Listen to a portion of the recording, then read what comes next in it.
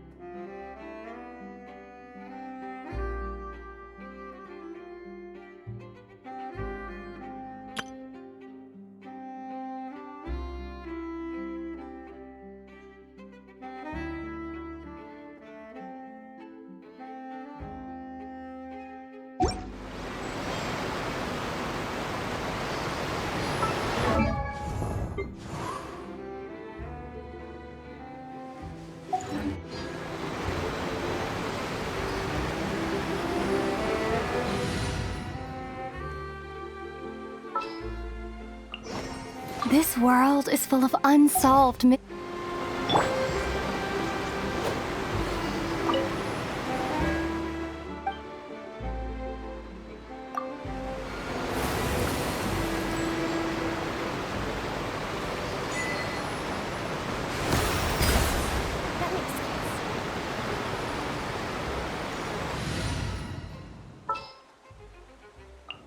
Want me to come along?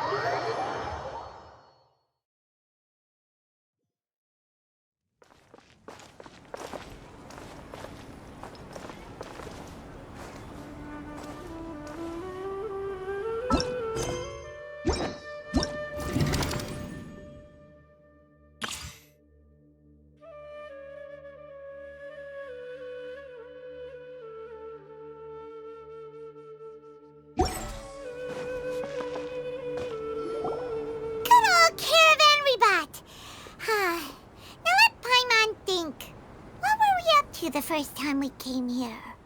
Oh, Paimon remembers! Nahita's consciousness had been trapped by the doctor, but we followed the clues she left behind to help her. So much time has already passed since then, and it seems Sumeru's changing for the better now that Nahita's in charge, right? Paimon just hopes this peace will last a long time, and then Nahita won't have any more new problems to deal with. Yeah, guess you're right. We somehow always find ourselves right in the thick of it. Who knows what will happen next? Come to think of it, maybe it's all because of you. Maybe you're just a magnet for trouble.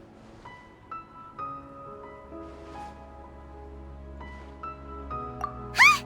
Me? Before Paimon ran into you, Paimon never ran into any trouble. At most, when she was super tired, Paimon got caught in some strange whirlpool and sucked out into sea. And even then, you fished Paimon out! Anyway, for Nahita's sake, maybe we should think about heading to our next destination for now. Ah, look who it is. Running into you in a place like this? I can see you two still love wandering around. Oh, it's Dia! Since when are we just wandering around? We're usually taking care of some serious business. Even though it may have nothing to do with our journey. But never mind that. What brings you here? I just finished a commission in the desert for a usual client of mine. Nothing too interesting. Just escorting a shipment of goods. I'm on my way to report back. That's when I saw you two all the way over there, chatting away. What were you two talking about anyway? Huh? You serious? Can't say I saw that coming. But you are travelers after all. I guess you'd never stay for too long in one place. Bumping into you like this will become a rarity. I'm starting to feel sad just thinking about it. Hey, how about I gather a few mercs to escort you two? What do you say? Thanks, but no need. Oh, Paimon had no clue you'd miss us so much. But don't worry, we'll come back to see everyone when we get a chance. Sounds good. All you need to do to get to Fontaine is cross this stretch of desert and navigate some waterways. Knowing you two, I'm sure it won't be anything you can't handle. So, when are you leaving? Oh, wait a sec. Paimon just remembered there are still a few dishes in Sumeru that Paimon hasn't tried yet. Now, where's that list Paimon made?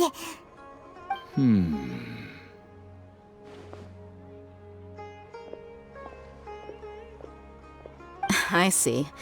Guess you won't be needing a going-away party or anything. It's sad enough to see you go like this. Though, now that I think about it, Sumeru wouldn't be what it is today without you. Seems true heroes always prefer leaving quietly. By the way, should we go say bye to Nahida? Oh, good point. Then there's no need to bother her in the real world. Then, I guess this is goodbye for now, Traveler in Paimon. Whether as a client or a friend, you're always welcome to come find me. Goodbye, Dia. Bye-bye, Sumeru.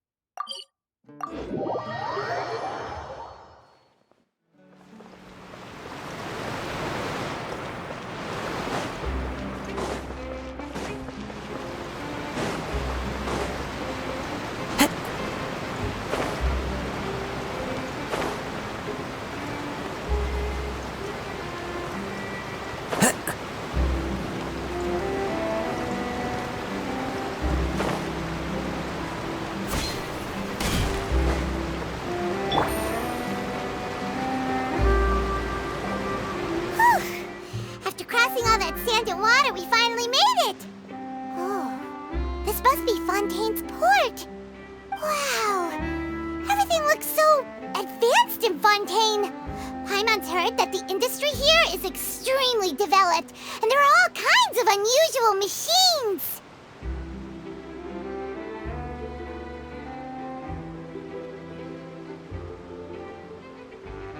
Just seeing the sights as a tourist is nice, but maybe it would be better if we found something to do. What do you think? Good idea! Nahida gave us loads of useful information. Seeking out the Seven is probably still our best source for information at this point. Yeah, the more we can learn, the better. So, what do you think the Hydro Archon's like? Will we get along? Nahida said that she has a very unique personality, whatever that means. To learn about a nation's god, start with the nation's people. There seems to be some locals talking over there. Let's go see if we can join the party.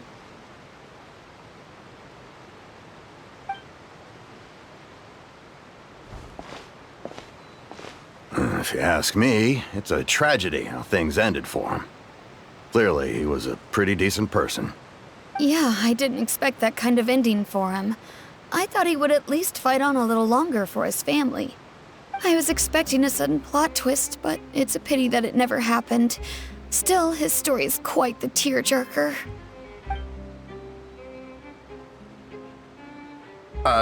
Excuse me. Can I help you two? I couldn't help but notice you standing here listening. Hi.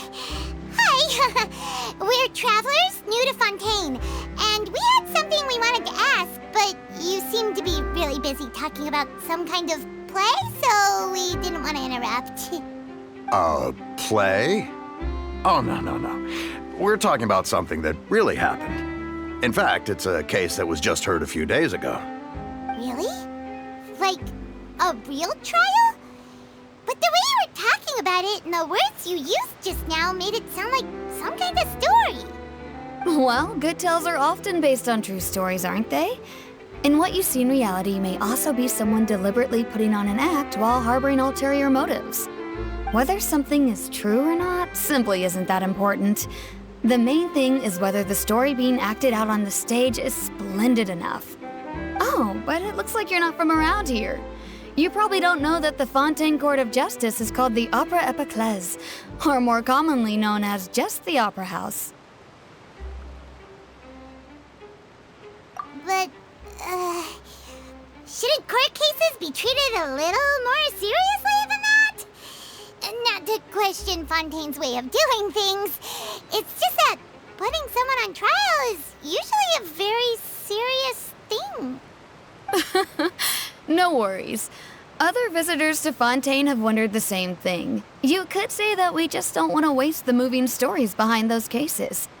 And as for your worries about whether the cases are treated with due reverence, we have the absolutely just and honorable Chief Justice Neuvillette, as well as the Oratrice Mécanique d'Analyse Cardinal, a machine created by the Archon. Between the machine and the Chief Justice, false charges and injustice are a thing of the past now. Oratrice? Is it some kind of machine, too? Oh, Paimon's curious. We should check it out if we get the chance. Wait, Paimon almost forgot to ask you our question. Do you know what we should do if we want to meet the Hydro Archon? Oh, that's easy. Just go to the Opera House. Lady Farina practically lives there. You could definitely say it's her biggest passion. Huh. I think what they mean is that they wish to speak with the Archon personally. In that case, I'm afraid it's going to be a tad more difficult. You'll have to make an appointment well in advance, and it'll depend on whether or not she has any time slots available. Huh. Is the Hydro Archon super busy taking care of official stuff? Wait, didn't you say that she's always at the Opera House? No. Lady Farina seldom takes an interest with the nation's affairs. The reason it's difficult to make an appointment is simply because she's incredibly popular. That's right. After all, she is the Archon. Though she may tend to get a little dramatic from time to time, people can't get enough of her. Huh. First time Paimon's ever heard of an Archon being described that way before. Wait! Paimon gets it now! The Hydro Archon is kinda like a big celebrity here, right? Yeah, I suppose you could say that. Perhaps you could even say our mascot. Hang on. This is still Fontaine's Archon you're talking about. You should show some more respect. Yes, you're right. I guess I should at least try to be a little more respectful in front of visitors. Otherwise, I might get arrested and find myself face to face with Monsieur Neuvillette. Come on. Sure, there's a lot of laws here, but nobody's going to be arrested for saying something disrespectful about the Hydro Archon. Alright, I think we get it. Thank you! At least we now know that we can find the Hydro Archon at the Opera House. But who knows how long making an appointment will take? Guess we could have a look around the city in the meantime. Hey! What are you looking over there for?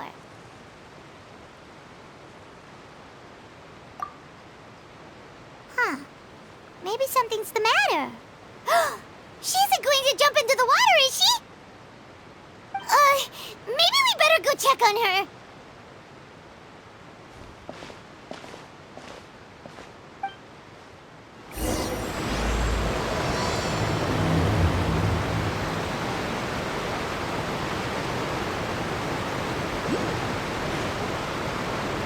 Hey, how about we get some tickets to the next trial? I think we'd better wait and see what kind of case it is first.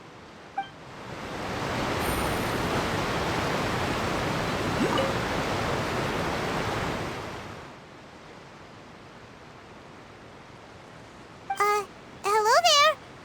Excuse me. Are you alright?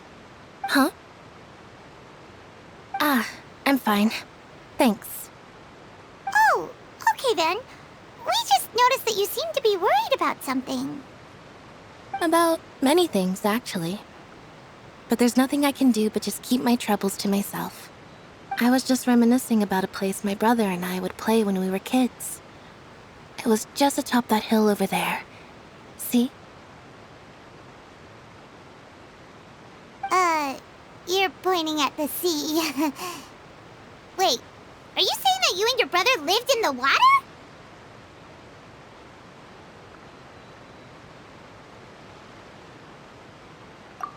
Though people call the waters around Fontaine a sea, it's actually just an inland lake that's filled with fresh water. And though I can still see that hill clearly in my memories, now it's been completely submerged. He would skip and jump, tossing sand in the wind. The sun shone brightly, and the air was filled with the scent of the sea. But now, the water is gradually swallowing our memories. It won't be long before it swallows us. Sorry. Paimon doesn't really get what you mean. I don't believe we've had the pleasure of meeting. Are you Lynette's new friends? Oh, and you are? Thanks for looking after my sister. She often comes here to reminisce about our childhood, that's all. There's no need for any concern.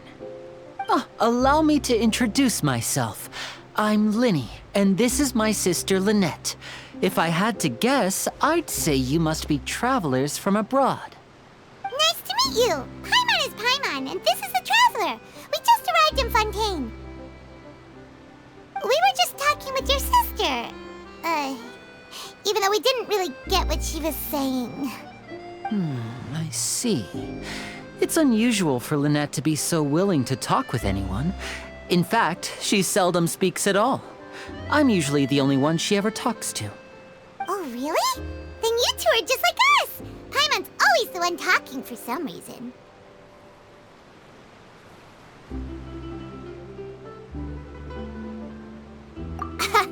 So that's how you think it is? I also think my brother can be too talkative at times. Seems you were right, Paimon. We are quite similar. So, what did Lynette mean just now when she said that the water is engulfing your memories, and that it won't be long before it engulfs you too? Oh, that. It's from a prophecy that's been circulating in Fontaine for some time now. Well, I suppose prophecy isn't exactly the right word, because that implies a certain amount of uncertainty. There's no doubt about what's happening in Fontaine now.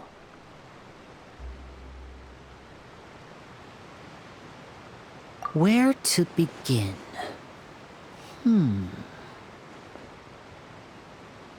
Let's put that question on hold for a moment. We still haven't formally greeted each other yet, have we? Did all the introductions earlier not count? Hello, traveler.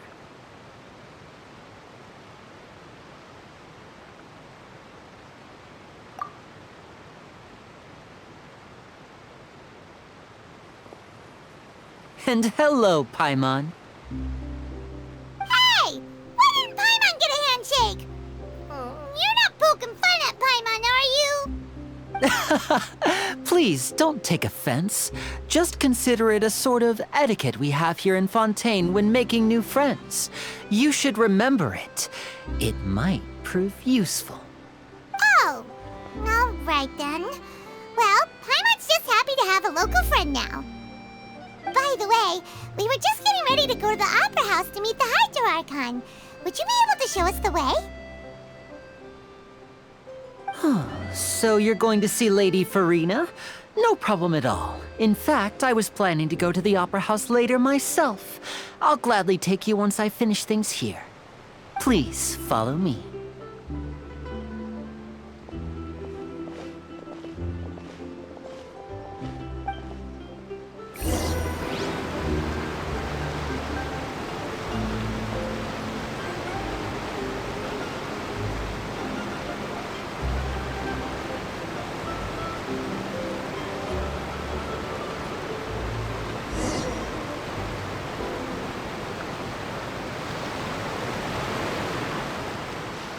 You said you were going to see Lady Farina?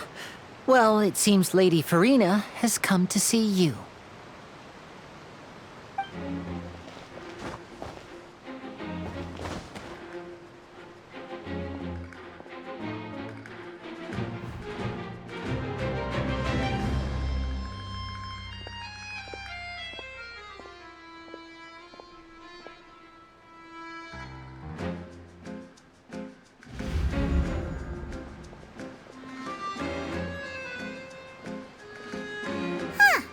So, she's the Hydro Archon?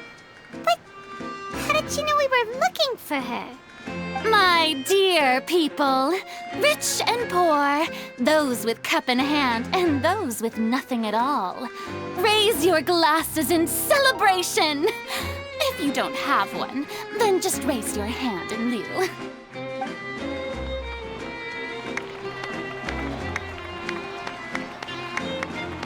As you can all see, 2 unfamiliar travelers have arrived in our nation. Come, let us make a toast in honor of this traveler and her companion who have journeyed here from distant lands.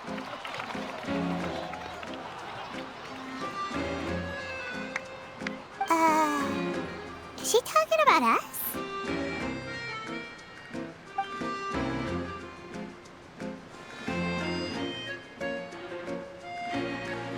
I've long heard of the turmoil and chaos you've left in your wake as you visited other nations. But I welcome you nevertheless. No, I have come to receive you personally. Fear is for insignificant cowards. I am a god, and I will never entertain the notion of such meaningless wariness. You can be rest assured. I see clearly your sincerity. Of course, seeking an audience with me is the most sensible thing to do. It will allow you to truly behold my power and witness my authority. Intelligent people always gather under the correct banner. I, Focalor, hereby welcome you to the nation of Hydro and acknowledge the value and significance of your trip. Now, you may rejoice in this.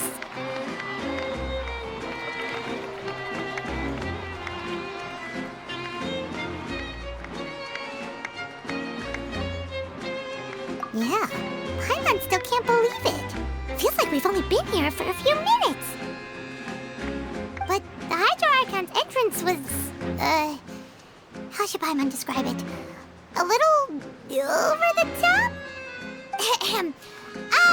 Miss Hydro Archon? How did you know we were coming?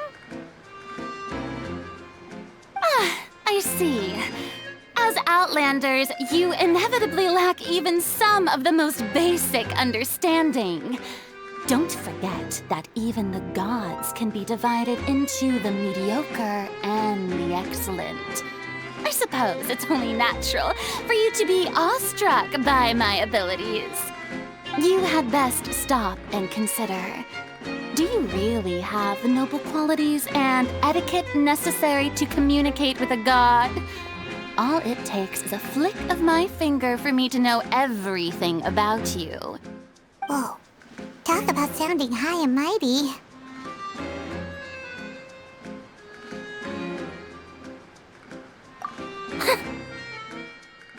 Oh?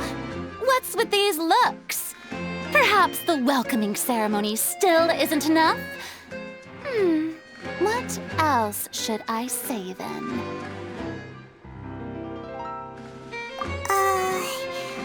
Is she waiting for us to start talking? Wow, I didn't expect to see Lady Farina here. What a surprise! Wait, does this mean they're the legendary blonde traveler? How did I not notice before? Hey, what's all the commotion? Oh, is that Lady Farina? Is there some kind of drama going on? Of course. That's the blonde traveler, the one all those stories are about. Lady Farina came here to personally see her. Oh, I bet this is going to be the duel of the century. Ooh, I've got to see this. I knew Lady Farina would never disappoint.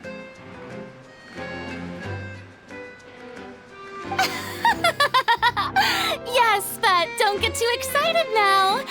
My dear believers and spectators alike tend to get quite rowdy, and despite the noise, I've come to tolerate all their ruckus.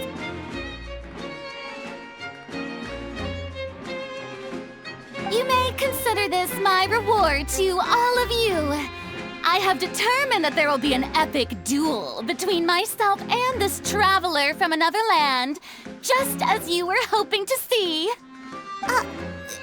Now she wants to fight? Aren't we getting a little ahead of ourselves?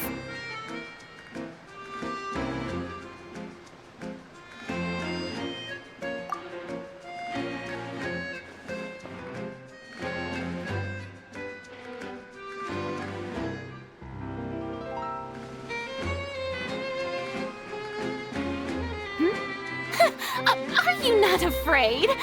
Might I remind you that this is a duel against the divine? What are you trying to do, traveler? Provoking a god in front of her people? Stand down, Clorend. I admire her bravery. Few have the courage to draw their sword against a god. She is obviously a true warrior. Unfortunately, people nowadays only crave to be thrilled, and a mere duel will not slake their thirst for excitement. Huh. Yeah, she's right. Just a duel wouldn't be all that interesting. On Araneus, criminals are always requesting duels to defend their honor. They're getting a bit old, to tell the truth. You see. Then, as the god of justice, I shall face this traveler in another kind of duel. A duel in court! Whoa, all right! Now that'll be worth seeing! Right. This is Fontaine, after all. It's such a grand opera house, it would be a pity not to use it. Why do you care so much about the crowd's reactions? Seems you've spent a little too much time in the opera house. Besides, how exactly do you plan to have a duel in court?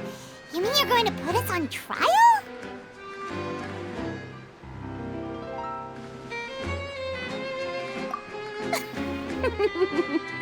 Oh, we have reason to put you on trial. It's obvious, isn't it? According to Fontaine law, no one is permitted to release any flying objects within Fontaine city limits during the first 3 days of each month. You are clearly guilty of violating this law, no? Oh, so that's what they've done wrong. That's our Lady Farina. No one knows the laws of Fontaine like she does. You call that obvious? What kind of law is that? Wait, flying object? You mean Paimon? Precisely! Now, if you two have no objections, then in the name of the Hydro Archon, I order your arrest. My apologies, Lady Farina. I don't mean to spoil the fun, but if you would allow me to interject, I don't think that Paimon here meets the definition of a flying object. You tell her, Linny! Finally someone who's not crazy. How could anyone call Paimon a flying object? Ah, great magician Linny, my beloved citizen. I'll permit you to object, but how exactly do you plan to prove your claim? As a magician who just rained on your parade, I naturally should shoulder the responsibility of saving the show. So, with such an audience gathered here, allow me to perform a trick for everyone.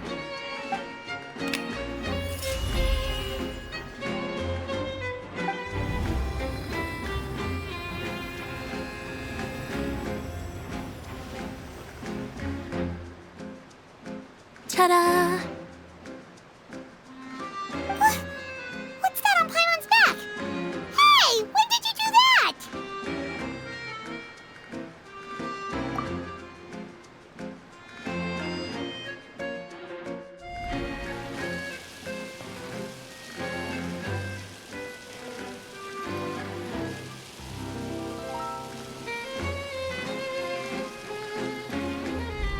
There.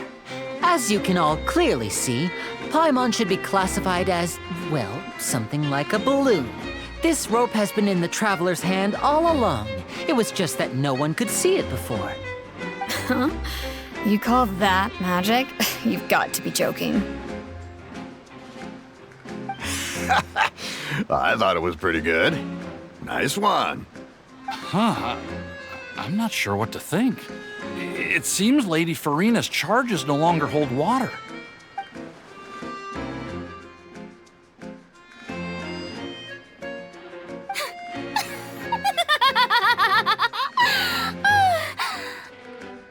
Amusing.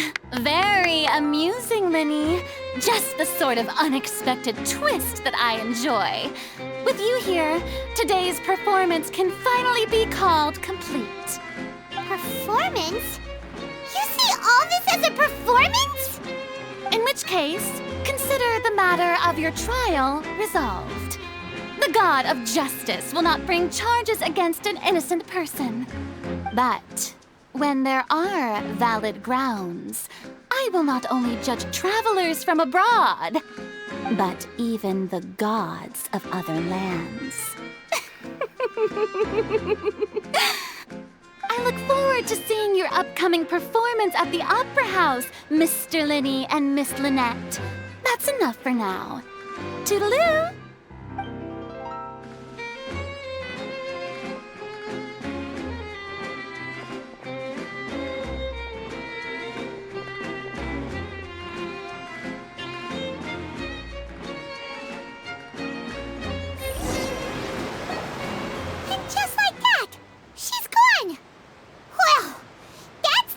Unpredictable Archon Paimon's ever seen. You never even had a chance to ask her anything. But that's a problem for future Paimon. That whole scene just now was really... Don't mention it. I just happened to remember that there was such a law, so I did a little preparation, just in case. I didn't think it would actually come in handy. So, now do you see what kind of god Lady Farina is? She can be a bit confusing at times, but she is still amenable to reason.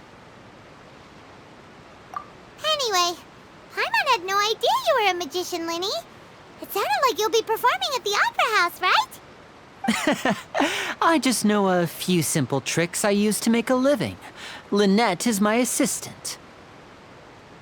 It will actually be my first time performing on the most prestigious stage in Fontaine, the Opera House. But isn't the Opera House where criminal trials are held in Fontaine?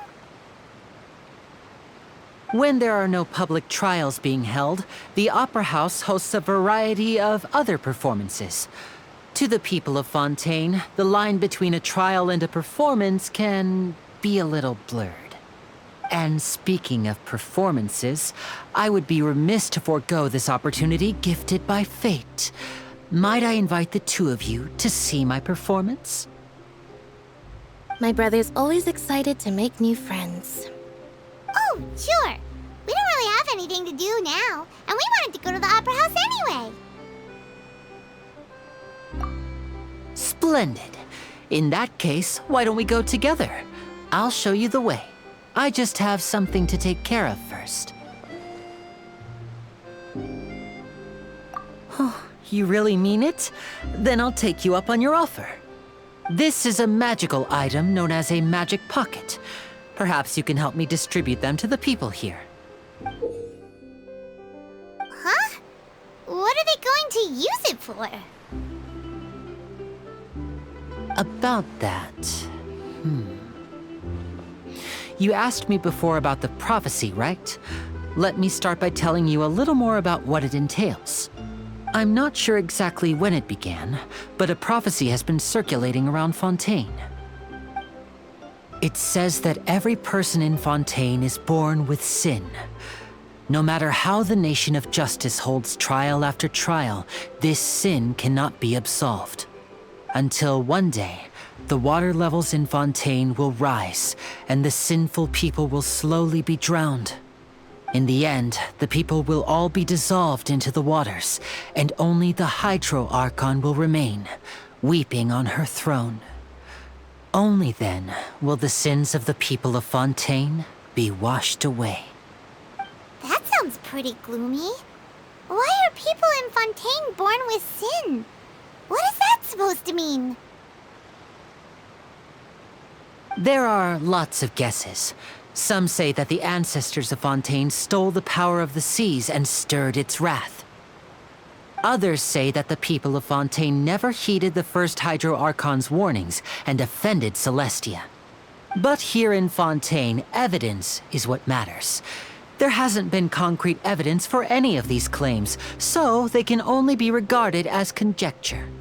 If even the people in Fontaine don't know what sin they committed, Wouldn't it be better just to ignore the prophecy completely? Why bother feeling guilty all the time?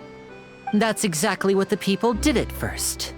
But in the last few years, the water levels in Fontaine have actually started rising. Many places have already been completely submerged, and now lie beneath the sea. Many people carry on with their lives as before and shrug it off as a natural phenomenon. But my family and I think that the people of Fontaine shouldn't ignore the possibility, which would end up sentencing them to death. We hope that at least the people who reside near the waterfront can move away before it's too late. So, we've started distributing magic pockets to them. As a magical item, these magic pockets have astonishing capacity. I'm sure they will come in handy when people are moving their belongings. Oh, Paimon gets it! It's like preparing for a rainy day! But this is more than a bit of rain. Perhaps only absolute power could ever contend with such a catastrophe. But who knows? We're just tiny specks in the grand scheme of things. Now, if you'd like to help, then please give these magic pockets to anyone nearby. Be sure to convince them to take it, regardless of what they say.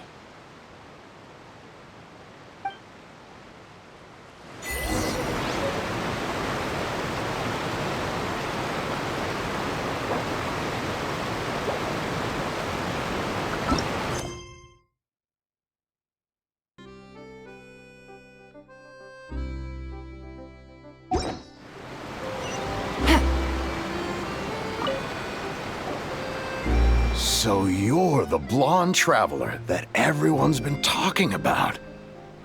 My apologies for not recognizing you earlier. Oh, a magic pocket? Seems you really thought of everything. I guess it's better to prepare for the worst and hope for the best. Thanks. Please, also thank the magician on my behalf when you get the chance.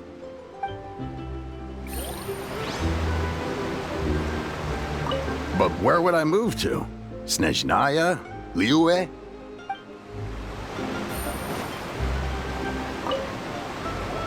What's this? So you also believe in the prophecy. Keep it. I won't have any use for it. What? You mean you don't believe in the prophecy? No, I believe in the prophecy. But I also believe in another story. The story says that people once lived in the ocean. They were one with the ocean and couldn't live apart from it. But as time wore on, people desired to live on land and developed blood vessels, encapsulating the sea within their bodies. Thus could people set foot on land. So, if you ask me, when the water rises and takes us all, it'll be like we're going home. Oh. We hadn't heard that one before. But people can't live underwater. They'll die. You should probably still take it. All right, I'll take it. I guess I just feel that being dissolved into the water doesn't necessarily mean death.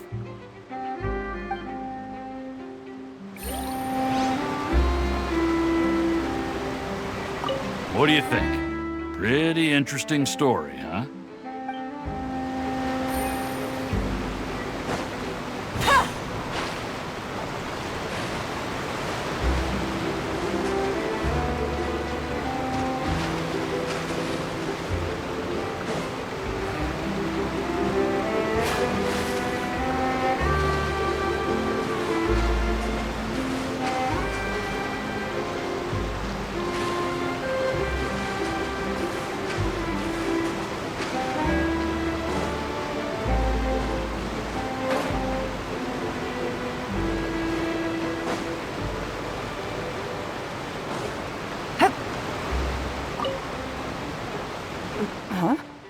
I don't want that thing. Way I see it, if the prophecy's true, it's still gonna be a long time before the water can cover everything. Life is all about living in the moment. What use is there in worrying about the future all the time? We'll cross that bridge when we get to it. You should still take it. You never know when it'll come in handy. Oh, all right, fine. Thanks. It's just that if I start moving, that means I've already given up on the life I have now. I'd really rather not.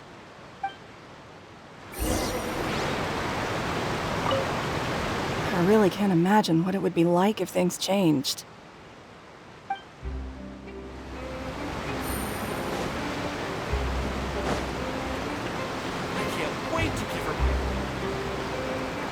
Oh? You already handed out all of the magic pockets? That was fast. So, what did people have to say? I bet you heard some, interesting opinions. Yes, but that will change once disaster strikes. I know they'll change their minds, so it's only right to help them prepare. Is there anything else you need to do before we leave? Yes, one last thing. I have the magic pockets made by a workshop in the court of Fontaine. Since we're out and about, I was thinking about bringing him some more materials. So, you want to collect materials? Just tell us what the materials look like and we'll help. Many hands make light work. Oh, that would be much appreciated. We'll need some Romaritime flowers. I remember seeing them near the waterfront on the east side of the harbor.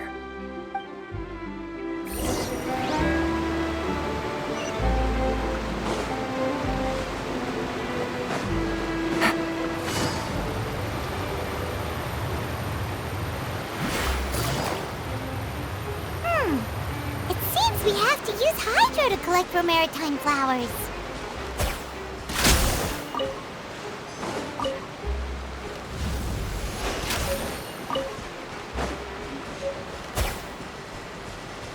Take it easy.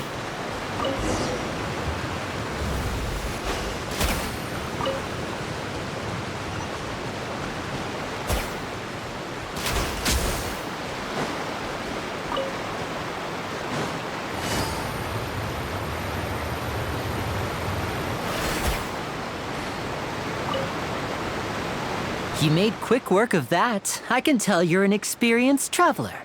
I've also finished collecting a few here. Maybe next time you'll feel like helping too, Lynette. No way. I'm in power-saving mode today. Otherwise, I fear I may not have any energy left for the performance at the Opera House. Fine. Though the performance is still a long way off. Now that we're finished here, we should get ready to head back to the court of Fontaine. So, we're going to the court of Fontaine before we head to the Opera House? Good. Paimon wants a tour of Fontaine's largest city and try...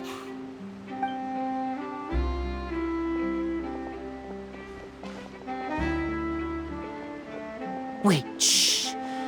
Have you noticed that person over there? The young girl. Huh? What's wrong with her? Paimon didn't notice anything. She's obviously a thief. Magicians and thieves practice similar methods. We divert attention, and a distracted audience is one that won't discover what you're really doing. Watch her movements carefully.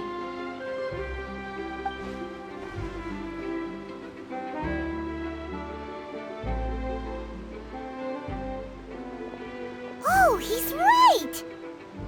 Shh, keep your voice down. We need to think of a way to catch her, but it seems she's very alert. Perhaps we should split up. You two can ride the lift over there and wait up top. I bet that'll be her escape route if she tries to run.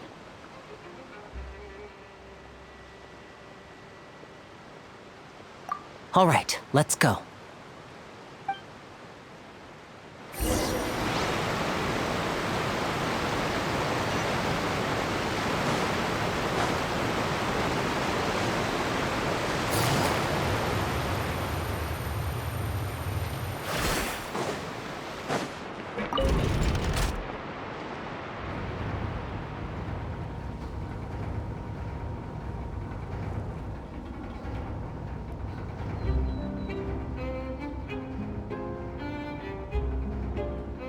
I got a new letter from an informant. Looks like the situation has changed again.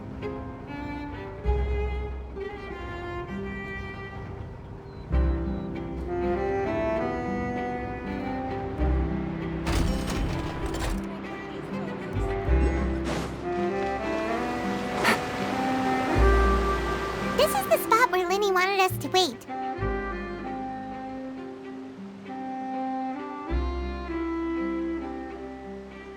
Oh, look! Isn't that her?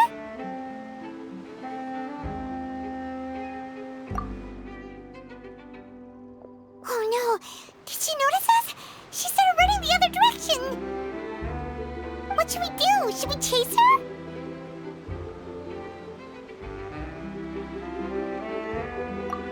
You're right. She might also be trying to lure us away.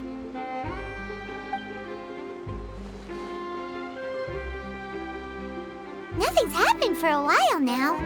Paimon wonders if Linny caught the thief.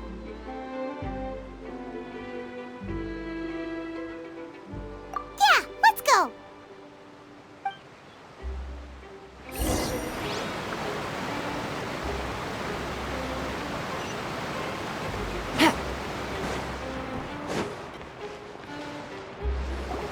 Are you sure that's all she took? You should check to make sure you're not missing anything else. No, that was all. Oh, I can't thank you enough. I didn't notice a thing earlier. Anyway, I should be going now. Thanks again. Oh, were you returning what the thief had stolen? That's right. Pity I wasn't able to catch her. She distracted me by dropping the thing she stole on the ground. By the time I looked back, she was already gone. I saw the general direction she went, but Linny twisted his ankle, and I needed to make sure he was okay. Oh, did you get hurt, Linny? I'll be all right. It's just a twisted ankle, that's all. In fact, it's feeling better already. If you want to play at being a hero, at least try not to get hurt doing it. Imagine what would happen if you managed to derail our performance as a result. You're right, you're right. Sorry, Lynette. I have to admit that the thief was even more skilled than I had anticipated. But at least we were able to get the stolen items back, so it wasn't a complete failure. What a slippery little thief! Guess things turned out all right in the end, though. Linny's initiative paid off! All right, let's put this little detour behind us. We should go to the court of Fontaine now.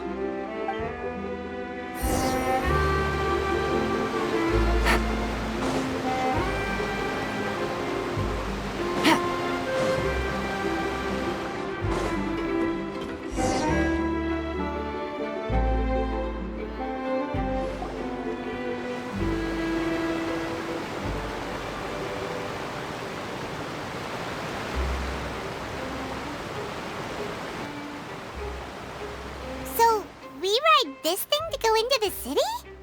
What an ingenious way to get around! People in Fontaine really know how to use water! This is an aquabus. It allows people to travel between several key locations around Fontaine. It's pretty convenient, but the ride can become a little dull after a while. The scenery is always the same. That's why it's better to travel with friends. So you mean it's still boring even when I'm riding with you? No, that's not what I meant. It's just that, well, you don't really talk that much. Besides, it doesn't really feel like a real trip when it's just the two of us. It's the same as being at home. Whatever. Guess that's what it's like to be an older brother. It's about time for us to leave. Let's get on board.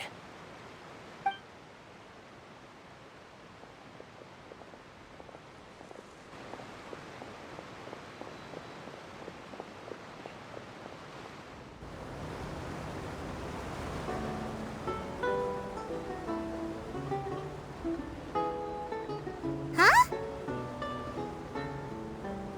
What? Traveler! Paimon! Shut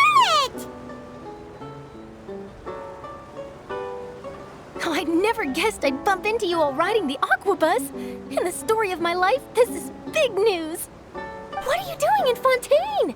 I didn't hear anything about you paying us a visit. Yeah, it's quite the coincidence, but as travelers, we're always on the move. It's not surprising that nobody knew we were coming. Though we still have no idea how the Hydro Archon knew about us. Oh, let Paimon introduce you to our new friends! Oh, no need for introductions, Paimon. I would recognize the great magician Linny and his assistant Lynette anywhere. I wouldn't be much of a reporter if I didn't know who they were. It's a pleasure to meet you. I'm Charlotte, a reporter for the Steambird. Nice to meet you. From the Steambird, huh? We've often relied on your paper to promote our performances. It's an honor to meet you. Now that everyone knows each other, Fontaine suddenly doesn't feel like such an unfamiliar place. So, what have you been up to lately, Charlotte? Any big news? Not too much. When there isn't any breaking news, I mainly cover the trials at the Opera House. You can still manage to keep readers' attention as long as you tell things from a clever enough angle, even if it's the same old topics. For example, reporting on how a scammer once deceived vulnerable girls into relationships, or how a financial criminal was once so poor that they ate a single piece of bread for 5 days.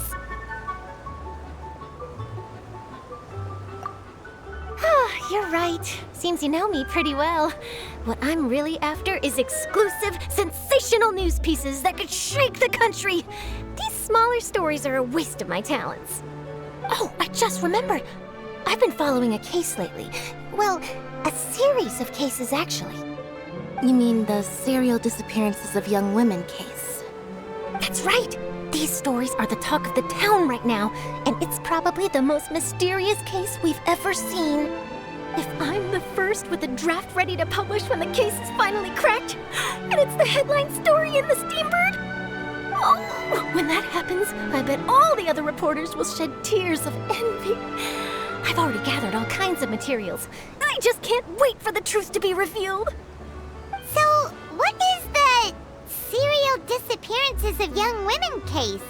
You mean the culprit hasn't been found? That's right. The first missing girl case happened almost 20 years ago. And ever since, after a period of time, another girl disappears. What the cases have in common is that the girls are all of a similar age, and that they've all vanished without a trace.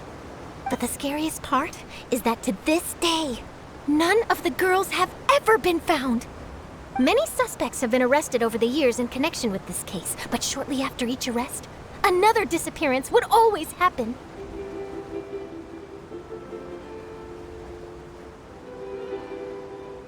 Yes, it's possible. But either way, I believe that every case has some precise truth behind it, waiting to be exposed. Yes, I agree. And at the very least, the family of those missing girls deserves some sort of explanation. I just imagined for a second what I would do if Lynette were to suddenly disappear. I'd pay any price to get her back, and then find a way to track down the culprit. Please don't imagine that, Linny.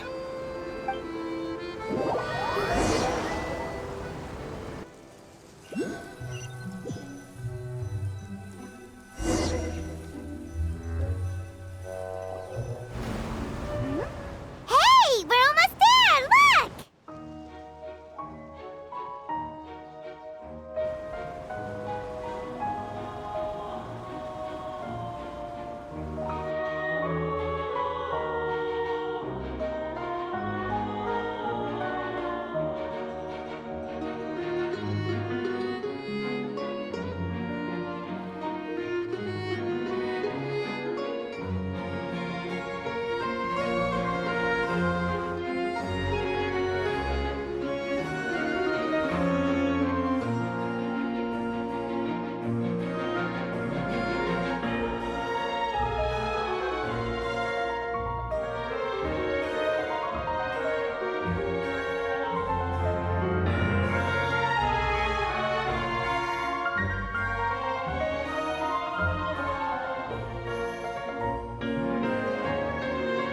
Well, I really enjoyed chatting with you. Life should be full of pleasant little surprises like this. Yeah, us as well. The ride went by too quickly. I have an interview to get to. I should get going before I'm late. Okay, Paimon hopes we can chat again soon, Charlotte. See ya! Bye now. Oh, be sure to stop by and see me at the Steambird when you have time. What a tough job. Always running around and interviewing everyone. Well, where should we go now? If you don't mind, how about we stop by my home first? Besides, I still have all the materials we collected. Sure, we wouldn't mind at all. This city is so huge, Paimon wouldn't know where to start anyway.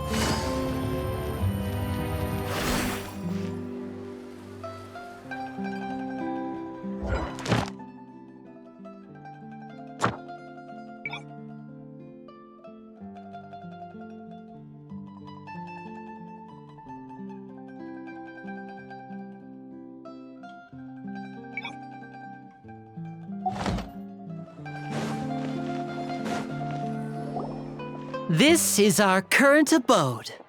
Ah, Fremine, you're home. Where did everyone else go? I have some new friends that I would like to introduce. Oh, they all just went out a moment ago.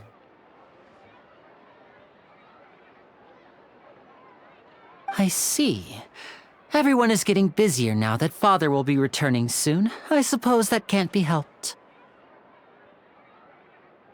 Allow me to introduce you to my little brother, Fremine. He is a phenomenal diver. Hello. Nice to meet you. Paimon is Paimon, and this is the Traveler. Oh, you sound very proud to have a diver as a brother, Linny.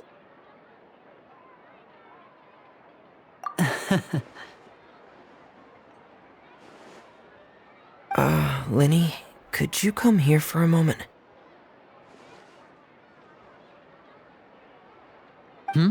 What is it, Fremine? Do you have something to tell me?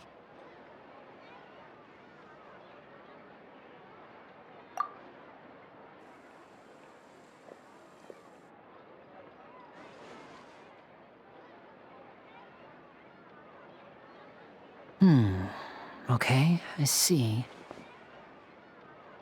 Is everything all right? Oh, it's nothing. We were just discussing a little housework. Sorry for the interruption. Oh, before I forget, the Traveler and I collected more materials to make magic pockets. Were you able to get any, Fremine? Yes, I went diving and gathered lots of materials. I was about to give them to you. That's our Fremine, always quick with the underwater work. All right, I'll take these to the workshop.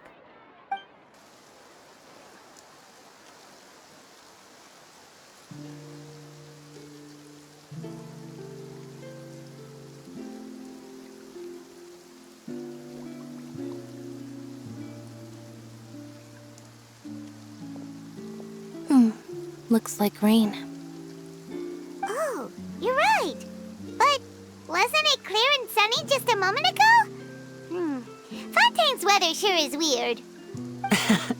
I'm afraid that's just how it is here. It often rains on days where there are trials being held in the Opera House, but don't worry, it'll clear up soon enough. What's wrong, Fremine? There's a legend about the rain that I tend to believe. It's said that a dragon of water once resided in Fontaine. Though we don't know where the dragon went, every time it weeps, the skies will cloud up and pour out rain. When I was a child, my mother told me that if I wanted to go outside and play, I should yell toward the sky at the top of my lungs. Hydro Dragon! Hydro Dragon! Don't cry! If it's an elemental dragon, then having the power to make it rain wouldn't be very unusual. Let Paimon try something. Hydro Dragon, don't cry!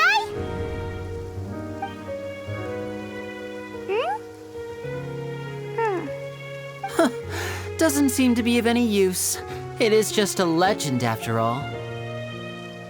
You know, you might be a more popular magician if you understood the concept of romanticism. Or could at least play along.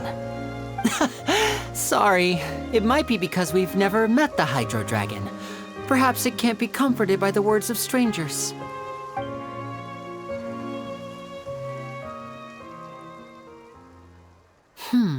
It rained for longer than I suspected. Oh, it's already getting late. Was there something you needed to do, Linny? Yeah, some preparations for the show at the Opera House. I need to find a way to catch the last aqua bus of the day. On the day of the performance, just ride the aqua bus to the island of Aeneas. I'll have Lynette meet you at the fountain in front of the Opera House.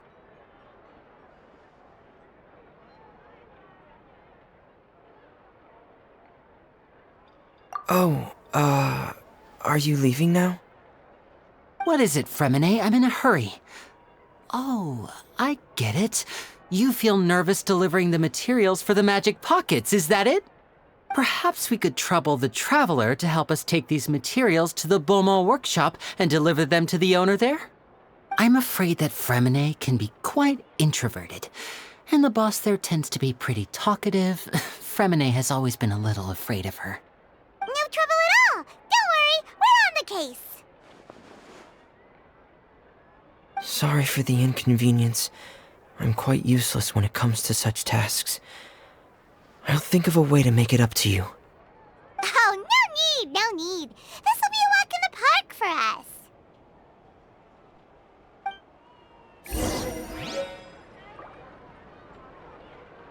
Thanks again, you two. I really can't deal with that lady.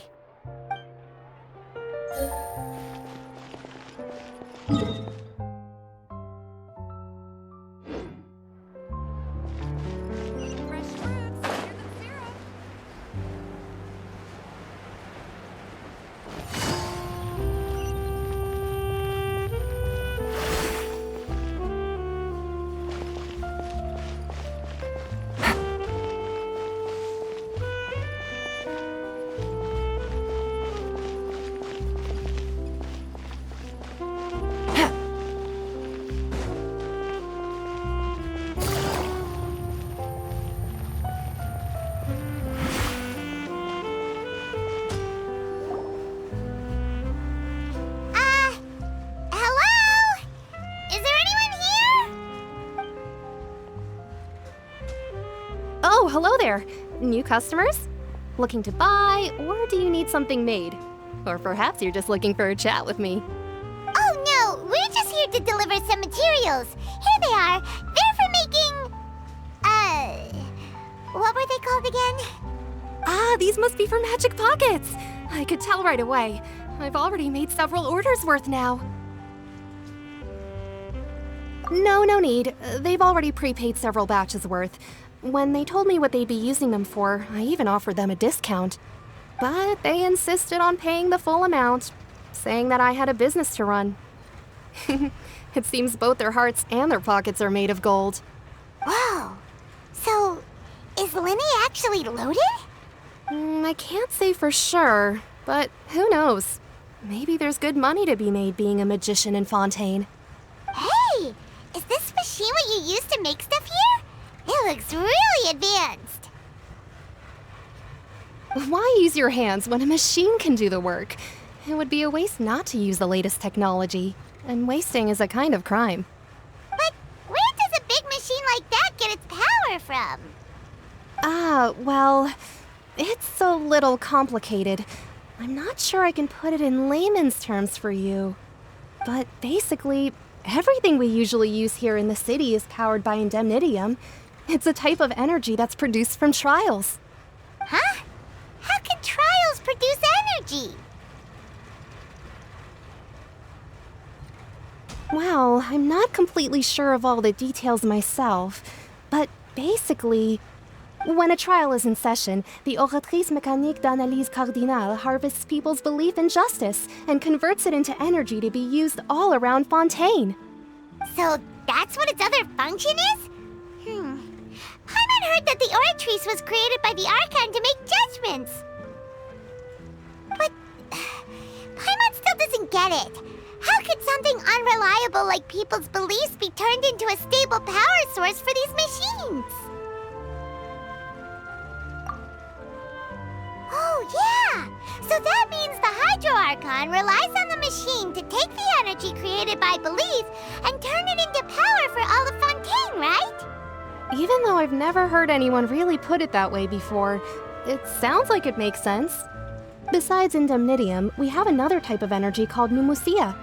It isn't produced by the power of the Archon, but it is unstable by nature. Even now, it still cannot be widely used by civilians. I thought I'd find you hard at work, but here you are chatting the day away. Since you're already talking, I'm sure you wouldn't mind a few words with me. You again? Didn't I already promise you that I'd have the more I owe to Confrérie of Cabriere by next month? Why are you hounding me now? Yeah, but how do we know that you won't go running off by the end of this month?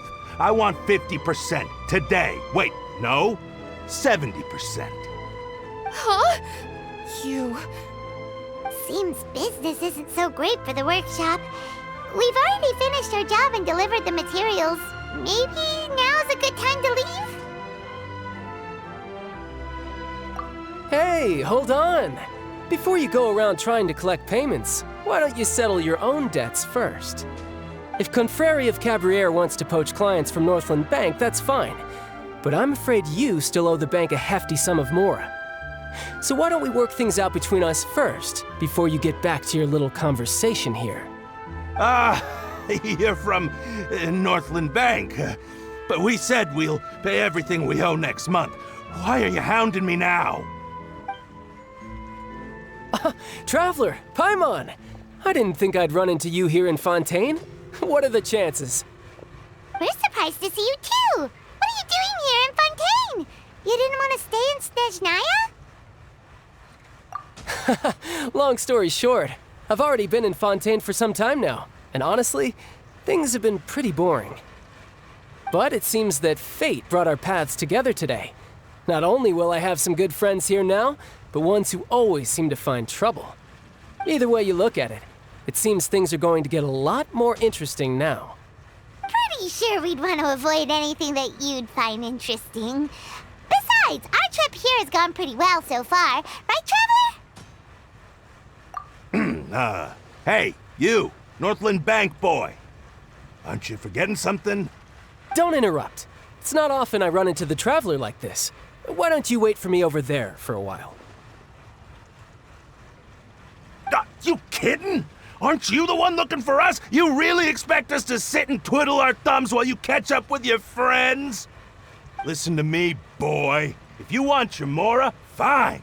Why don't you come and take it? Hey, I just said not to interrupt. Oh, by the way, Traveler, the last time I took Tonya and Tusser ice fishing, Tusser said, "Hey! That's way over the line! All right, boys, let's see who has to pay up now!" Can you at least let me finish one sentence? Fine. Though the bank told me not to get rough with our clients. You're the ones who started it. This is an act of self-defense. You two will have to be my witnesses, okay?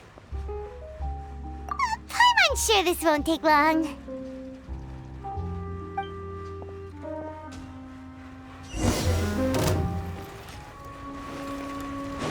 You can run, but you can't hide.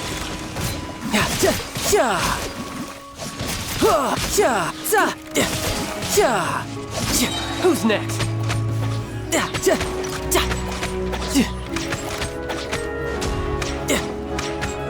Riptide.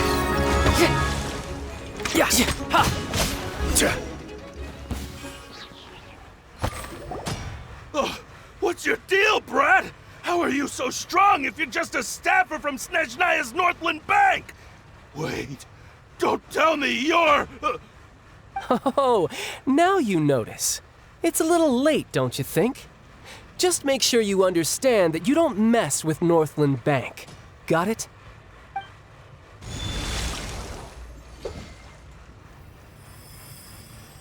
Huh? Now's my chance!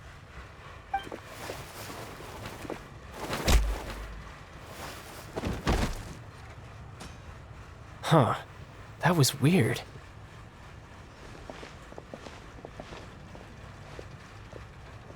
I'm not sure. It's as if I suddenly lost control of my hydro powers when I needed them. Maybe there's something wrong with my vision? Strange. How could that happen? First time Paimon's ever heard of someone losing control of their vision. Never mind. It doesn't matter. If I want to stay sharp, I shouldn't be relying too much on my vision anyway.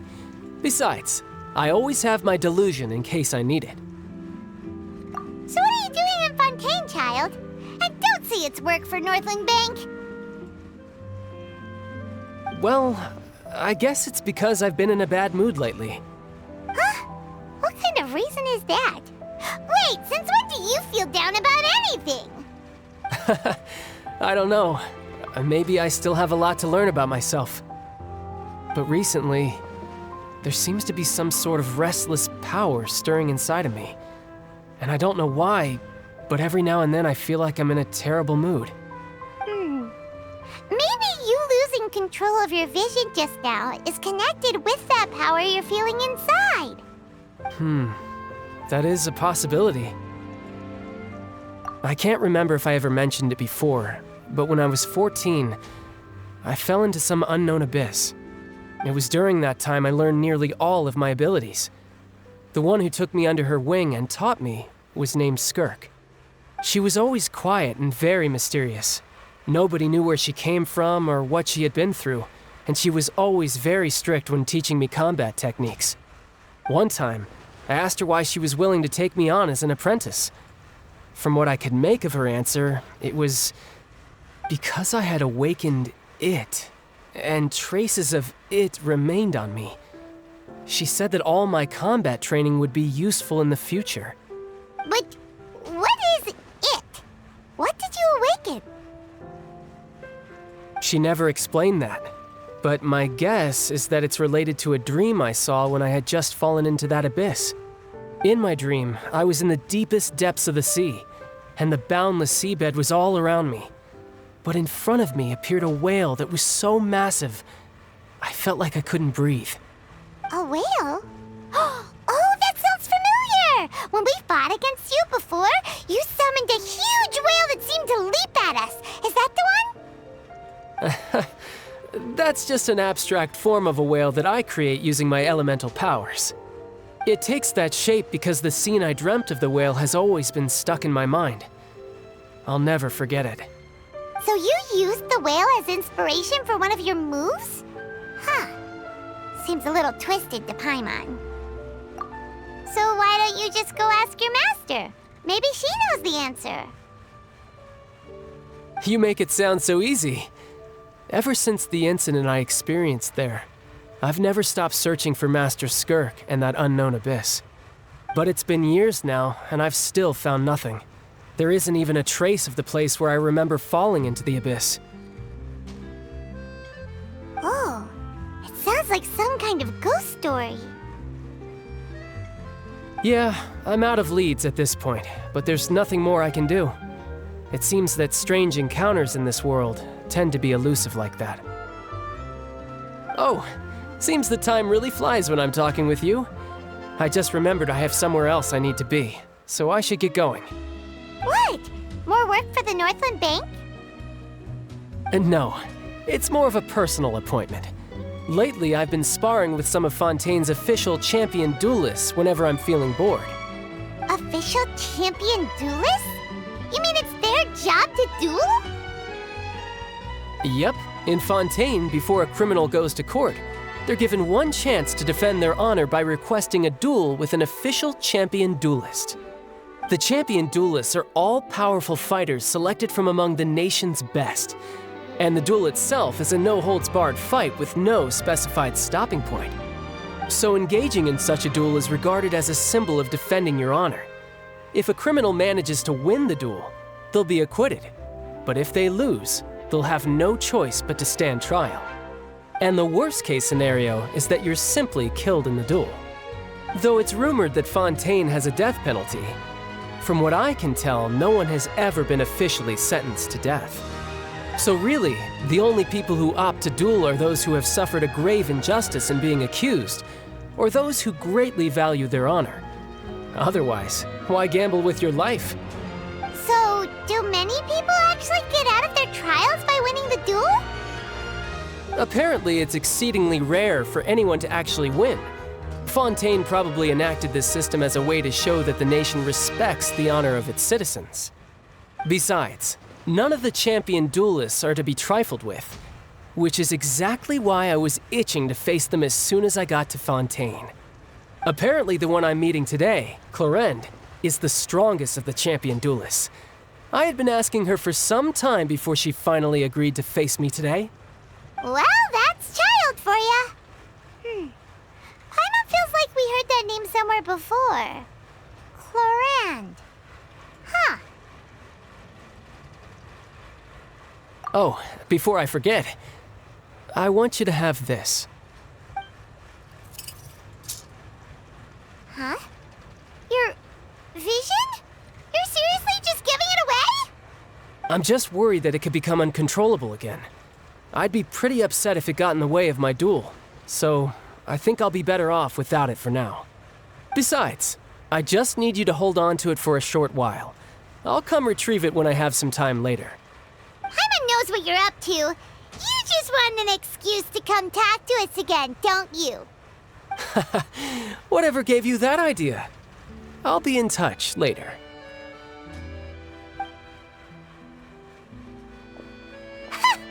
That sneaky guy. He said he's been feeling down lately, but he seemed the same as ever to Paimon. Well, since we don't have much to do for now, we might as well walk around and see the city before Lenny's performance.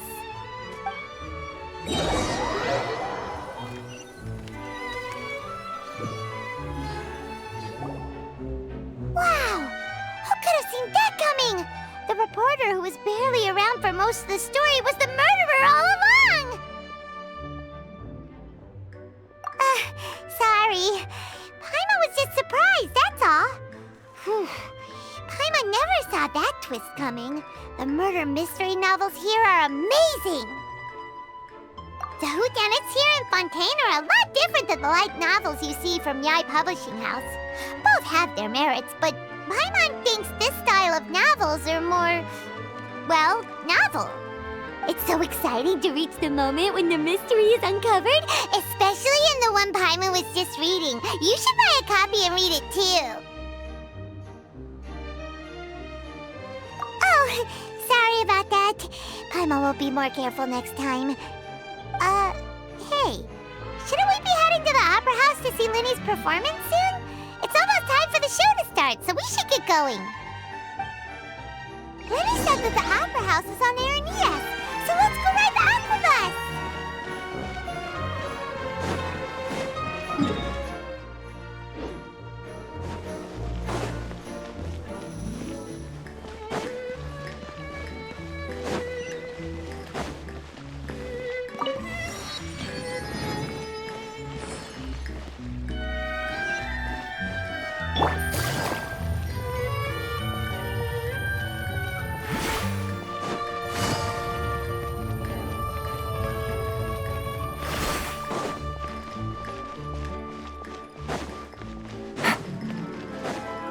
Take it easy.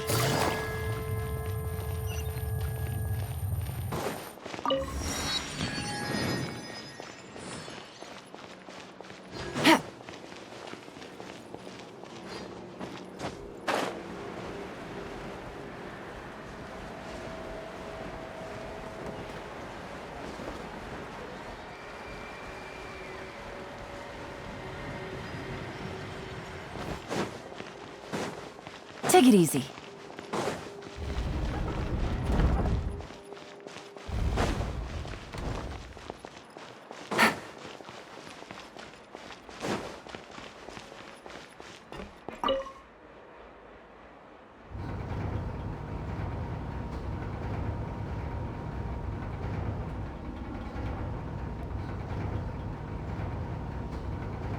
Welcome to the court of Fontaine. Please watch your step.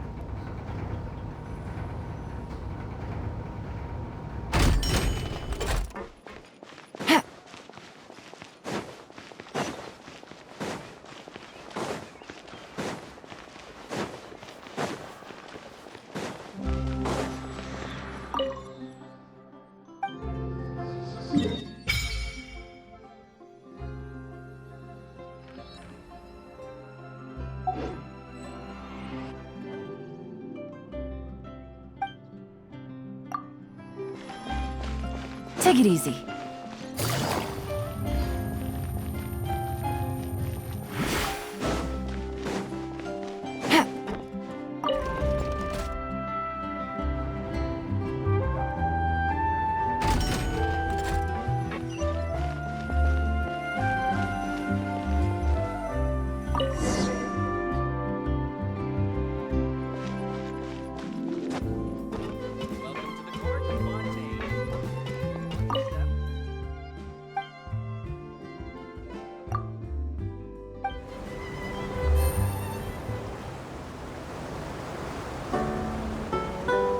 Welcome to the Navia line. I am Elfan. The boat will be departing imminently. Please do not stick your head, hands, or other body parts outside the boat.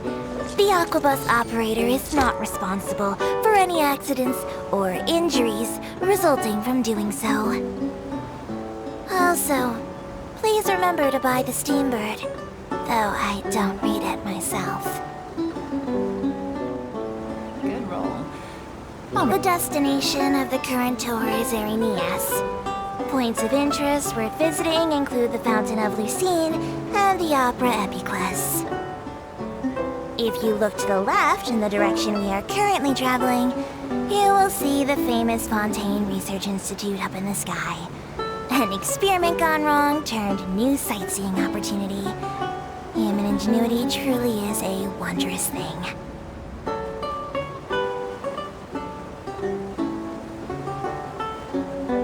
Navigating the world is a whole lot easier with a few different identities to choose from.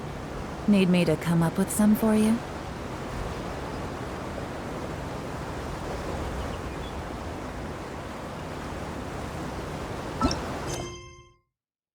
We are now approaching our final destination.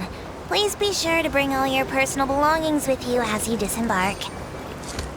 Even though I will take any forgotten items to the lost and found, the paperwork is rather annoying, as Melusine hands are not suitable for grasping pens. Please be careful when disembarking. It has been my honor to be your tour guide this trip. Thank you.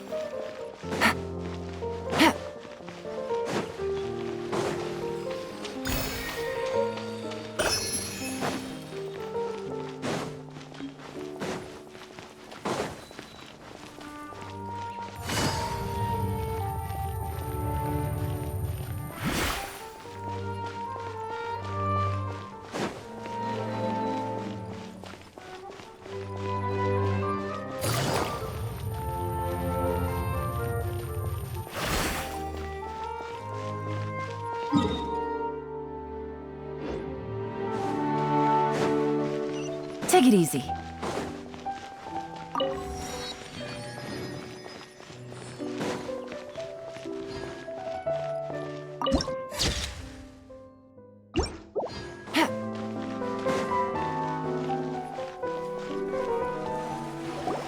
Whoa! Now this is fancy! The Opera at Eclairs. What a place to hold a performance! No wonder Linny and Lynette were looking forward to it. Huh. Looks like there's a lot of people standing around the fountain up ahead. Oh, Archon, please bless us with a bright and healthy child. We pray. I don't know why you always feel the need to ask so much. I'll be happy as long as our child is healthy and lives a peaceful life. I guess if they're our kid, then there's no doubt they'll turn out smart. Maybe this is one of the customs in Fontaine. There sure are a lot of couples here. Vache.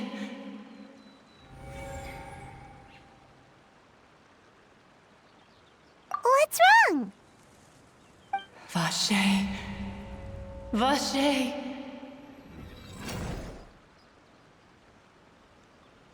No, Paimon didn't say anything. Are you hearing things? Welcome to the Fountain of Lucine. All the water flowing through Fontaine converges here.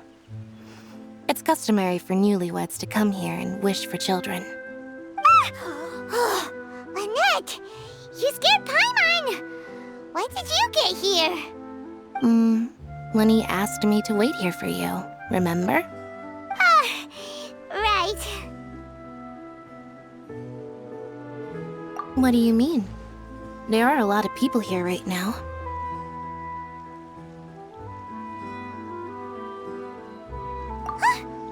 Hey, you're not trying to scare Paimon, are you? Besides, it's the middle of the day.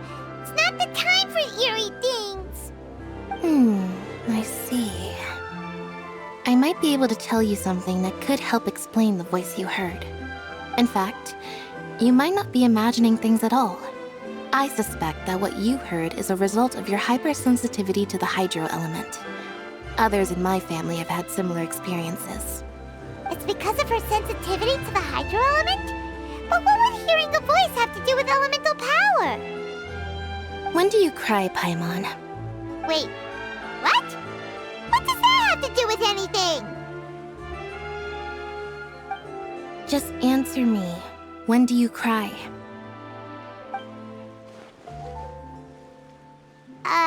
When Paimon's really sad? Oh, and when Paimon's super happy. Oh, and also when Paimon's really, really scared. Then you should understand that tears contain your most intense emotions. Like I just mentioned, the Fountain of Lucine is where all the flowing water in Fontaine converges. Even the tears that fall to the ground will eventually gather here. So maybe what you heard was the intense emotion coming from someone's tears. So, what did the voice say? Huh. If you were hearing their emotions, then Paimon wonders what happened to them. Rather than worrying about them, we should worry about my brother first. Don't let that calm look of his fool you. He tends to get pretty nervous just before a performance. So chatting with Linny might help him relax a little before he goes on stage. Oh, right. That makes sense. Let's go in and see Linny.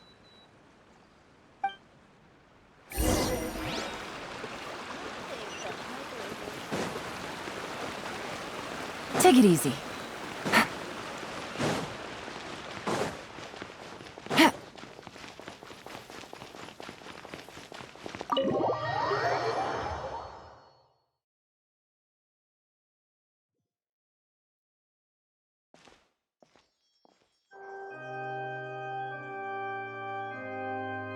Traveler and Paimon, good to see you. I knew you two would come. Are you kidding? We wouldn't miss it for the world. We've been looking forward to it. I can tell, judging by how early you've arrived. But you're actually right on time.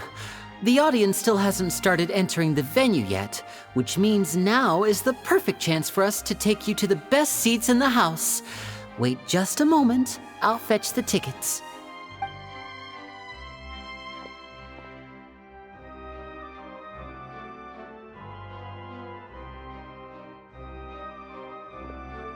The Opera House has assigned seating, so you always have to make reservations. I've already reserved your seats, and here are your tickets. Ooh, front row seats! Thanks, Linny! Don't mention it. There's no need to keep thanking me. Hey, Linny! Could you come over here and take a look at this? Oh, I'll be right there. Seems there's an issue with the stage props over there. That's Cal, my assistant, calling me. I'll go lend him a hand. Yeah, we'll just go to our seats. You go ahead, Linny.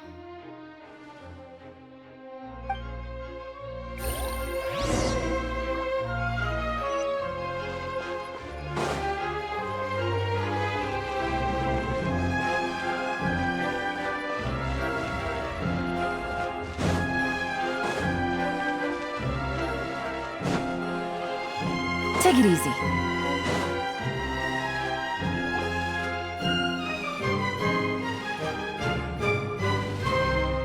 Oh, these should be our seats. Come on, let's sit down.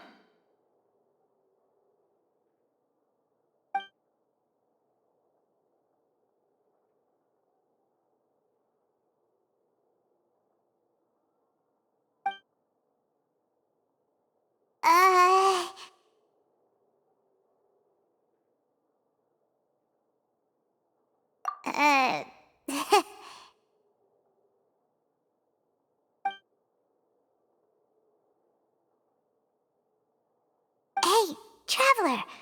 Maybe we should strike up a conversation with the person next to us. Since we're sitting together and the rest of the place is practically empty still, it's kinda awkward if we don't say anything. Ah, you little... Of course you put this on Paimon. Excuse me, I did not realize you felt awkward. I am terribly sorry. I would be perfectly happy to chat with you if that is what you would like. Oh, so you heard all of that, did ya? Boy, you sure have good ears. Paimon thought she was keeping her voice down. Wait, that's not it. Paimon's sorry. Paimon's the one who was being rude, talking under her breath like that. So let's talk, but, what should we talk about? Oh, Paimon's got it. You're also here early and sitting in the front. Are you a friend of Linny's too? A friend, you say? Well, if Mr. Linny would like to be my friend, I would be more than happy to reciprocate. Oh, so you're not friends with Linny then? Oh, this is getting more awkward by the second. Paimon nearly forgot to make her introduction. Nice to meet you. Paimon is Paimon, and this is the Traveler. We just arrived in Fontaine. It is an honor to meet you two. I have heard of your deeds across Tevat. And as required by proper etiquette, I will also introduce myself. I am... Oh, Monsieur Nervillet! What an honor it is to have you here to see my show! Ah, Mr. Linny. I should say it is in fact an honor for me to see your performance in person. Wait, Nervillet? Could he be... I saw you all chatting just now, but it seems you still don't know who Monsieur Nervillet is. Allow me to introduce you to Fontaine's Chief Justice. That seat is always reserved for him. It wouldn't be too much to say that he's the symbol of justice and honesty here in Fontaine. Whoa! Sorry for being so rude just now. Paimon had no idea you were such an important person. No offense taken. Being Chief Justice is merely what I do for work. Nearly every person has their usual reserved seat, so I'm not so special, really. And by the way, I should probably let you know, even though I would prefer not to, There's someone sitting up there in the VIP seats that has been striking a pose for quite a while now. I believe she is trying to give you a most elegant and impressive first impression. So I think you should take notice of her sooner rather than later, otherwise she may become flustered.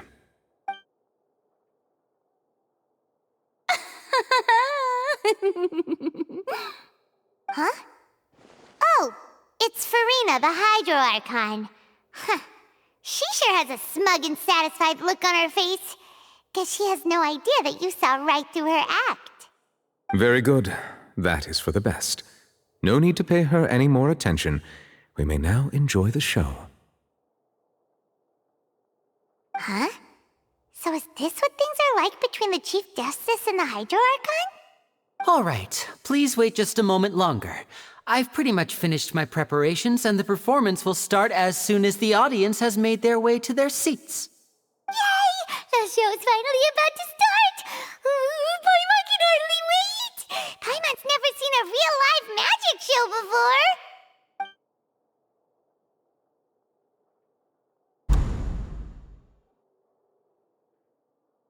Oh! They're dimming the lights! The show must be starting!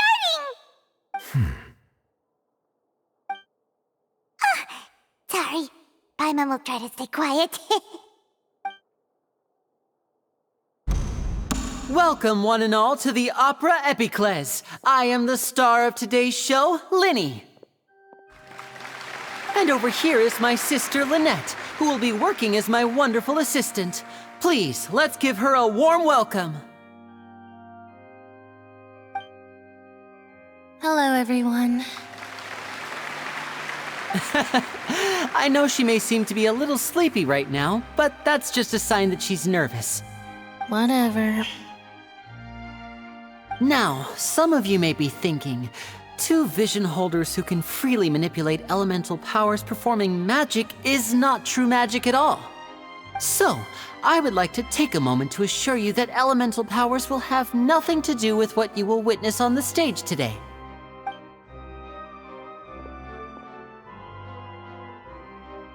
Both Lynette and myself have removed our visions for the show. That way, even the gods won't be able to help us. Oh, good point. That's what makes the show real magic. Now, without further ado, let the show begin.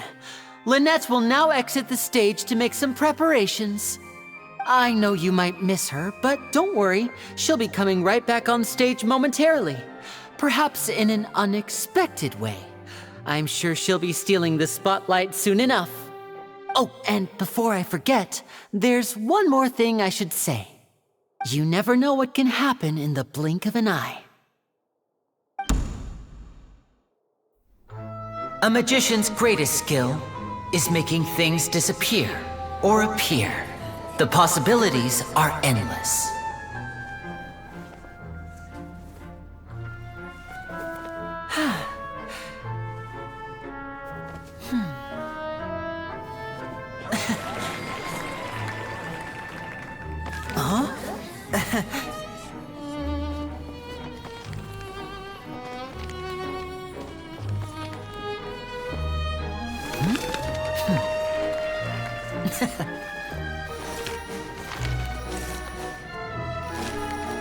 But this isn't what you came for. These little tricks, you've seen them all before. So it's time for something truly extraordinary, don't you think? This one's a little tricky.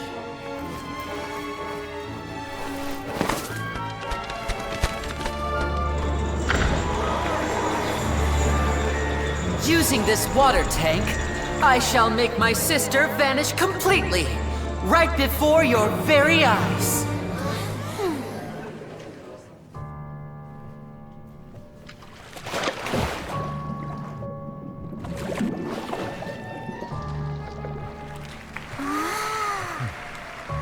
It's actually quite simple. She'll just turn into air bubbles and float right out of the top.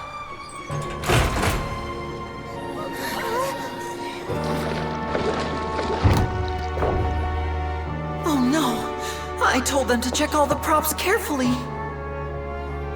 With the lid on, even air can't escape. An amateur magician would be getting very nervous right around now. Luckily, it's me on stage, so let me show you what a true virtuoso can do.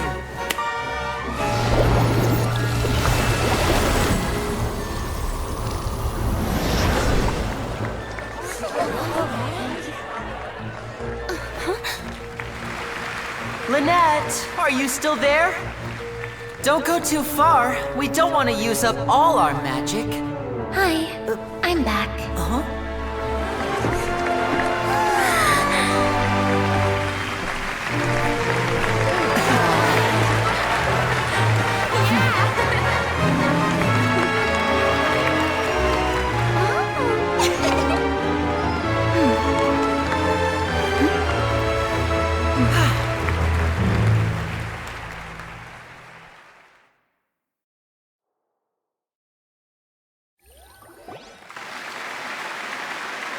Whoa! What in the world just happened? How did he do that? Paimon didn't see him do anything! Wasn't Lynette inside the water tank? How did she disappear and then reappear out of nowhere? If we could see easily through his tricks, then that would mean that his skills are still lacking. To appreciate magic, you should focus on the show happening on stage, rather than getting caught up in trying to see that which has been intentionally hidden. Guess you're right. Paimon couldn't believe her eyes when Lynette reappeared. Amazing! Thank you everyone. I'm glad you enjoyed that performance. But our magical journey has only just begun. I've prepared even more astonishing surprises for everyone here. The magic of transformation and disappearance can go far beyond what you've just seen. I'm sure many of you are thinking that escaping the water tank was impressive enough, but Lynette is still my assistant after all. In which case, I have ample time to make all necessary preparations. So, for my next trick, I will require the participation of one lucky audience member. Please, if my assistants could bring out the magical boxes now. There are 2 boxes and only 2 boxes. One is here, and one is there in the aisle among the audience. I'm sure many of our clever audience members have already guessed our next magic trick. A swap! Our lucky audience member and I will each enter a magic box. After 1 minute, we will each emerge from the opposite box. Now please, everyone pay very close attention to the box you see here. Don't give me any chance to make a move. Wow! How's he gonna do this? Hey, do you think this is all magic tricks, or does Lenny have actual superpowers? The lucky audience member will be generated by this random number selector. It selects numbers entirely at random. Even I don't know who will be chosen to participate. Now then, let's begin. Let me see. Oh, row 7, seat 3. Congratulations! You now have the chance to experience magic firsthand for an entire minute. Please, come forward. My assistant will take you beside the magic box. I'm sorry, it might be a little cramped inside, but no need to feel nervous. We've carefully arranged everything for you to be as comfortable as possible. You don't need to do anything, but no matter what strange things may happen, don't come out of the box. If the magic is interrupted, who knows where you might end up? You might even find yourself in the Fortress of Meropide. Oh, okay. All right. Before I enter the magic box, there is one more thing I need to ask the audience to do. Could you all give me a countdown? Like this. 60, 59, 58. Just keep counting down. You can go a little faster or slower if you like. I won't be able to see anything in the pitch-black box, so I'll be relying on your voices to know when time is up. Oh, and no tricks now. If you quickly count from 60 in just 30 seconds, then I'll be in a tough spot.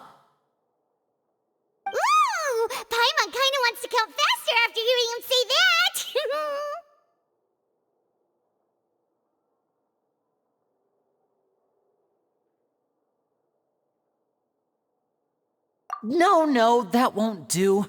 I can see it in your eyes. You still can't be trusted. Let's practice together. Come on, repeat after me. 60, 59, 58. 60, 59, 58!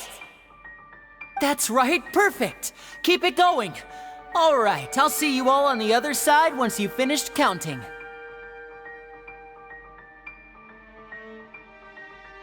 54, 53, 52?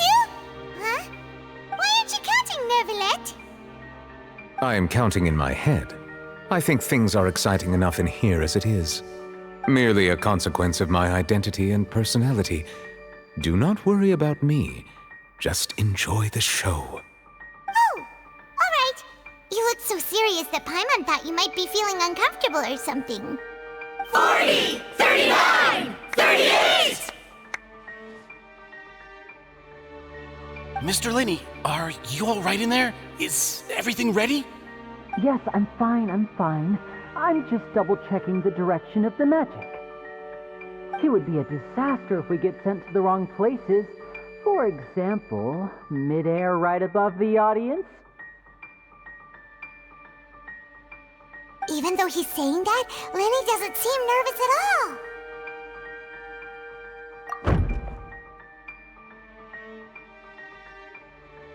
Ah, what was that noise?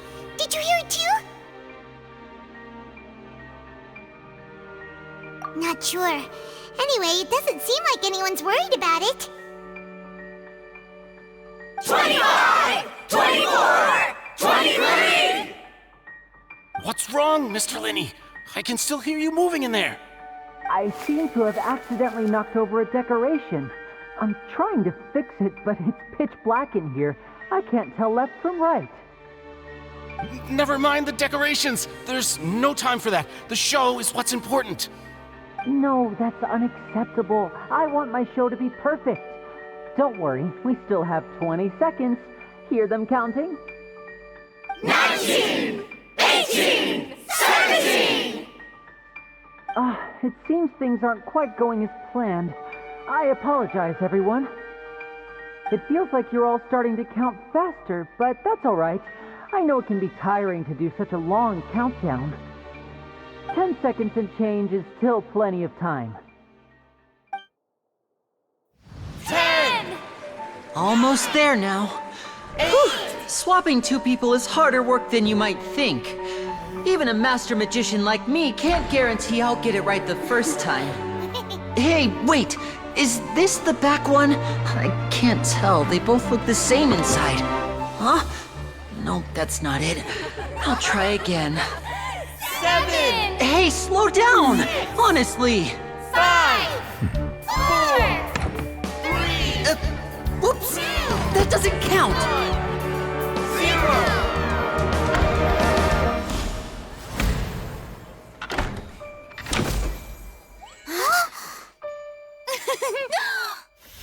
Ta-da!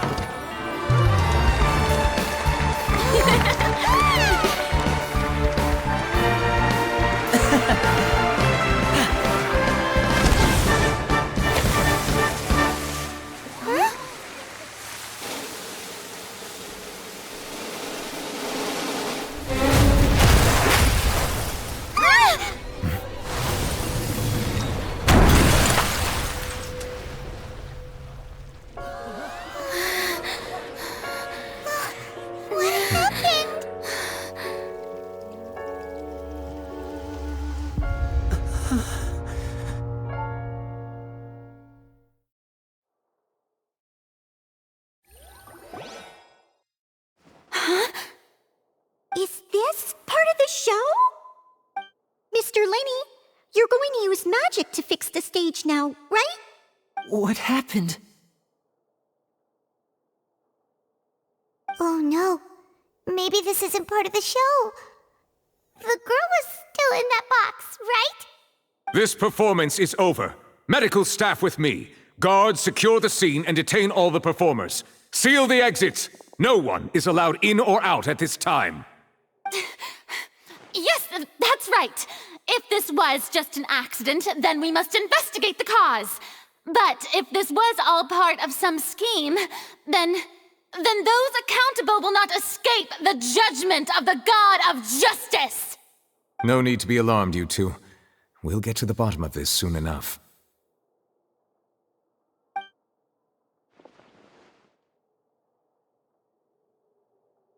Unfortunately, the person who is in the magic box has been pronounced dead. His name was Cowell, one of the assistants in Linny's magic troupe. Apparently, the fireworks on stage ignited the ropes that were suspending the water tank, which then caused the tank to fall onto the stage. As of now, we are still not sure why we found Cowell in the box, rather than the guest from the audience. And after an initial search of the area, the guards have confirmed that the girl is nowhere to be found. It appears that this incident was not merely some mishap with the performance. And there are many indications that it is connected with the case of the serial disappearances of young women. The serial disappearances case? That's the case that Charlotte mentioned before!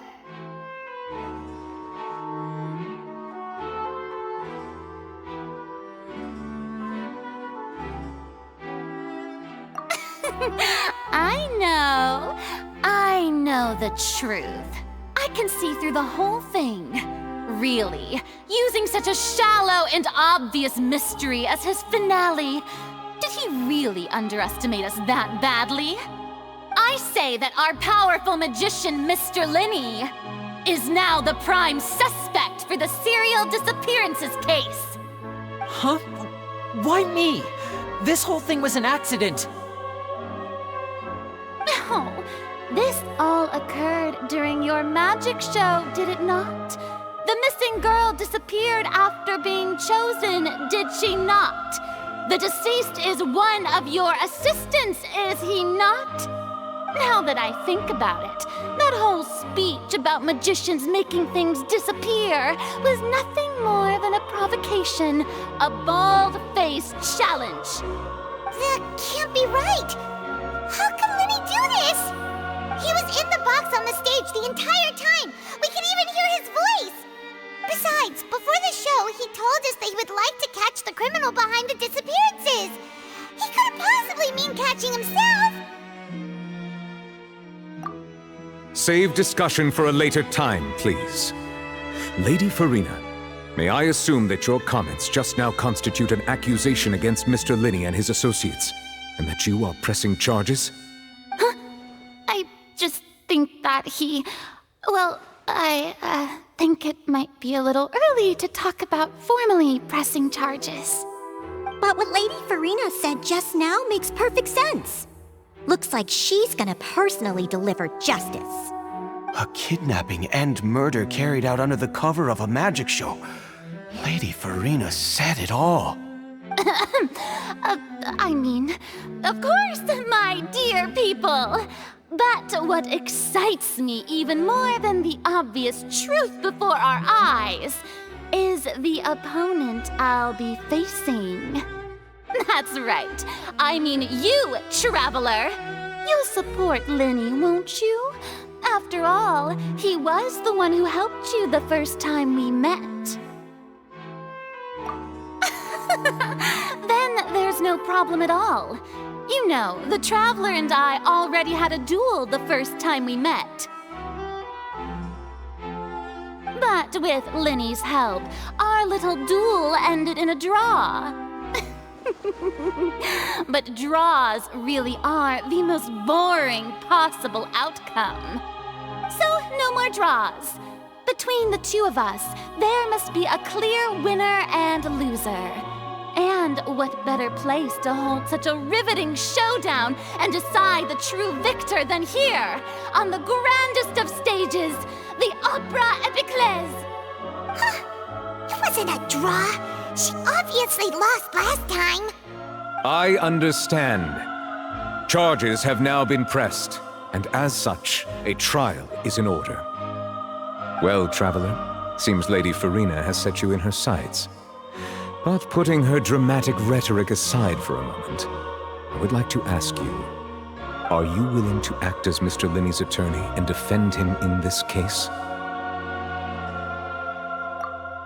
Very well. The trial will be held a day from now in the Opera House. Both sides may investigate the scene to build their cases and search for the truth.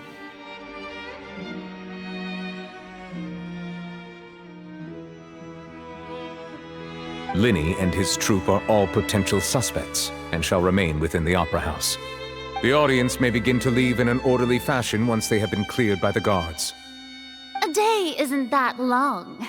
Let's see what kind of case this big shot outlander can build in such a short amount of time.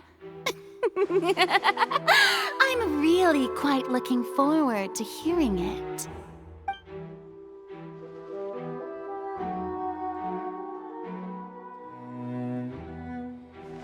Linny!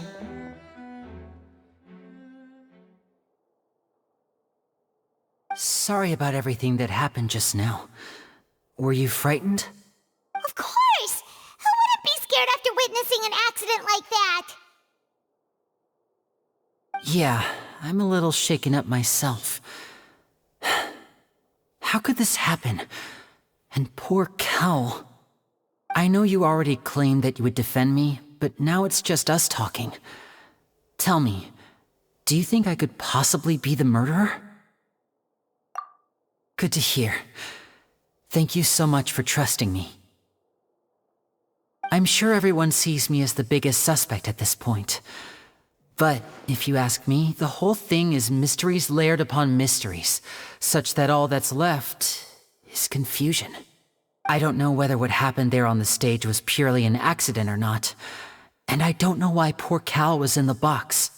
As for how that girl chosen from the audience could suddenly disappear, I'm afraid I don't have any answers either.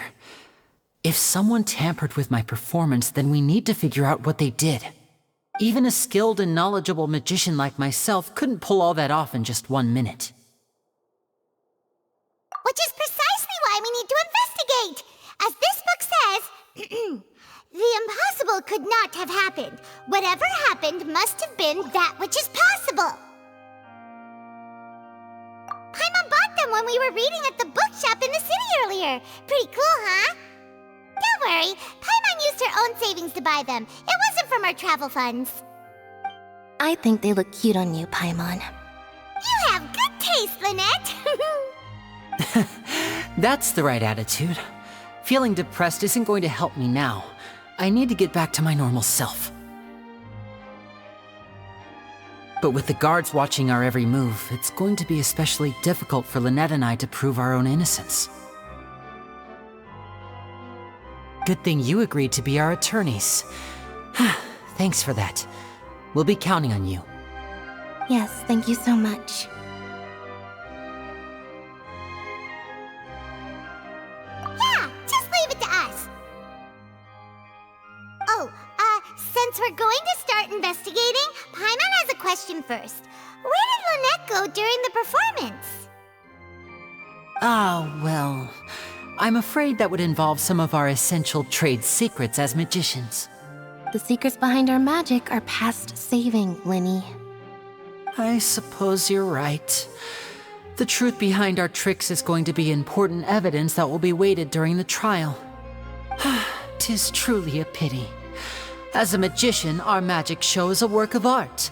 We've poured countless hours and spared no effort in perfecting it. But if revealing our secrets will help you uncover the truth behind what happened, then it will be well worth it. We should go somewhere else if we're going to discuss our magic tricks. We'll go speak with the guards, and in the meantime, you can go investigate the stage and the seating areas. Alright, let's go have a look while the investigation teams are still here. Detective Paimon is on the case!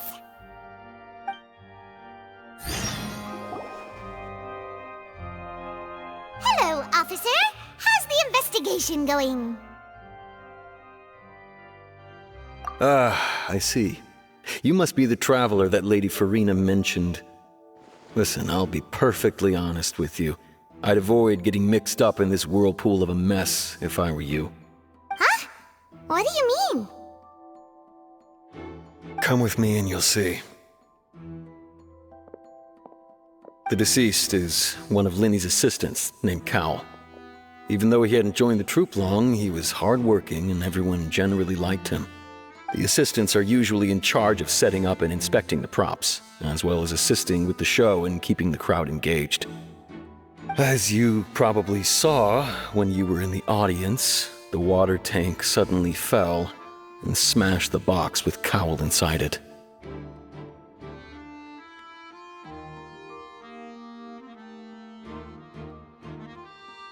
This is the real mystery. We've already searched the scene and were unable to find any traces of the girl. However, if you look carefully, the box was positioned directly under the water tank. The ropes holding the tank were then burned by the pyrotechnics on stage, causing them to snap. All these factors lining up so perfectly makes it hard to see this as a mere accident. If anything, the more logical explanation is that the whole incident was intentionally planned, and Linny is the most likely person to have access to all these areas. But he doesn't have a motive!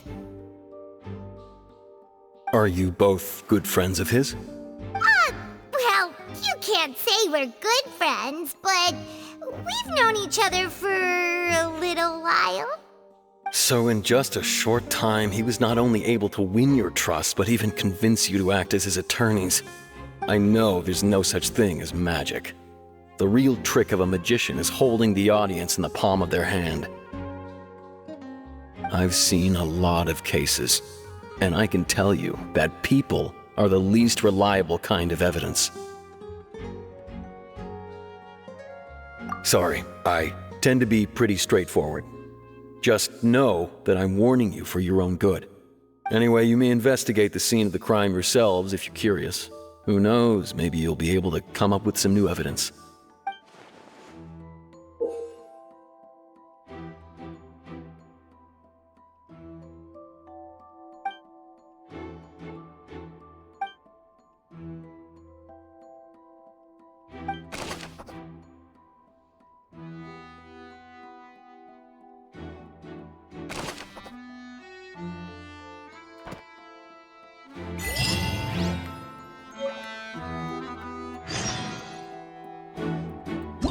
Whoever the murderer was, they must have made preparations well beforehand.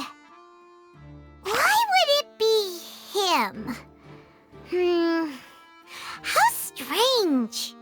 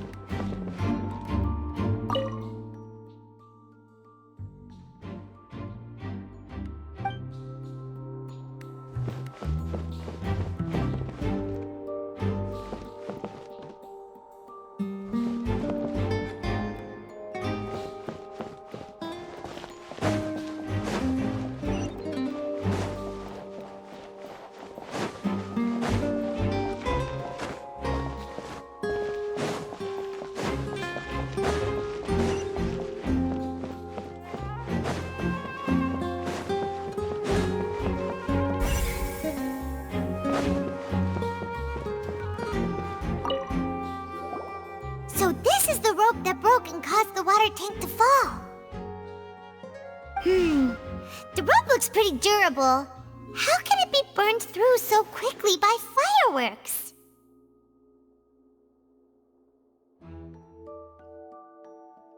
Why are you suddenly so serious, Traveler?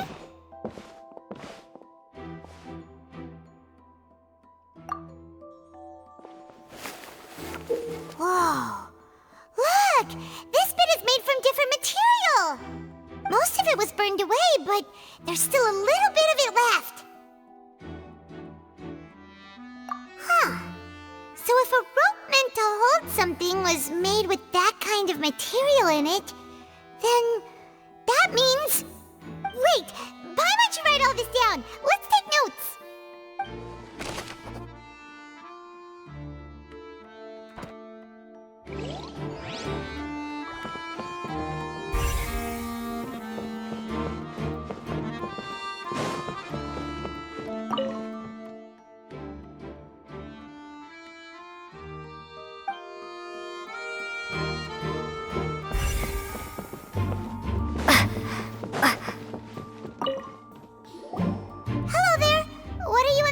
investigating? Oh, this location has also been cordoned off because the Magic Troop members are currently considered prime suspects. The investigation team is still collecting evidence. The seats were all booked in advance, so we were able to deduce the missing woman's identity by checking the guest list.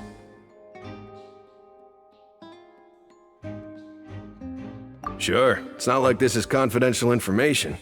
We will publish it later anyway when we petition the public to help us find the missing person. Her name is Halsey.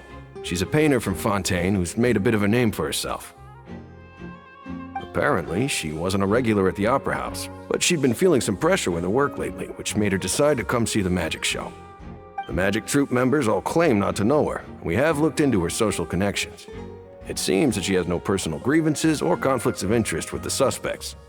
Simply put, she wasn't related to the Magic Troop at all, which matches the features of the previous serial disappearances. Were the victims of previous cases also chosen at random? That's how it seems to us, in any case.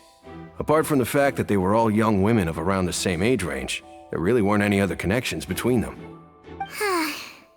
Okay then.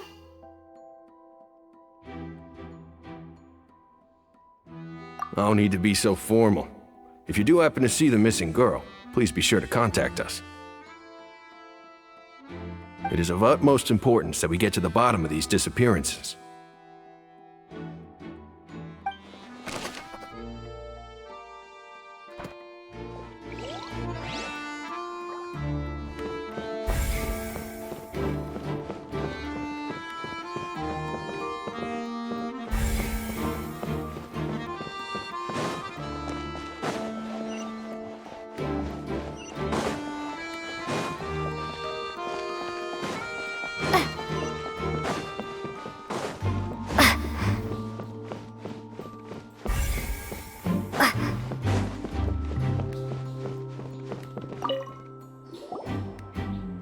The investigation team has some new findings.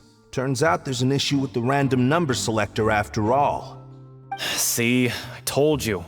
What if the machine picked some big guy's seat? You think the murderer would have still made his move then? Sorry to interrupt, but we're helping Linny and Lynette with their side of the investigation. What were you saying about the number selector? There's something wrong with it? You're trying to help them? That'll be a tall order. Linny used the machine to pick a random member of the audience during his performance, right? The lucky girl that later disappeared. Well, we thought there might be a serious problem with the machine, so we had it taken away for further inspection. It turns out that the seat number it picked wasn't random at all. The machine picks that same number every time. I'm sure you already know that you have to make a reservation in advance to get a seat, regardless of whether it's a trial or some performance. In other words, Linny knew who would be sitting where from the very beginning. That much checks out. Linny reserved our seats for us too.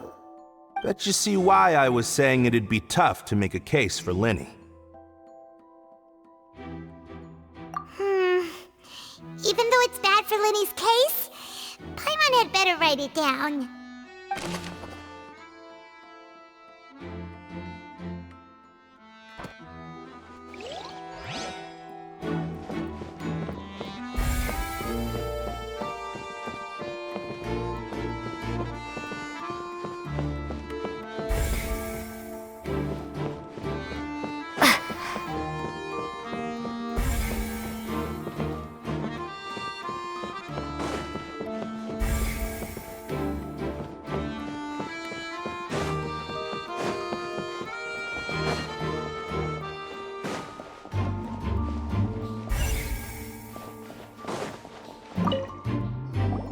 I see that you're investigating the area.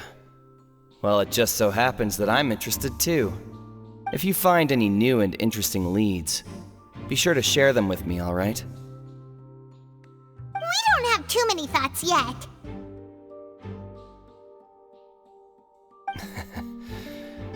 Then why don't I tell you my hypothesis first? The way I see it. And I'll start it with that loud thud. The thud? Oh, you mean the sound that happened during the countdown? Yes, exactly. It wasn't terribly loud, but I suspect that most people heard it. It's just that everyone was awaiting the results of Lenny's trick with bated breath, so no one paid it much mind. But now that the incident has happened, the thud has become an important clue. That makes sense. So, what do you make of it?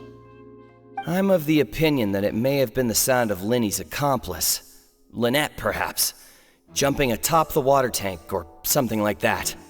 And when the pyrotechnics went off, she cut the rope, sending the water tank crashing down. But wasn't the noise we heard too loud for that? Perhaps the balance wasn't right, leading to a particularly rough landing. Oh, that's true. I suppose I must reconsider. That does remind Paimon, though. What was with that sound?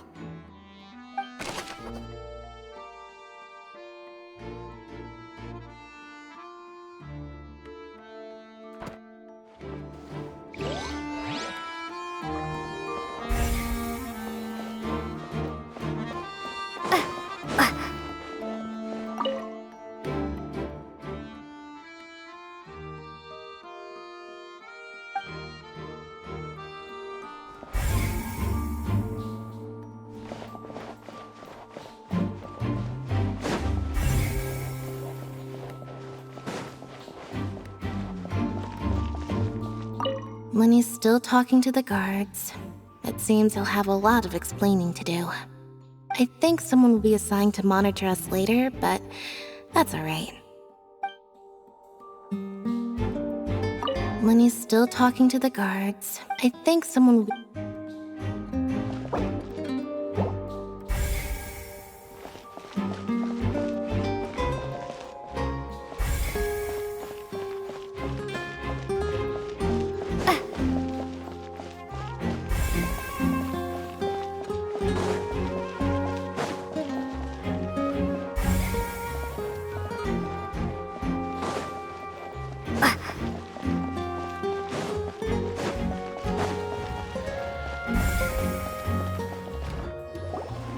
Hey, you! Yes, both of you! Over here! I've been keeping an eye on you for a while now.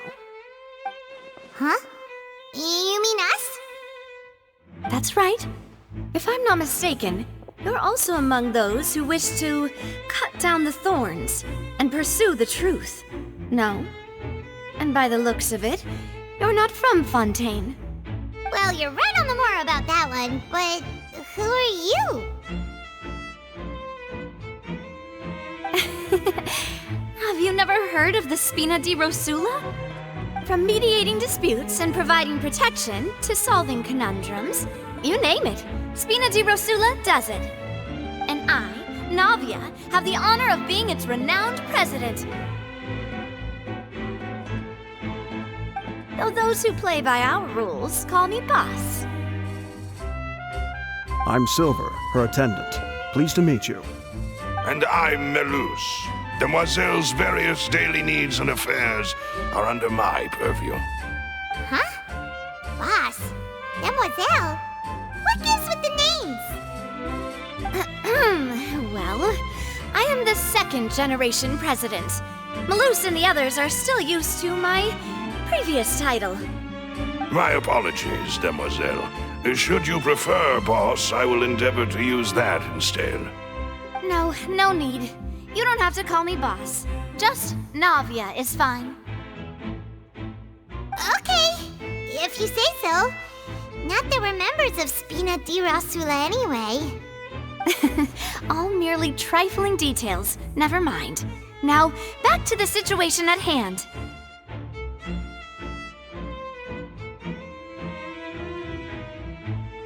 That's right. I've always kept an eye on the serial disappearance cases. My interest stems from a matter back from my father's time. Judging from the look of things, I find Linny an unlikely mastermind. Really? We think so too! That's why we're looking for clues now. But how did you come to that conclusion? Intuition, naturally. My unparalleled intuition.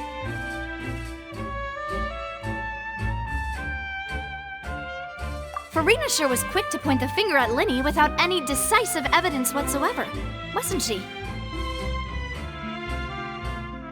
But that's not uncommon for her. If you remember, the Justice had to interrupt her and ask if she was pressing charges just to keep her from getting carried away. Anyway, a trial begins the moment someone levels charges. And, of course, there was no way Farina was going to back down in that situation. Sounds more like you just don't trust the Hydro Archon. Well, what's your opinion? I must admit that she can be interesting at times, but liking her doesn't mean that I'll blindly agree with her.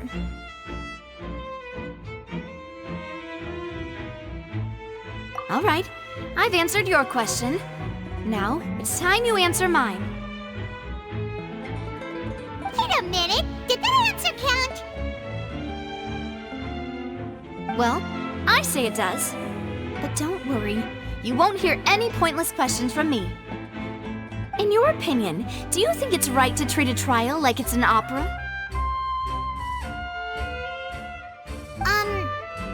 Well?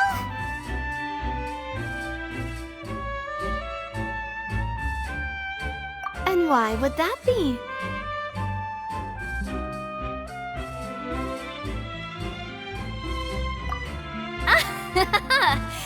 See, Silver and Maloose? I told you they'd be different. Most astute of you, demoiselle. I too think that the traveler's response was most excellent. No matter how wonderful the script or how fervent the audience's expectations may be, the trials that go on stage here must be based in fact. And if that can be done, boss, then... All right, that's quite enough, Maloose. Anyway, I like your answer. You passed with flying colors. Now, I need to make some preparations, following which our joint investigation shall commence. You two shall be my assistants. Wait! Since when did we become assistants? Oh, well, I can be the assistant, sure. Or your companion, if you like. I'm really not that fussy. That's more like it. Far be it from me to brag, but I believe that Demoiselle's intuition will be instrumental in uncovering the truth. You wish to save a friend from false accusations, and we wish to unravel the disappearances. In this sense, our goals are aligned. You have a point. You're quite the talker, aren't you, mister? And what about you over there? What do you think? You seem like you've got something on your mind. I have nothing to add. Oh, alrighty then. We'll be making some preparations first. Just be sure to let us know if they start revealing Linny's tricks. Thanks!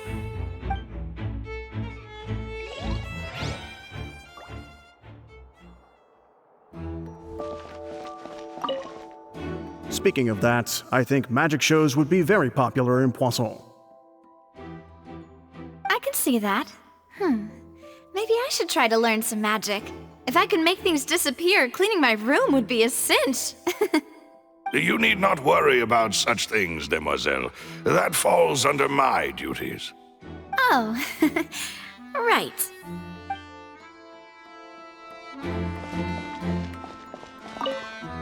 Speaking of that, I think magic shows would be very popular in Poisson. I can see that. Maybe I should try to learn some magic. If I could make things disappear, cleaning my room would be a cinch. You need not worry about such things, demoiselle. Oh.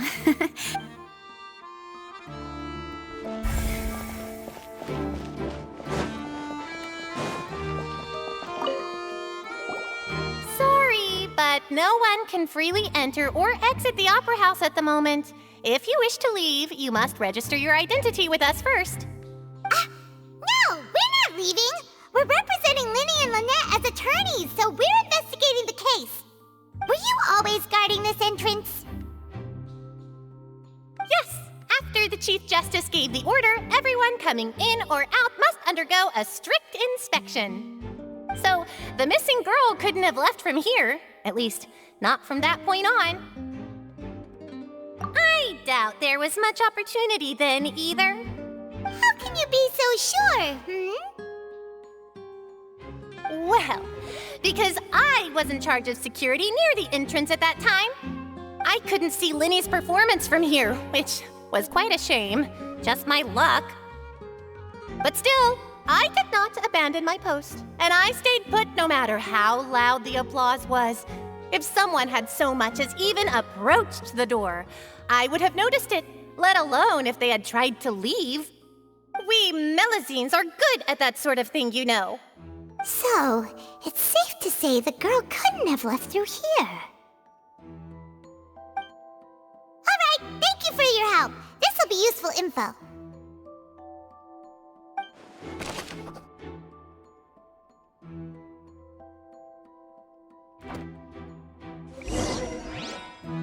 We've checked everything of note here at the performance venue. Paimon wonders how Linny's discussion with the guards is going. Let's go see, shall we? Ooh, things are getting interesting, huh? We're about to see how magic is made. Understood. Then I will be going with you. Just so you're aware, I will be monitoring your actions and making notes as necessary. Very good. Thanks for being so agreeable. I'd pull a rose out of my hat as a gift for you if I could. You may spare the pleasantries. I'm just doing my job. You've arrived. Who's this? Me? I'm Spina di Rosula's guardian angel. If you've got a problem, I've got the firepower. Sorry, I got a little carried away there. Call me Navia. I'm a partner of theirs, and will be helping investigate this whole situation. And these are my companions. Would you mind if they join as well? Fine by me. Oh, new helpers? I would be most grateful. Well, let's just say we're tagging along. It's not every day you get to see the secrets behind magic performed on such a large scale. I appreciate your kind interest. Come with me. We'll be heading below stage.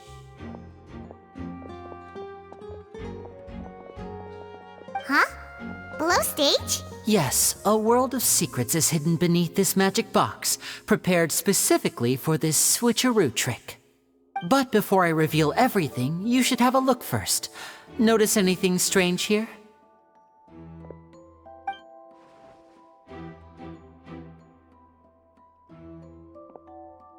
I'm not trying to be dramatic.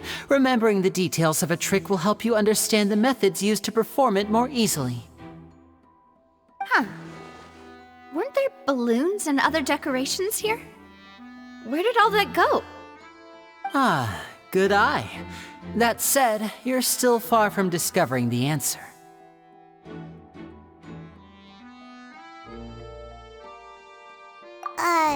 The back? You mean the inside of the door? What's different about it? Paimon didn't notice anything.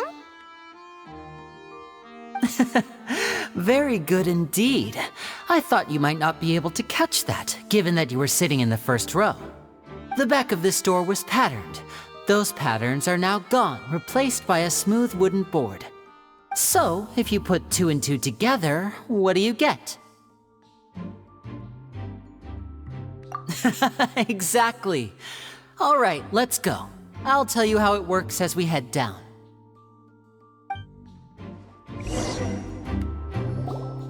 Oh, so there was a passageway under the magic box!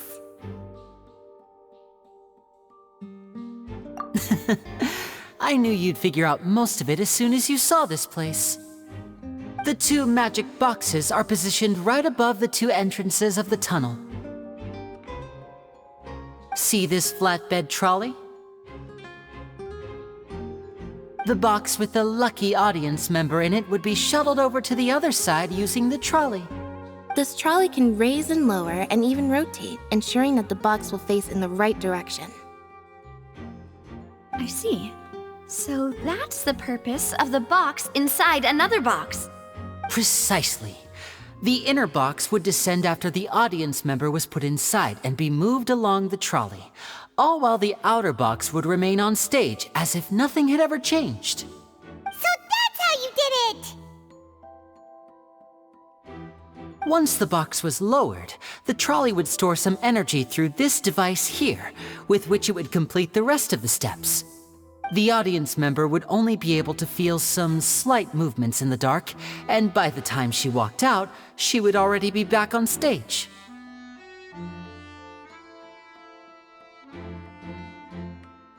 Right! You were talking that whole time, and you even came out for a moment near the end! Ah, yes. A phonograph operated by Lynette was used to achieve that effect. My assistant and I had already scripted our conversation beforehand. When the countdown began, I had already gone to the opposite box via a tunnel using that ladder. And what about Lynette? Where was she? I was in the mezzanine space in the back of the box. Oh, interesting! That's how we were able to coordinate Linny's lines with the assistant. And, by the way, I was the one who walked out of the box at the end. I mean, we are twins. All it takes is a change of clothes and no one can tell who's who. And that's my favorite part of this trick. Only Lynette and I can perform it. So that's how it all worked! Wow! Every detail you revealed was more amazing than the last! Lynette would briefly walk out of the box and then go back in, jumping into the tunnel and escaping before the box on the trolley could finish ascending. And then I walk out of the other box in the audience area, and the trick would be complete. The operative word here being would. But as you saw, Cal was in the box, not our audience member. She, on the other hand, mysteriously vanished. We really don't know how that happened. If not for that interlude, this would have been an astonishing trick. I probably never would have figured out how you pulled it off. And yet, to think that someone was able to use this magic trick to commit a crime. Could we have a look around? I think we can come up with some more leads. This is the scene of the crime, so Linny and Lynette are not permitted to stay here. I'll escort them back up. Yes, of course. No need to be so strict now. I won't disappear into thin air, you know. Thanks, everyone. We're counting on you.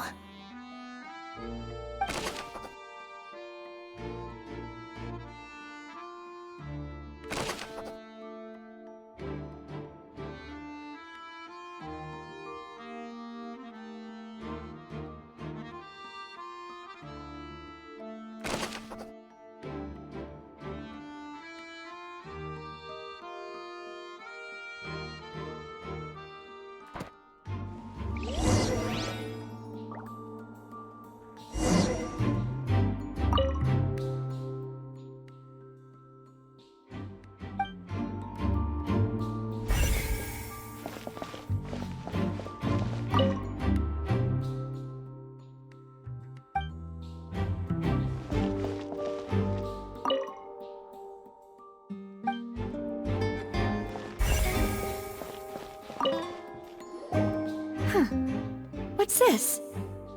Looks like a hook tied to the end of a rope. Huh? There's all kinds of odds and ends here. Perhaps it was a prop for a different trick. But why would it have been left here? Whatever it is, let's make a note of it first.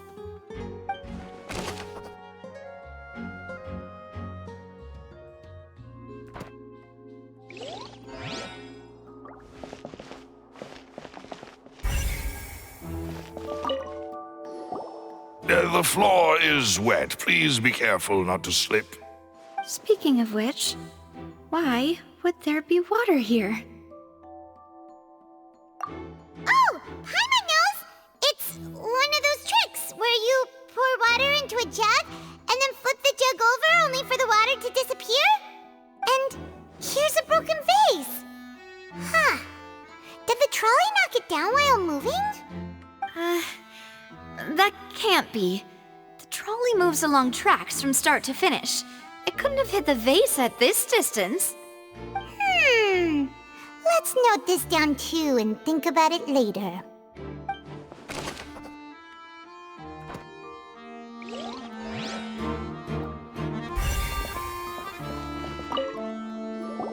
Oh, these are the clothes that the lady chosen from the audience was wearing, right? Her clothes are here, but she's nowhere to be found. Right! And do you really need to do that if you're kidnapping them? Ugh, this is so confusing. Paimon doesn't want to be a detective anymore.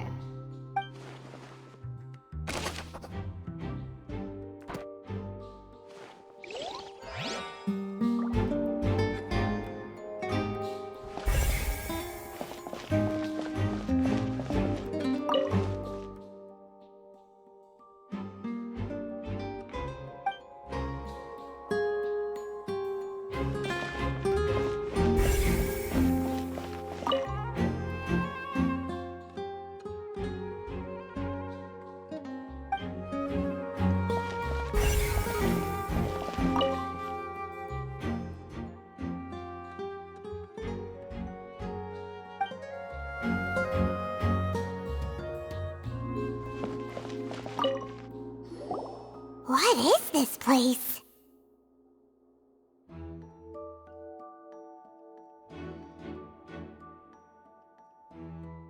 It seems someone could fit through here.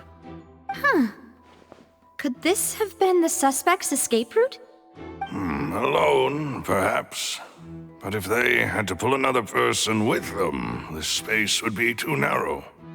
But there are no other ways in or out of here. Oh, you're right! Let Paimon write that down.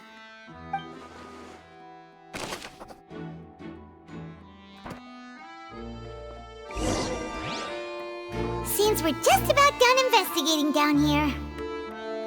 Yes, let's head back up.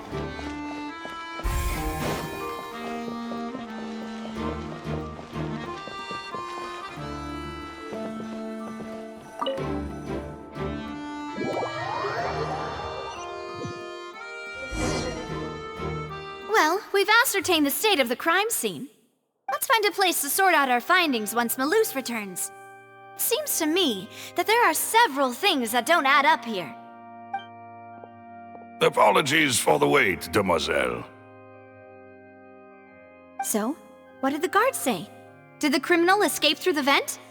They believe the odds of that are very low, since the vent leads to the Opera House's basement. The guards have checked the area carefully. No one left through the basement during the performance or after the incident, and no one was found hiding there. So the tunnels become like a secret chamber then! You know, like the kind you usually see in novels!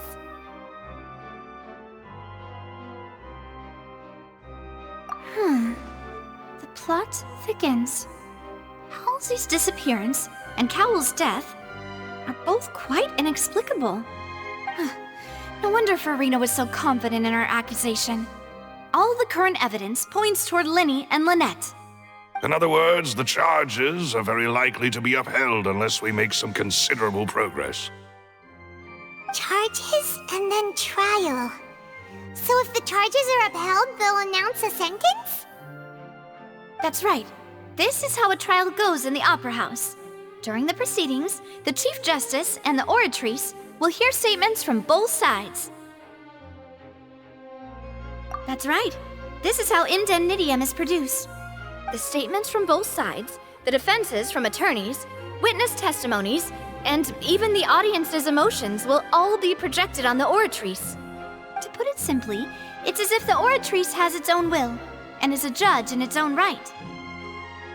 This also precludes any kind of favoritism on the part of the Chief Justice. Not that this has ever happened anyway. Once both sides have finished speaking, the Chief Justice will make his final decision. This, too, will be used by the Oratrice as a reference. Then, finally, the Oratrice will be consulted by officials, The result it returns is the will of justice itself. Huh? So that machine is the one that actually decides? Paimon thought Neverlet called the shots. In practice, there is very little difference. Both have always come to the same judgment, which is why people have great faith in the Chief Justice. Ah, yes, the guards also asked me to convey that none of us will be allowed to leave this place before the trial. Huh? Why? Because we've chosen to act as the twins' proxies. That makes us persons related to the case. They're concerned that we might be colluding with outside parties, or that we might find outside help to disrupt the case. And even if that were not so, it could prove problematic if we happen to spread key information about the case ahead of time. I'm ready to break out at any time. Whoa, whoa! There's no need for that! Paimon thinks they have a point. That said, are they providing food? Of course. I just hope you don't mind the lack of options. I'm afraid that catering to all tastes is not in the cards, nor is any guarantee of balanced nutrition. In that case, let's just sort out our findings together here. Pity. I was hoping to take you to try some of Fontaine's famous desserts, too. I mean, what better way to properly think through our findings than over some tea and sweets? Huh. Breaking out suddenly doesn't seem like such a bad idea after all. Just kidding! Just kidding! Paimon will still do her best, even if there are no snacks. What do you mean, no snacks? Of course we'll have snacks. If we cannot buy some, then we'll simply make some. Huh? Here? But how? Understood, Demoiselle. Everyone, please come with me.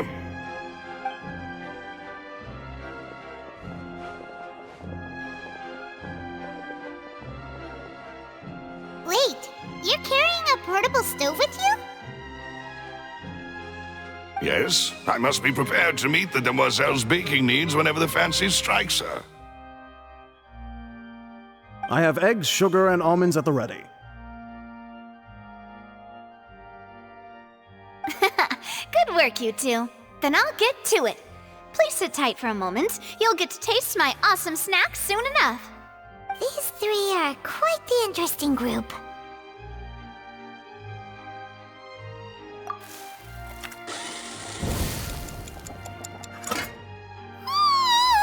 And Paimon thought it smelled good while it was still in the oven! Oh, it's even better now. Paimon can't stop drooling.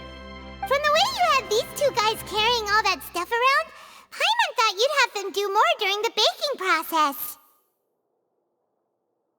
But you ended up doing the entire thing by yourself! Beating the egg whites, grinding almonds, everything! I was applauding. And I was giving encouraging smiles.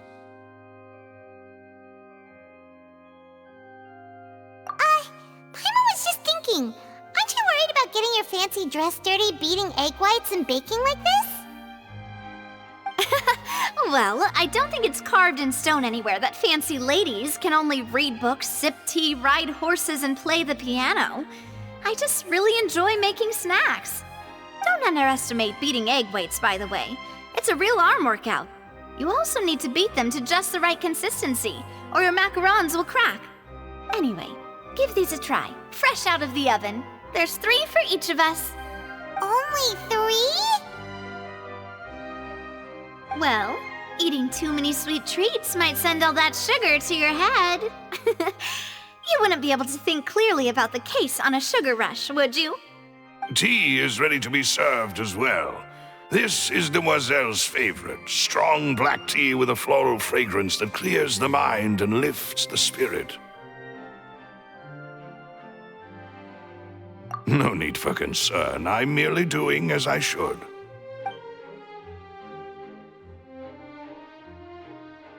All right then. Down to business. As Paimon mentioned previously, the tunnel seems to be something of a secret chamber. However, we can assume that Linny and Lynette were not alone within it. Some criminal also occupied its sealed confines. The magician twins could have committed the crimes, of course, but they lack any logical motive. Exactly! Why would they do such a thing right when everyone was watching? The flower vase and the thud we heard during the performance could indicate some altercation between Halsey and the criminal in the tunnel, resulting in the shattering of the vase, the discarding of her clothes, and her abduction. Perhaps the criminal thought that since she was chosen from the crowd, she would be too easy to identify if she was still wearing the same clothes. Paimon thinks that makes sense, but the real trouble is...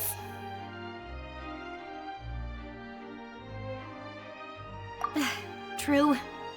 None of the clues we found thus far support the existence of this third person. But the only people left to consider are both technically victims, whether it's the missing girl, Halsey, or poor Cowell. Huh. Could Halsey have secretly made modifications to the magic props in order to murder Cowell before making her escape? That's right. And even if she had tampered with the setup, she would need to understand the entire trick to pull it off. Nor does she have any motive. The guard said that she has never had any dealings with the Magic Troop's members. Were we not thorough enough in our search? From the sound of things, this is turning into an impossible case. Your macarons are amazing though, Navia. They smell great! They're nice and crisp and super sweet!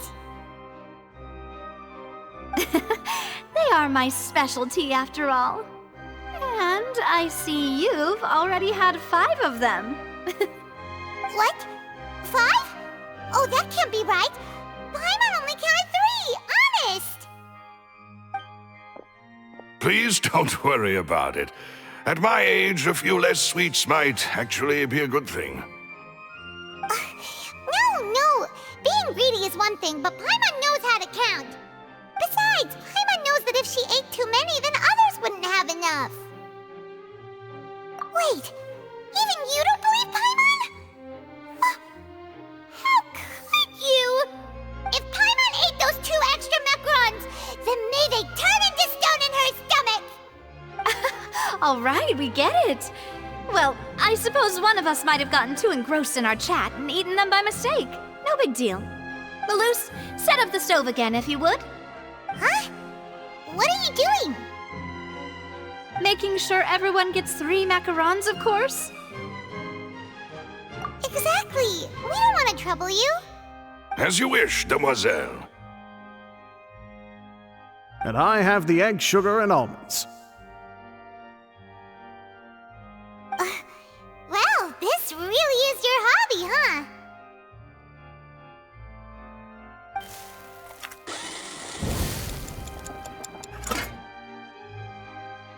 Well, that's it for snack time. I'm going to have another look around the area. I don't know what we're looking for yet, but we've still got some time. As attorneys, I suggest the 2 of you think the case over again. It would be awkward if you got all tongue-tied on stage during the trial. All right, thanks for your help and for the snacks. It was nothing. A small task for the Spina di Rosula. Silver, Malus, it's time to go. I'll be back if I find anything new.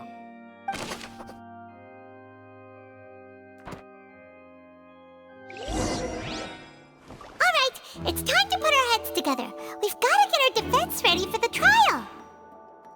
Oh, it's probably gonna be a long and difficult case. There's no point in worrying about that now. We just need to prepare. Here, take Paimon's notes. They should help you review the situation.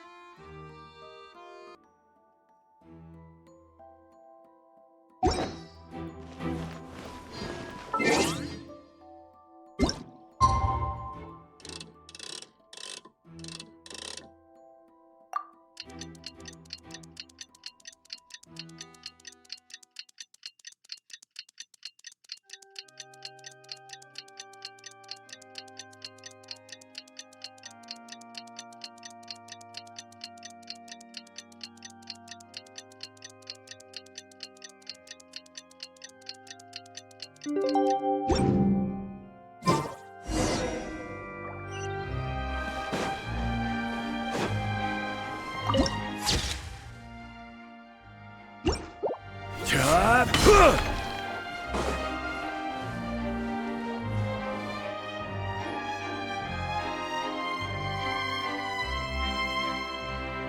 do? The whole situation is so confusing.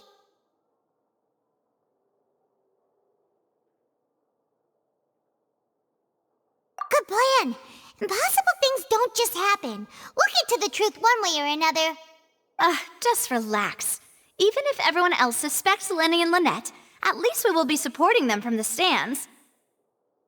Besides, I doubt Farina understands any more about what happened than we do. Thanks, Navia.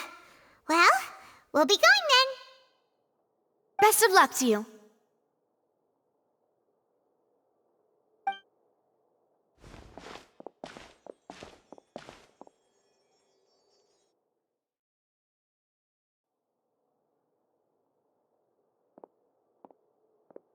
Ah, finally, you're back.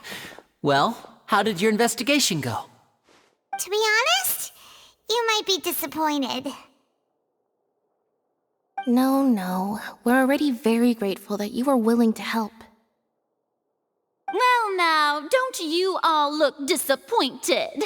Don't tell me that your investigation came up empty-handed.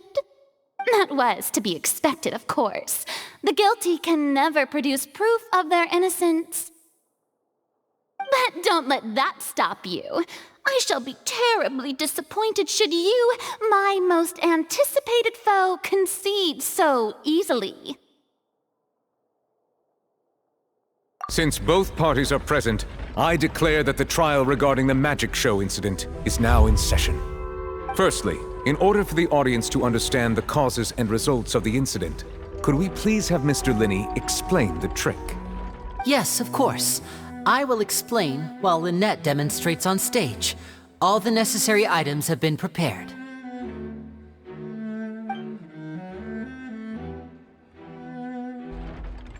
Thank you, Mr. Linney. In that case, I take your statement to be that you ran to and remained hidden within the magic box in the audience stands once the trick began, and thus could not have committed the crime. Is this correct? Yes, that's correct, Your Honor. In that case, I call upon the prosecution. Lady Farina, do you wish to refute his statement in any way? Why, of course I do. Allow me to take the first shot and break this case wide open. Mr. Linney is clearly lying. There is no way you could have been in the box the whole time if you were to abduct Halsey and murder Cowell. In fact, I'd say you were hardly in that tunnel at all. That is simply your hypothesis based on the presumption that I'm guilty. Oh, is that so? And if I may ask, what did you hear while you were inside your box? The roaring countdown of the crowd, of course.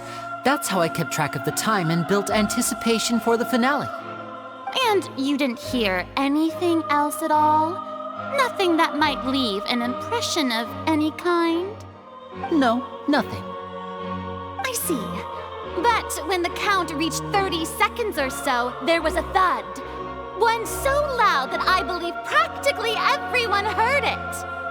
Huh? Hey, hang on. Something's not right here.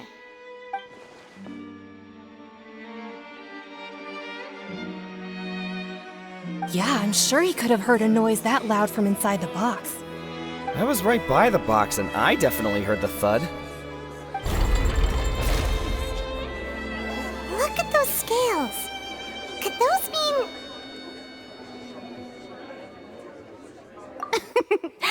Well then, ladies and gentlemen, allow me to use the words of the magician himself. You never know what can happen in the blink of an eye. Indeed, it seems his alibi can also collapse in the blink of an eye. Of course, I have armed myself to do far more than smash your alibi. Confidence cannot go unfounded, and my foundations are rock solid. Tell me, aren't you and Lynette actually from the House of the Hearth? The House of the Hearth?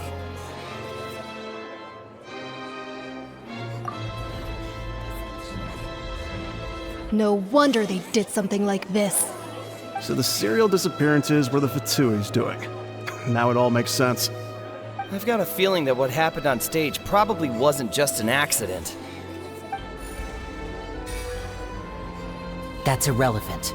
Our identities have nothing to do with what happened. Indeed. Then perhaps you could tell us everything that happened during that 1 minute. Your first priority is to prove yourself innocent after all. I'm sure there is little that needs to be kept secret now. Unless your script already has holes in it. The Outlander is speechless. My, oh my, don't they look flabbergasted? Now comes the infighting and discord, I suppose. This was almost too easy. Good thing I made all those preparations. Seems the all-nighter I pulled last night is really paying off. Hey, Linny! Why didn't you tell us this before?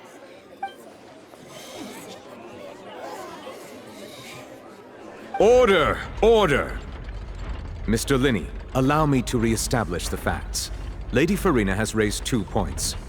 First, when the thud was heard in the Opera House, you were neither in the box nor the tunnel.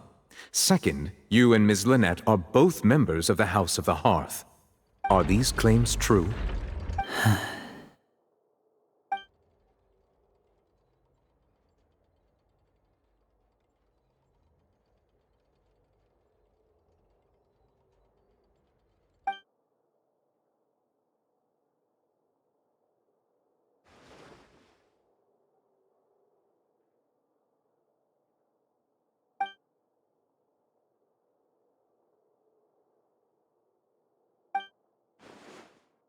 Please answer my question, Mr. Linney.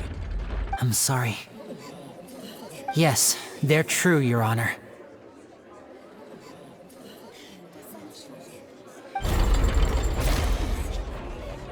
I knew it! Well, that's it. We might as well move on to the sentencing already. What should we do now?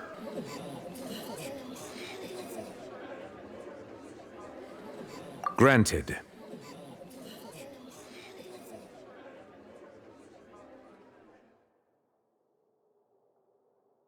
In that case, what is your request? Is that really necessary? They're already as good as guilty. The defendant deceived their own attorneys. What is there left to discuss? Order! Order, I say! Your request is reasonable, and we shall adjourn. This trial will reconvene in 1 hour.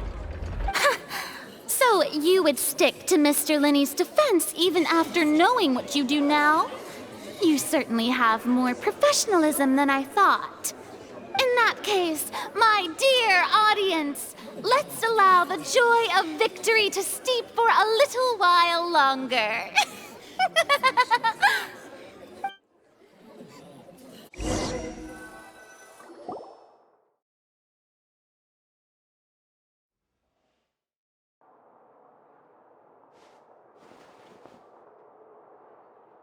Well, this is awkward. I didn't think the Hydro Archon would dig all that up. I'm sorry, Traveler and Paimon. Yeah, sorry. Paimon doesn't know where to start. We trusted you two. We based our entire reasoning on the assumption that you weren't bad guys. Not to set the wrong tone or anything, but Paimon's really mad! I'm very sorry. I know you're angry, and reasonably so, but please, let me explain. I know you've clashed with the Fatui several times before, I wouldn't be surprised if just hearing the word is enough to make you upset. But our organization is very, very large, and the Harbingers have very different personalities and goals. Right now, we want to save people. As many as we can. That's right. I'm sure we're on the same page when it comes to this nation and the disaster that its people might face. I knew if it weren't for our respective identities, we could become good friends. That's why I didn't wish to flat out lie to you, but chose to hide some details instead. The truth is very important, but being completely transparent about everything would see us spending more effort than we need to. Right. So, you be the judge. Heck, if I were you, I fear that I'd even struggle to trust me at this point. You met a Fatus who works as a magician, a trickster by trade. All by coincidence, too. But still, I'm asking you to trust me. I am no criminal. At least, not in this case. Sorry. Please forgive us. Well, you both say that, but... Right, let's hear your answer first, and no lies now! Of course. I'll answer any question you ask. We've been trying to find out how the Oratrice operates. We want to know why it has a consciousness. Why can it deliver sentences accurately? During our investigations, we learned that the machine's core is beneath it. From that moment on, Lynette and I have been designing this box swap trick, with the objective of getting close to the core. Is that why you needed a whole minute? That's right. In truth, the audience would take about 75 seconds to count down from 60, while I would only need 15 to get to the opposite box. So, after jumping into the tunnel, I accessed the Opera House basement via the vent, and went to investigate the room in which the core is stored. That air vent was created during the construction of the tunnel specifically to execute this step. Well, nothing. As soon as I reached that room and was about to investigate, I heard someone's voice. Which should have been impossible, of course. I was quite certain that I was the only one in the room. That voice seemed to recognize me and tried to speak to me. I chose to err on the side of caution and retreated the way I came. On the way back, I saw the broken vase and the clothes on the ground, but the countdown was almost finished, so there wasn't time to give it any thought. After that, the homicide occurred just as you saw. Well, that explains why you didn't hear the thud.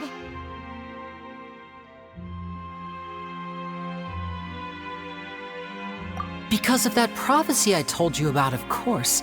We must know all we can about this nation's secrets in order to deal with that prophesized crisis. That's the only way we can save everyone. So, there you have it. The whole truth. I swear, I didn't hide anything from you this time. It was never my wish to proceed under this cloud of mistrust either. But like I said earlier, you can be the judge. If you want to leave because you don't trust the Fatui, there's nothing I can do to stop you. Well, Traveler, you decide. Paimon will follow your lead however you choose.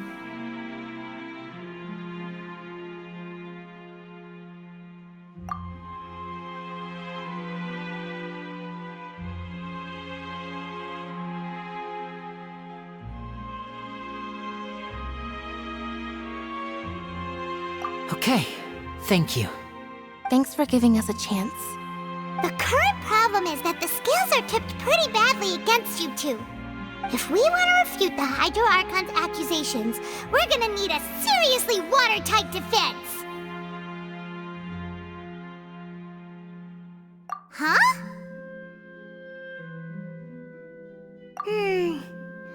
Oh, Paimon thinks she gets what you mean.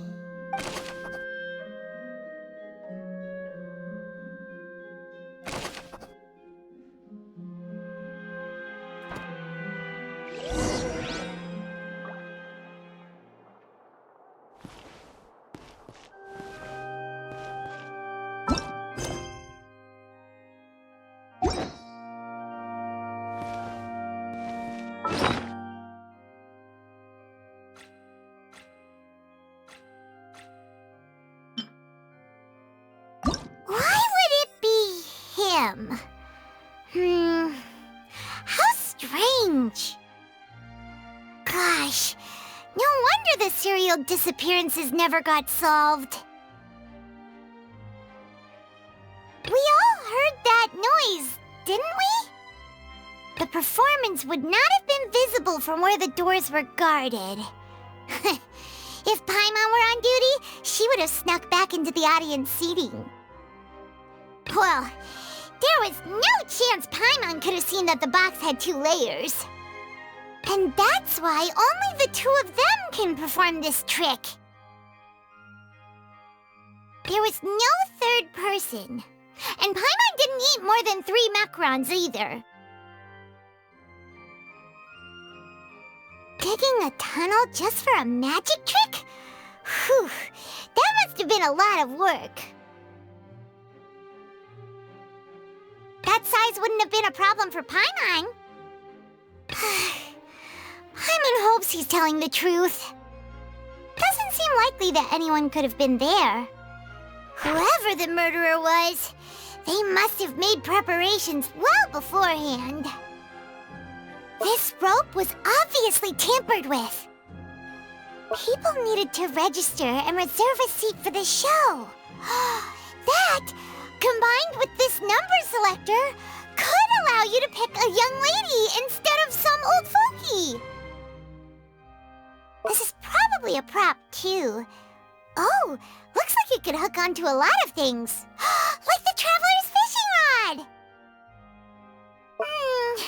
This flower vase is probably a prop for the show. But it also could have been used in the crime. Paimon doesn't get this at all. You think about it for a bit, Traveler.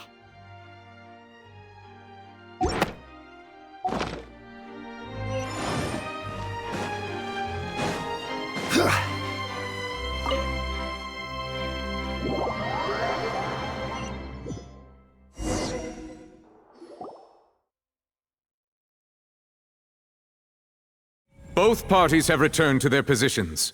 Let us continue the trial. When last we left off, Mr. Linney acknowledged the new evidence presented by Lady Farina as fact. Therefore, Lady Farina may continue stating her reconstruction of the events.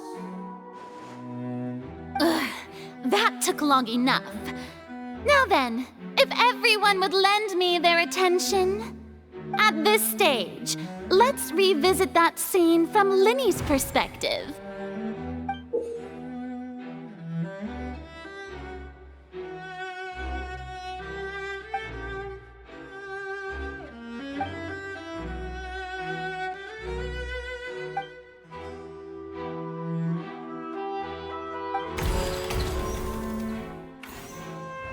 As the countdown began, he entered the tunnel.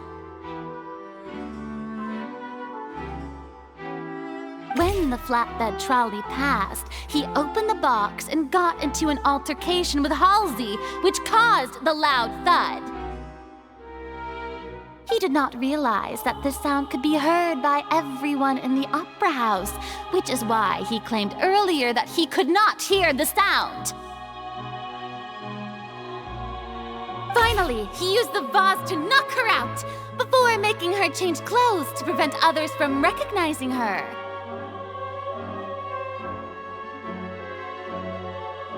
At this time, Cowell arrived in the tunnel, having heard that strange noise, and caught Linney red-handed. So Linney proceeded to knock him out too before stuffing him into that box. Afterward, Linney passed the unconscious Halsey to his accomplice through the magic box in the audience stands, before operating the devices such that Cowell's death would be ruled an accident.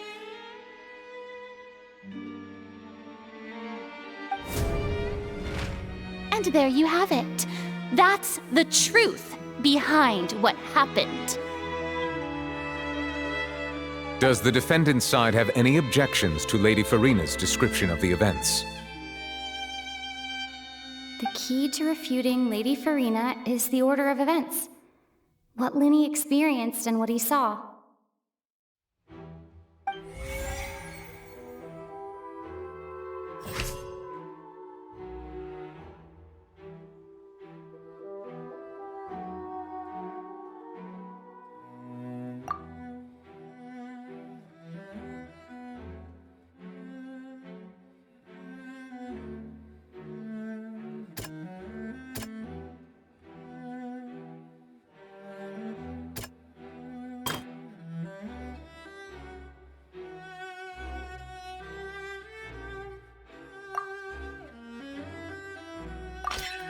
According to Linny, he left via the vent after entering the tunnel. He couldn't have had that altercation with Halsey.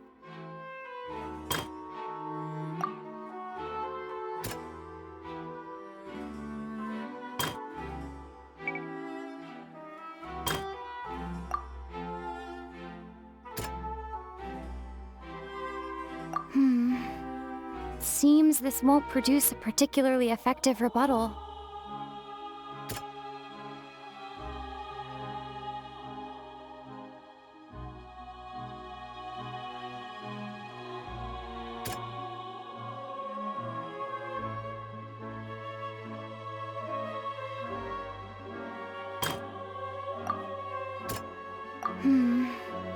Seems this won't produce a particularly effective rebuttal.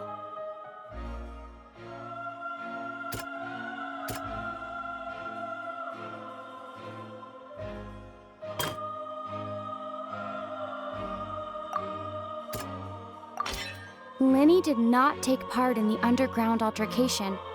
He only witnessed traces of the aftermath.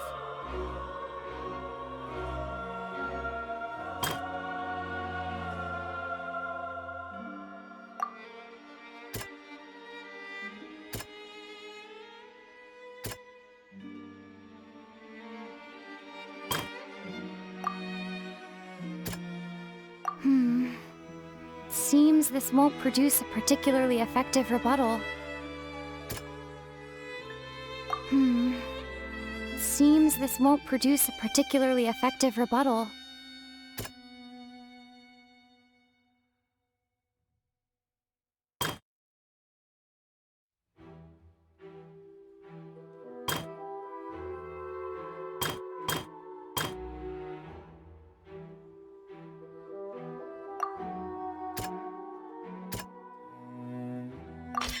Linny went to the room that contains the Oratrice's core.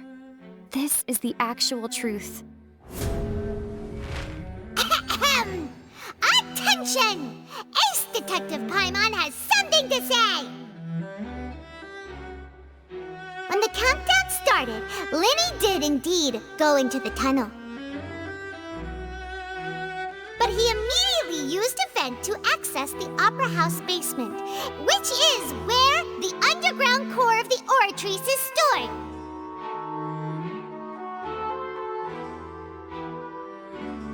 Once he reached that area, he heard a voice in what should have been an empty room. Since he felt something was amiss, he returned immediately.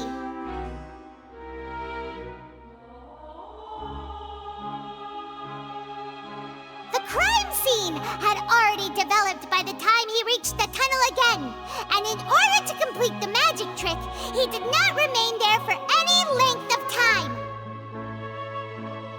Finally, he reached the surface, and that was when the accident happened from his point of view.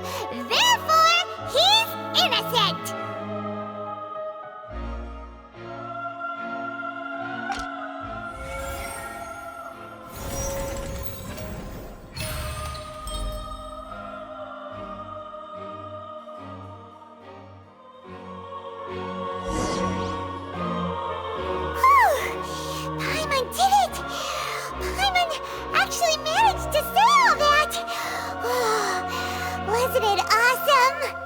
In other words, you believe that he knew nothing of the incident?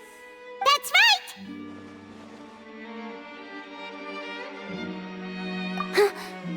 My reasoning?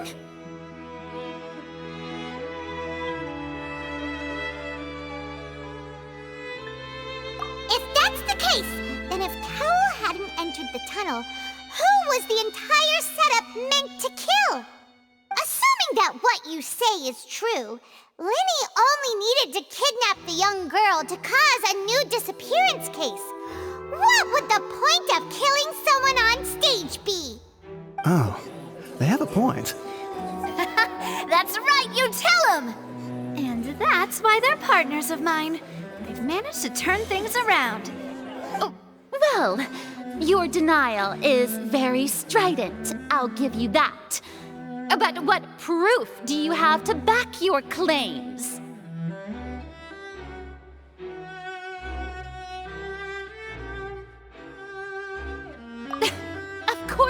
you. If he had been in the magic box the whole time, how could he have not heard that sound? Why do you ask? You're saying that he wasn't?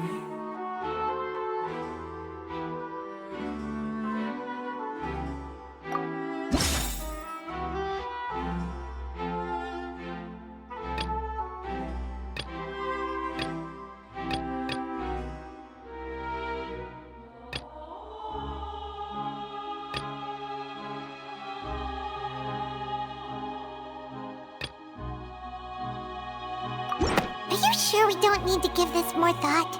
Paimon thinks there's something off here.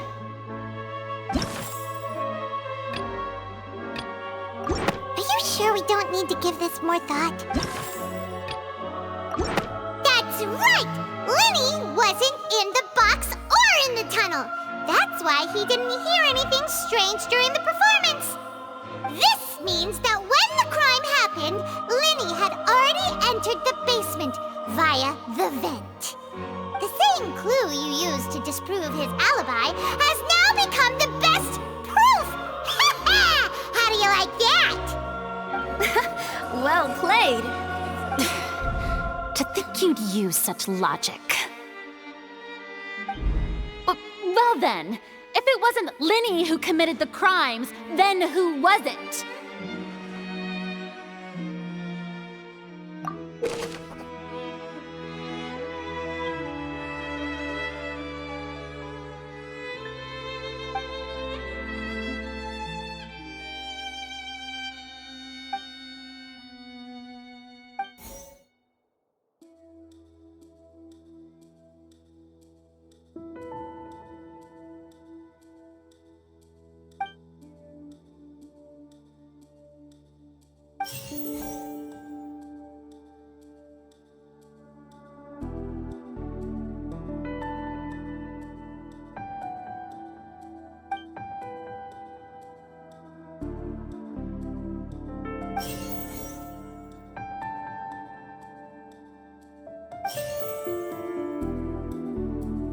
The deceased's name is Cowell, Lenny's assistant. He would have been able to tamper with the equipment. Halsey is the missing person and an ordinary audience member. Or did she have her own scheme all along? Could there have been a third person involved? Is that really a possibility?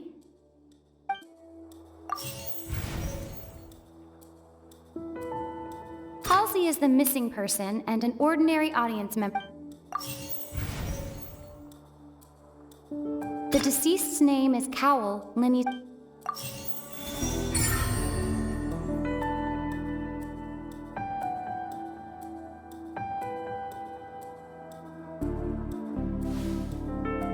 Huh? That can't be right. Are you serious?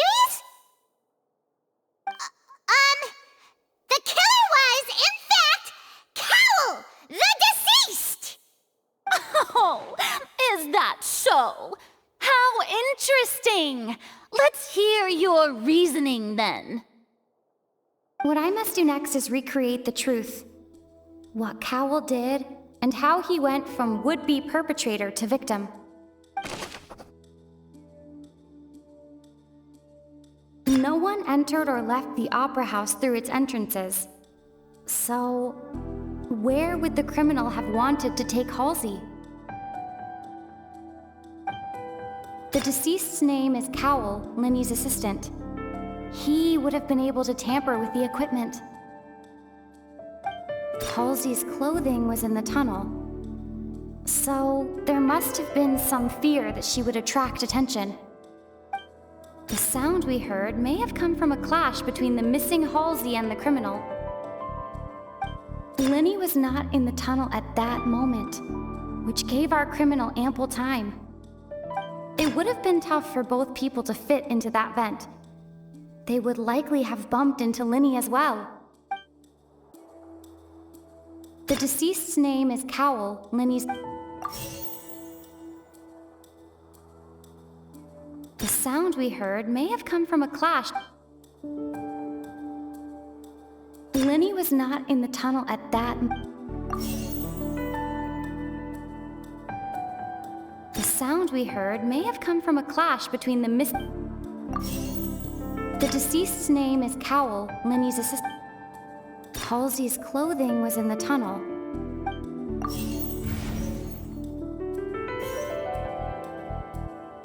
No one entered or left the opera house through its entrances. The sound we heard may have come from a clash between the missing Halsey and the criminal.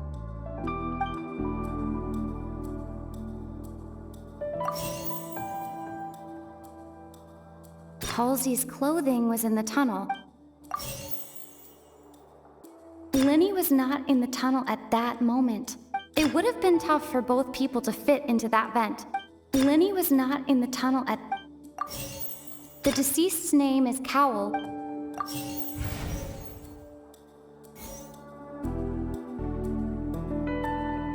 It would have been tough for both people.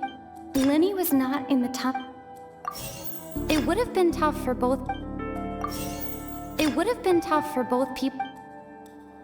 Halsey's clothing... No one entered or left the opera house through its entrances. So, Linny was not in the tunnel at that moment, which gave...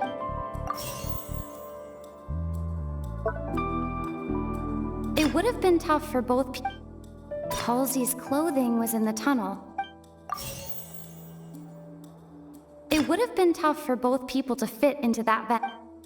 No one entered or left the...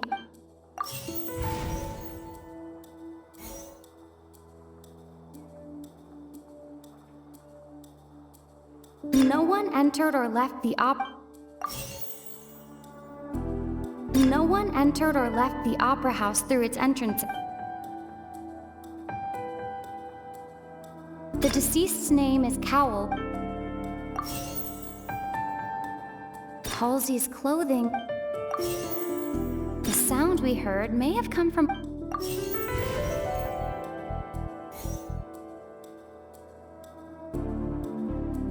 It would have been tough for both people to... The sound we heard may have come... It would have been tough for both people... The deceased's name is Cowl. No one entered or left the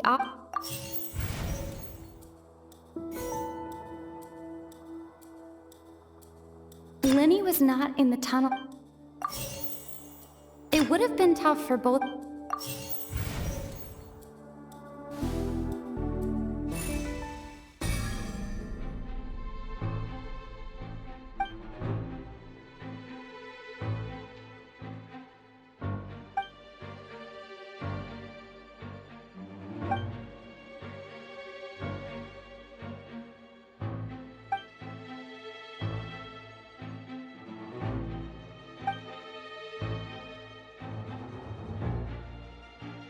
What's wrong, Traveler?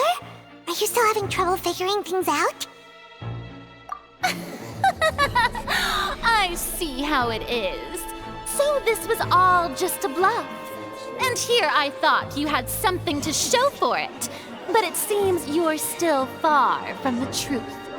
Look, since we're at a dead end, why not consider a different track? Just like the trick as it transpired, the end result must have been utterly different from the magician's initial design. If only we knew how Halsey disappeared. Well, that would be nice, but the tunnel only has 3 exits, and none of them seem very likely.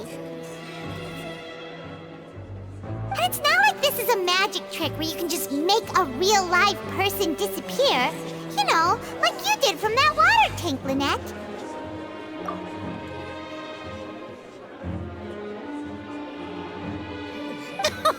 Excuse my interruption, dear opponents, but do you not see that the crowd is growing impatient?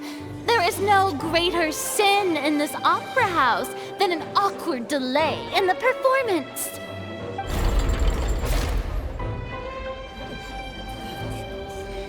If the defense is unable to make further effective arguments, we will move on to the next stage of the trial.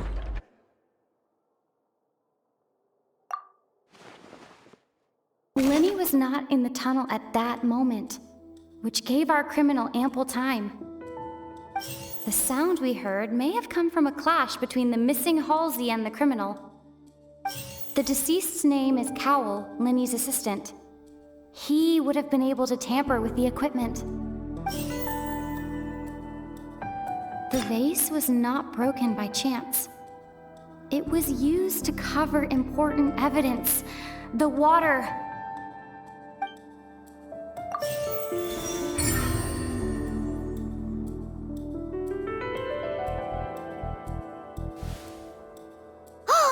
Paimon gets it!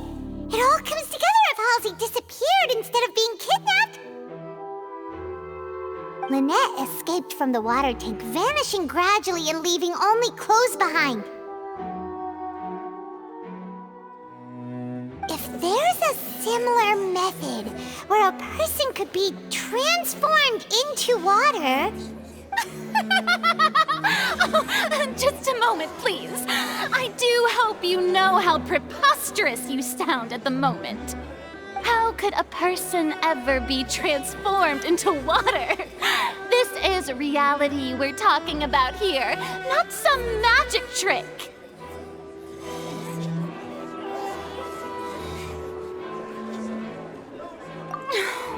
Must we really? I should think that of anyone. Your friend Linny already knows this truth very well.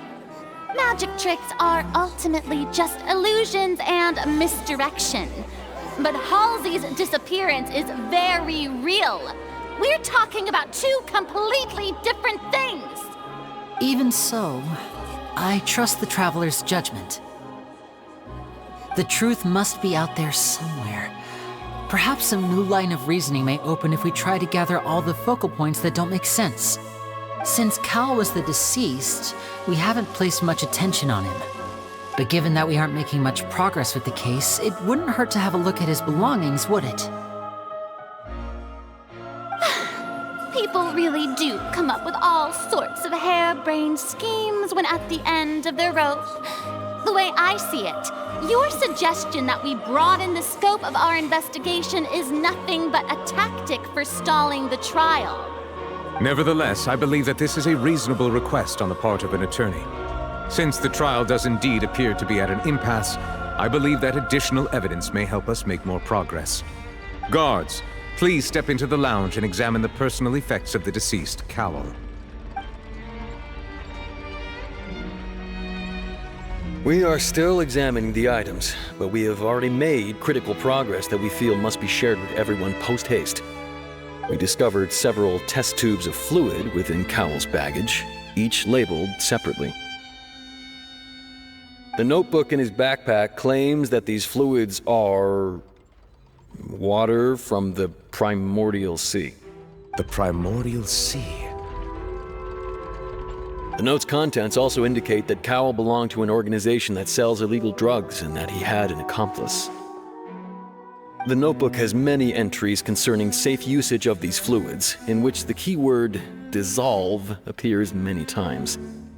One of these tubes was labeled Opera Epiclese, along with yesterday's date. It is empty.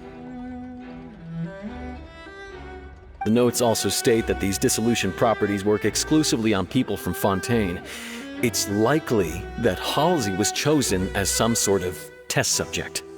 As such, we believe that the defense's hypothesis is, in fact, supported by sufficient evidence. You've got to be kidding! People dissolving into water? Could something so ridiculous actually be true?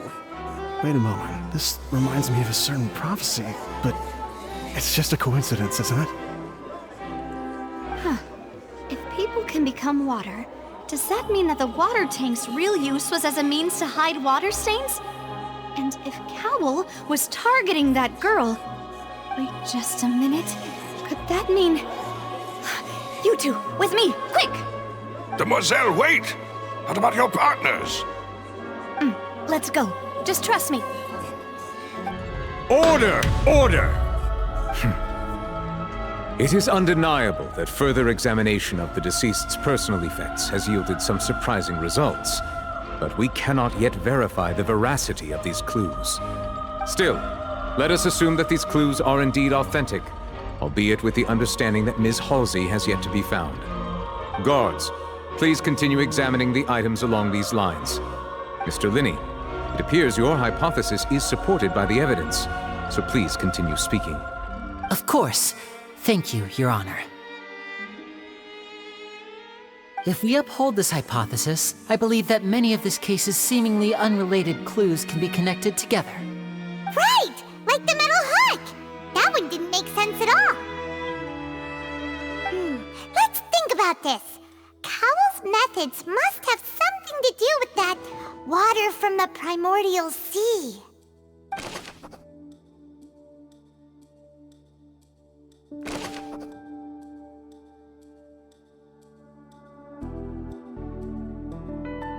The rope that strung the water tank up was lit by the fireworks and cut. As such, the focus here is on the water and not the tank. The deceased's name is Cowell, Linny's assistant. He would have been able to tamper with the equipment. Now it seems like the hook rope was not meant for another magic trick, but was instead some form of triggering mechanism. The water from the primordial sea should already have been prepped before Halsey entered the magic box. Lynette was in the magic box on stage the entire time. Did she have something to do with this? I remember there was something else within the inner layer of that box.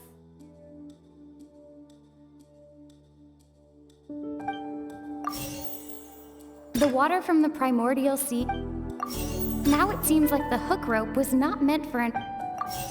Lynette was in the magic box on...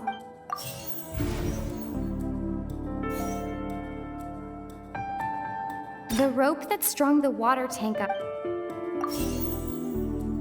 The deceased's name is Cow... The water from the primordial sea... I remember there was some...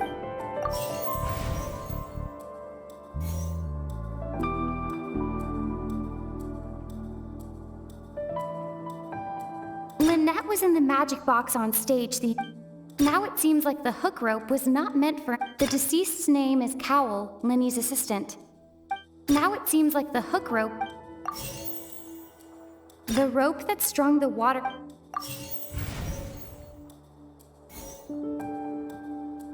The deceased's name is Cowell, Linny's assistant. Lynette was in the magic box on...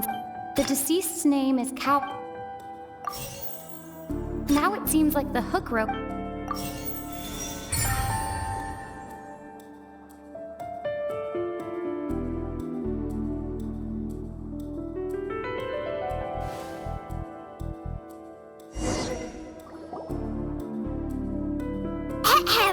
It's Ace Detective Paimon's time to shine again!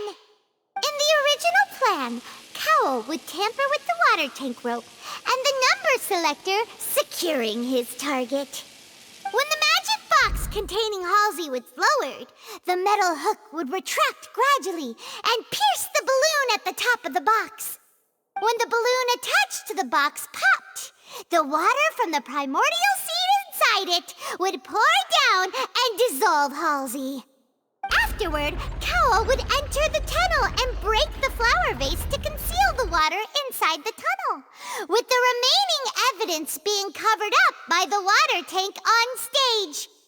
But he encountered something unexpected in the tunnel and wound up being fatally hit by the same water tank he meant to use to cover his tracks. Huh. That does make sense. That actually links together a lot of the more confusing pieces of evidence. Oh dear, what do I do? Even I think they sound convincing now. Have I falsely accused an innocent person? What a humiliation. Now, it seems like the only point of contention remaining is the exact circumstances that led to Cal's death. His notes mentioned he had an accomplice who could be related to the situation.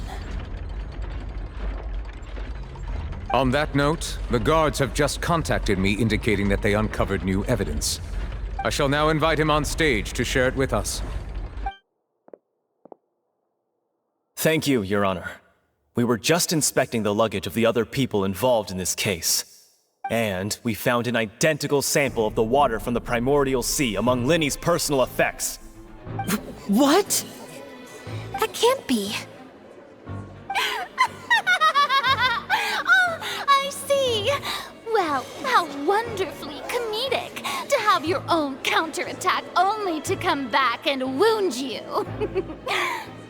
Does this not clear all doubt?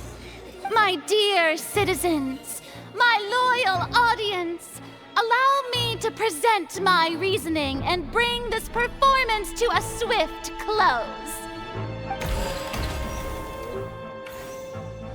Linny did not need to take part in the dissolution of the young woman at all. Indeed, he did leave the scene via the vent. Having made modifications to the props beforehand, his accomplice Cowell then caused Halsey to vanish using the water from the primordial sea. But upon his return, in cruel avarice, Linny desired sole credit and prepared to do away with his partner in crime. Ultimately, he knocked Cowell out, and the tool meant to cover the crime up also became a murder weapon.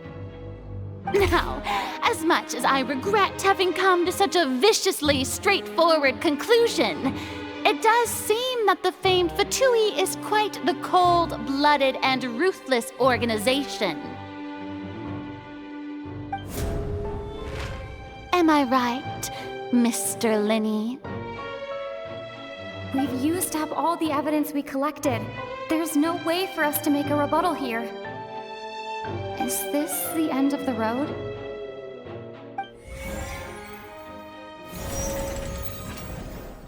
Oh no! Paimon can't think of anything either. It doesn't look like there's any way around this. Seems using the water as new evidence was too good a move. Why did this have to happen now? I think we've all seen enough now, and we have ample witnesses to my flawless reasoning. I believe this is indeed the finale.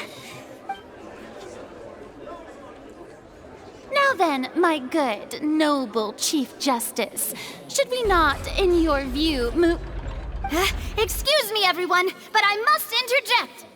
Miss, I must ask you not to shout, and to respect the ongoing legal proceedings. Oh, come on. Don't be hasty. I have a good reason for interrupting, you know. Now, would anyone here like to take a little break from all this debate and see a little magic? I'll show you an amazing trick. One that can bring a young woman who has disappeared back in the flesh, right before your very eyes.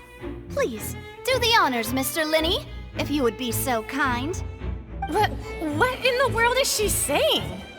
No offense, miss, but miracles like that are beyond my scope as a magician.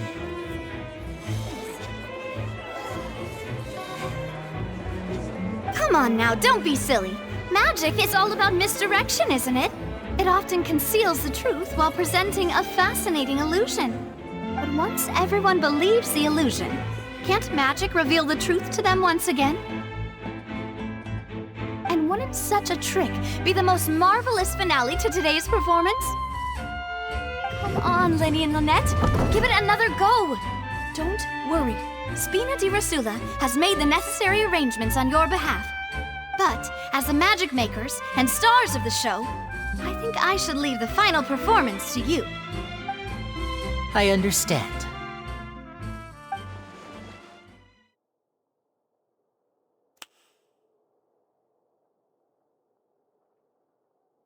And voila!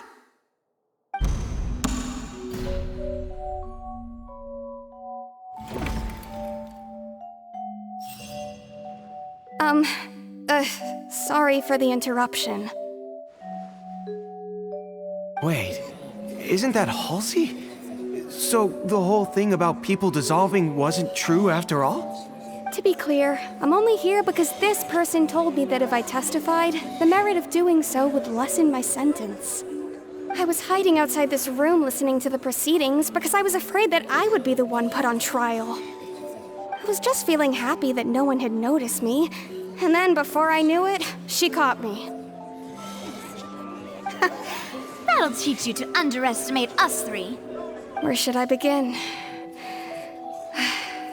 I'm sorry. I'm the one who killed Cowl. I admit it. What? Why? Firstly, my name isn't Halsey. It's Lillian, and I'm originally from Mondstadt. I heard that Linny's show was gonna be a real thriller, but I missed the chance to buy a ticket, so I stole one. That's how I make a living. I steal stuff here and there, and I'd never been caught before. But I was noticed at the harbor a few days ago, and I barely got away. Linny was the one who caught me in the act. Hey, no wonder you look familiar. So you were the thief! Liddy even mentioned that you were pretty skilled. Well, and I thought that would have been the end of it, but then the number selector chose me. He even mentioned the Fortress of Meripede. That's a prison, isn't it? So you can imagine how shocked I was. I thought he was on to me for sure. So I played along with the show while looking for an opening to flee, but then I got water poured on me for no reason, and then someone jumped into the tunnel to nab me. I wasn't going to take that lying down, so I knocked him out and stuffed him into the box. There was nowhere to run from there, though, so I had to change my clothes and hide in a box containing performance costumes. I slipped out after the first guard arrived at the scene and continued hiding inside the opera house. Can a person even hide in there? But I swear I didn't know that the water tank would fall down. Really, I swear it. Had I known that, I wouldn't have put him in the magic box. I may be a thief, but I'm no killer. Well, that makes everything pretty clear now, doesn't it? This time, we need to tell the entire story from Lillian's perspective.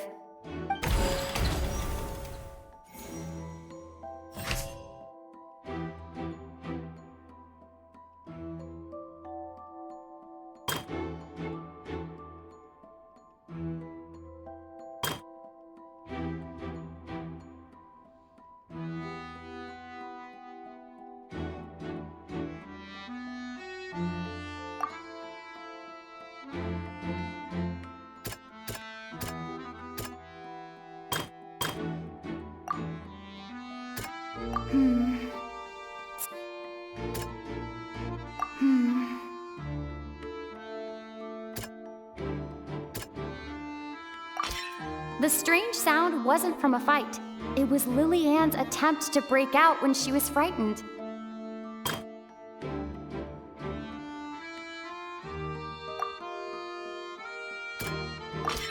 The flower vase was not broken to cover anything up, but was smashed during the struggle between Lillian and Cowl.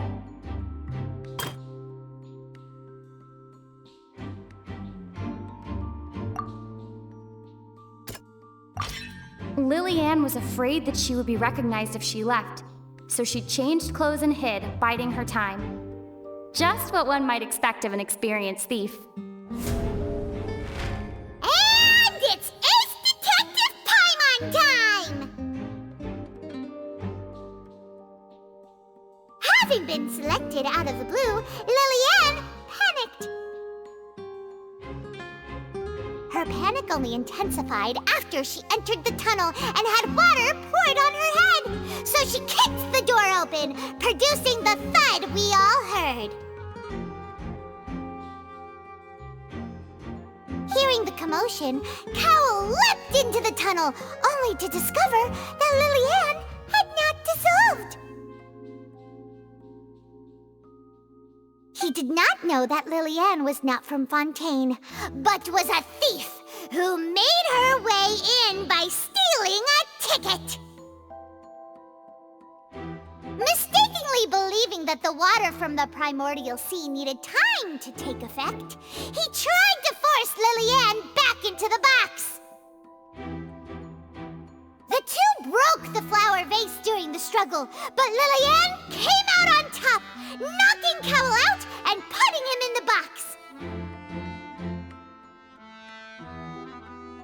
With no way of escaping, she changed her clothes and hid in the costume trunk until the performance ended.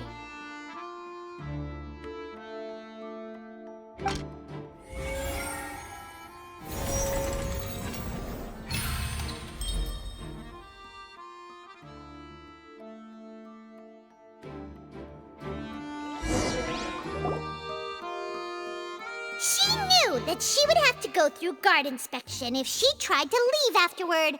So, she has been trapped in the Opera House these last 2 days. She had already become desperately hungry by the time we were chatting over macarons. So, she swiped 2 of them right under our noses. Talk about a sneaky thief. At this point, all the events that happened in the tunnel have now come to light. Ah, so that's the whole story. Bravo! Bravo! Now then, Lady Farina, do you wish to speak against the defense's statements? Please answer the question, Lady Farina. Also, if I may add, the trial has not yet ended. As such, I request that the prosecution not leave the room before the proceedings have concluded. What, are you reading my mind now? No, I have no further arguments. I admit defeat. But really, could you at least have left me with some dignity? Wow, look at that! She's like a deflated balloon now. If there are no objections, then as the Chief Justice of Fontaine, I shall once again repeat the full sequence of events. The actual perpetrator of the serial disappearances, Cowell, selected his next victim from the audience reservation list. With some modifications to the selector, he could ensure that the pre-selected young woman would be chosen. To cover up any evidence while committing the deed, Cowell thought of allowing the water tank to fall, which would conceal the water left behind after the young woman was dissolved. He also tampered with the rope suspending the water tank, using the fireworks at the end of the performance to cause the tank to drop and hide the watermarks. He poured the water from the primordial sea into a balloon during the preparation of the magic box and stuck it to the box's lid. Finally, he passed the prepared hook on a rope through the gap in the magic box's door when bringing the young woman to said box. When the magic trick officially began, the box containing the woman was lowered into the tunnel, tightening the hook rope and bursting the balloon containing the water. If all had gone to plan, the young woman would be dissolved at this time. However, Liliane was not from Fontaine and thus fled the box with a loud noise. Realizing that there was trouble, Cowell entered the tunnel and met Liliane. Thinking that the waters had not yet taken effect, he decided to proceed. However, his opponent was more capable than he thought, and he was overcome, knocked unconscious, and placed into the magic box, and thus became his own final victim. Liliane, according to her own statements, then changed clothes and hid until the performance ended, before hiding in other parts of the opera house. As for Linny, he was in the underground structures within the opera house, and was thus ignorant of these happenings. From this reconstruction of events, we can conclude that Linny, the accused, is in fact innocent. While there is much in Linny and Liliane's conduct that should still be investigated separately, this case, at least, can be handed over to the Oratrice to make the final decision.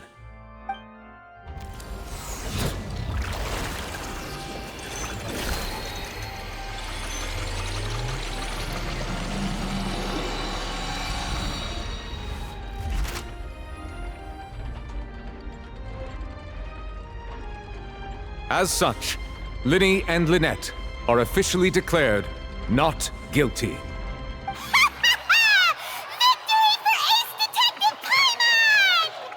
Great work, partners. Thank you all. Thank you so much. Next, I think we deserve an explanation, Guard Vaughn. How did you find the water from the primordial sea in Linny's baggage? Right!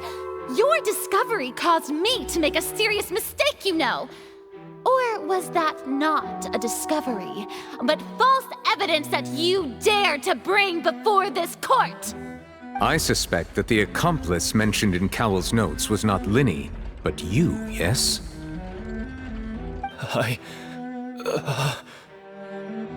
I'm sure you know what you must do to lessen your sentence. Speak quickly! Unless you want to earn yourself a one-way ticket to Coupon Town.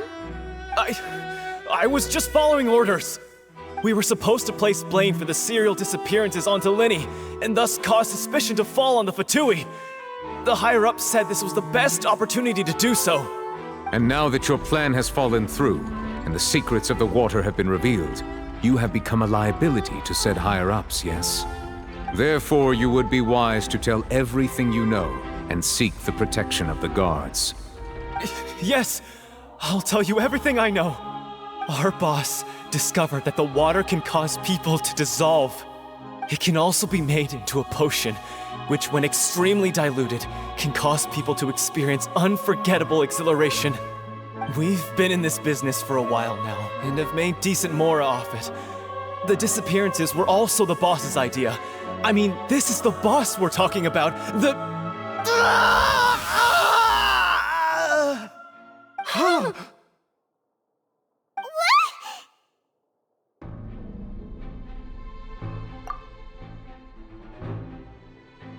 And now he can no longer talk. Such ruthlessness. I shouldn't have expected any less of them. An outrageous act. All present, please submit to inspection immediately.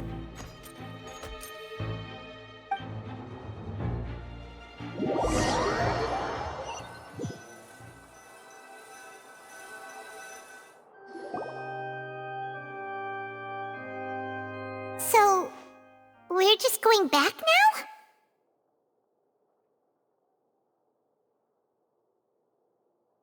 That's true, but... Traveler, Paimon! Please wait.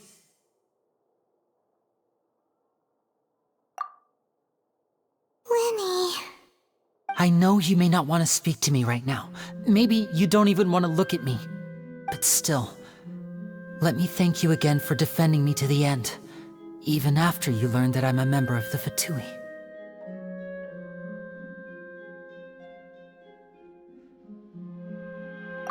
I guess.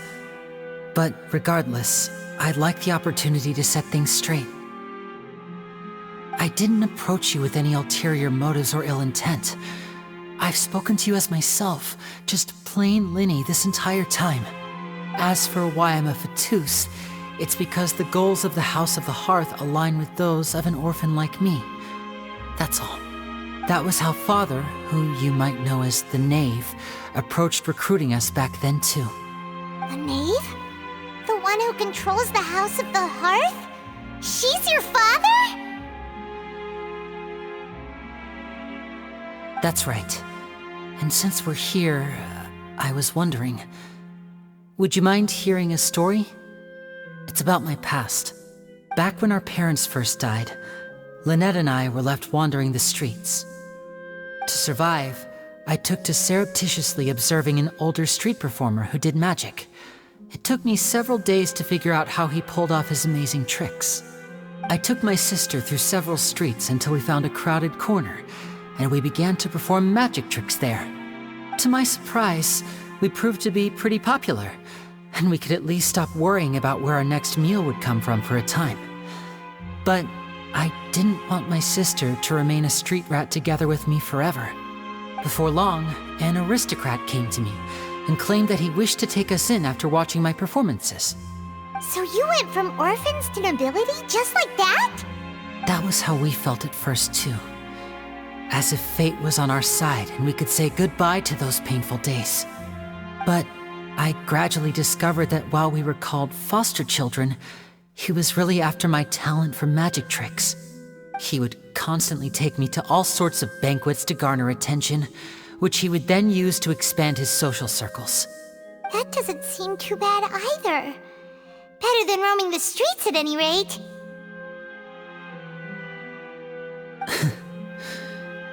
took a while for me to realize just how dark his heart really was.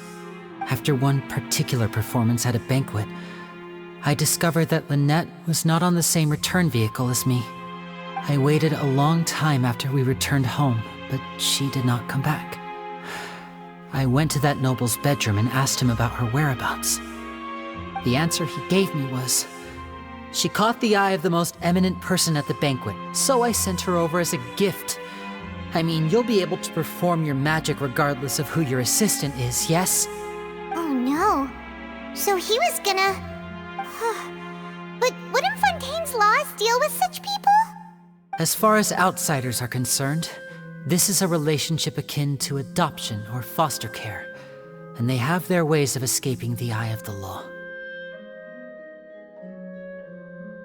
I managed to ferret out the location of the mansion of that so-called eminent person and hurried through the night. But by the time I leaped over the walls, avoided the guards, and made my way in, all I saw was the moonlit ground covered in blood, and the knave standing there in the darkness.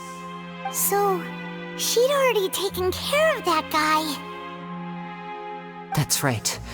She had rescued my sister before she could come to any harm, and had even discovered several girls hidden in a basement, all of them orphans. Father, I mean, the knave, might have seen something in me, and so she made me an offer. The House of the Hearth welcomes you, for your interests align with ours. Here, none will ever betray you. Indeed, betrayal shall never be permitted here. I was hesitant to trust her. I mean, I had just been betrayed by nobles. But she was also quick to destroy the noble who had taken us in at first, giving us back our freedom. Oh, so that's how the two of you joined the House of the Hearth. She has her own plans. She has gained permission from the Tsaritsa to first use the Gnosis' power when she obtains it. She plans to use it to find a way to break the prophecy and save Fontaine. So, she believes in that prophecy too? That's right. The whole House of the Hearth is currently working to combat that crisis. Today's case has also proven that people from Fontaine can indeed dissolve into some sort of water, thus further supporting the prophecy. All of us house members here, Lady Arlecchino herself included, are from Fontaine. We won't give up on defending our homeland. To us orphans, the only connection we have left to this world, apart from our family, is our homeland. So, from small deeds like distributing magic pockets to huge schemes like stealing a Gnosis, everything is aimed at dealing with that prophecy. It's all right. I understand. The only thing I can do is relate all this to you. I just hope you can understand that even as a member of the House, I have never stopped making my own decisions, and that I believe what I'm doing is right. If you should need anything at all in the future, feel free to find me. I will do my best to help you, as plain Linny.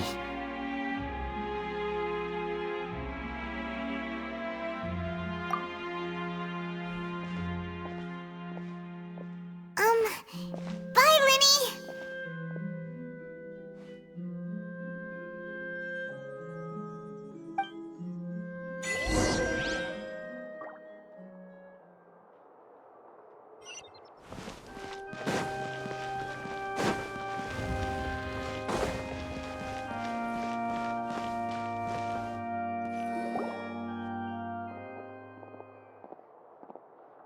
Hey there. What was with the disappearing act you pulled right as the trial ended? Were you looking for us, Navia? Well, this whole thing isn't exactly over, is it? I do feel that we're getting closer to solving the serial disappearances case, though. Don't you think so, too? Huh? What's wrong, my dear partner? Besides, are you sure we're the ones who can crack a case that's been cold for decades now? And given that there's new evidence from the trial, there should be a trail of breadcrumbs crumbs for the Hydro Archon's people to follow now, right? Ah. I see. Well, I won't lie. I'm a little shocked to hear that from you. But I suppose you are just travelers who have only arrived in Fontaine after all. Sorry. I might have been too presumptuous. Don't say that, Navia. Ah, and we were having so much fun investigating with you, too. It was like having new waters flowing into a stagnant mire, causing new hope to spring forth, and the reflection in the murk to become clearer. Well, sorry about that. I'm a bit prone to nostalgia. Don't mind me. Wait, shall we have a farewell meal? You know, to commemorate our time as partners? Huh? Do we really need to get that formal? Well, guess you really did treat us as partners, huh? Well, I'd just like to have a proper ending to every important memory. That way there are no regrets later. Anyway, it would just be a meal, so it shouldn't take up too much of your time. You don't have to twist Paimon's arm. If Boss Navi is treating, count Paimon in! Oh, wonderful! In that case, why don't we return to the court of Fontaine and head to the Hotel de Boer? I believe we'll make it just in time for dinner. All right then, let's have our farewell meal!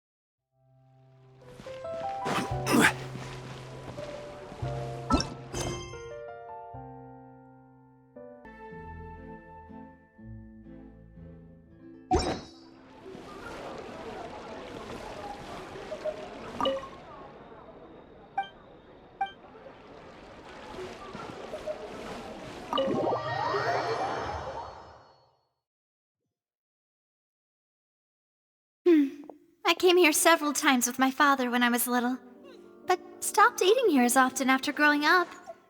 I hope the food here will be to your taste. Oh, don't worry. We haven't eaten at a hotel like this in a while. Paimon's getting excited already. In that case, I'll go order for us first. Please wait here a moment.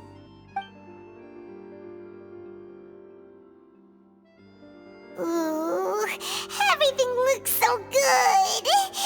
People in Fontaine sure know how to enjoy life. Why, of course. Go ahead, try whatever you like. If the food's good, I'll make a group reservation for the rest of Spina di Rosula next time. And if it's not? Well, then I'll still bring everyone. Albeit with only one dish per table. You, sure have your own way of doing things. Oh, we called this a farewell meal, but we could also treat it like a victory feast, right? We did just win that case after all. Oh, true. Very true. In that case, boss, we'll have another 2 dishes. Huh? Paimon didn't mean that you had to order even more food.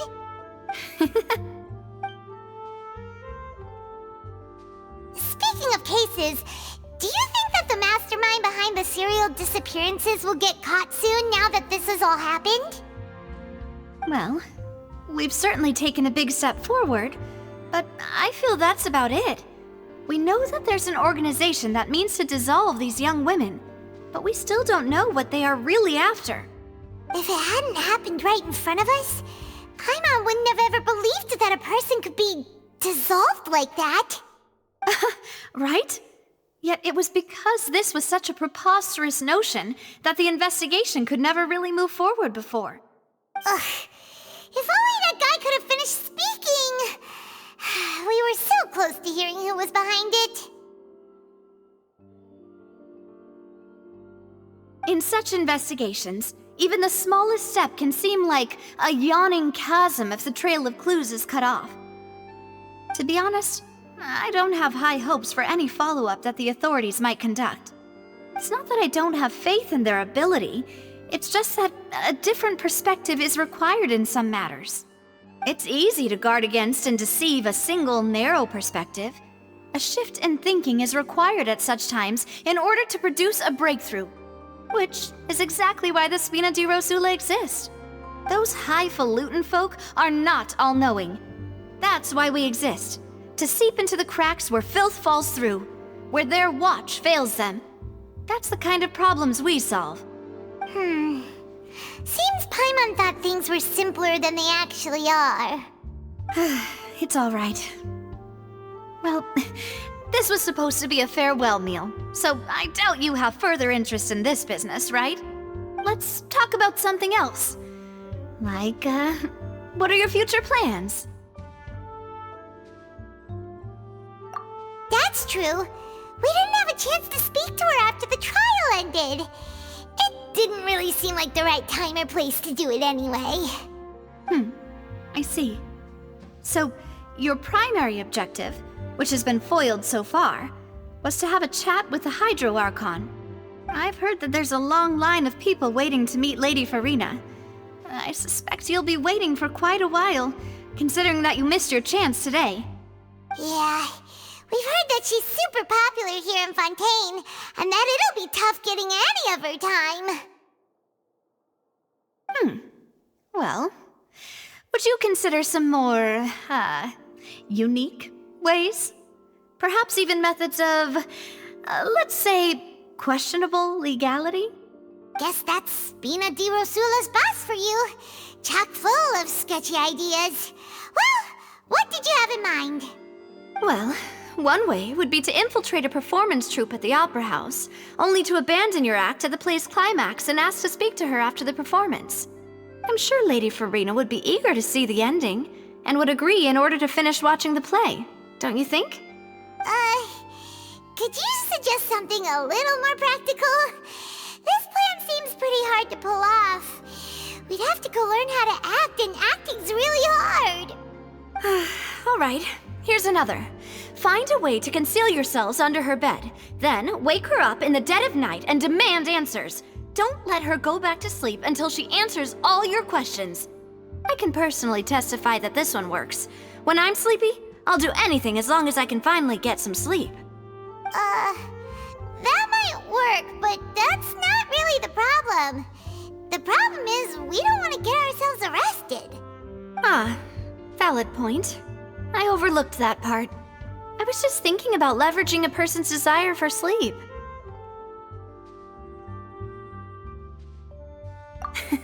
All right, no more joking around. Perhaps you could... Oh, I don't know. Cut the line when she's on a break. You did defeat her in court, clearing citizens of hers from false accusations. False accusations she had nearly upheld personally. I imagine that she feels quite ashamed about the whole thing. You mean that if we catch her while she's on a break, she might be too embarrassed to refuse?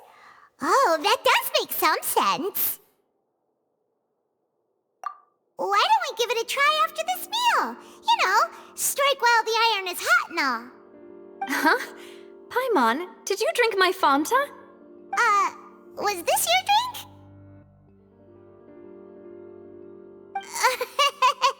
Sorry about that. Paimon wasn't really paying attention and the cup was right next to Paimon. Would you like to order another? No, it's fine. We're just about done here. Alright.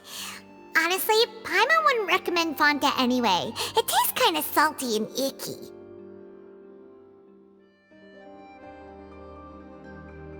Is that so? Huh. Well, in that case, we'll have to blacklist the Fonta here then. If we're all finished eating, then I'll go pay. Yeah, we're stuffed. Thanks for the treat, Navia.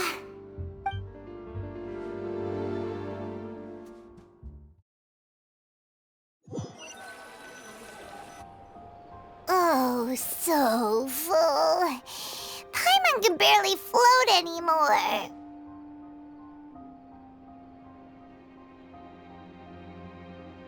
Nah, that would be so normal. You know, like you.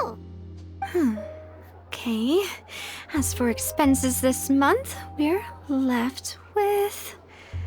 Hey, Navia! What are you doing over there?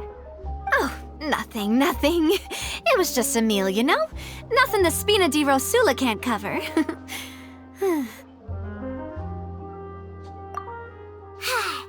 get ready to try to meet the Hydro Archon again. Bye, Navia! So this is goodbye, huh? Well, if you do encounter any other trouble in Fontaine, you're always welcome to contact the Spina di Rosula. I'll give your requests the highest priority. In any case, I wish you smooth sailing. I'll see you again, partner. See ya!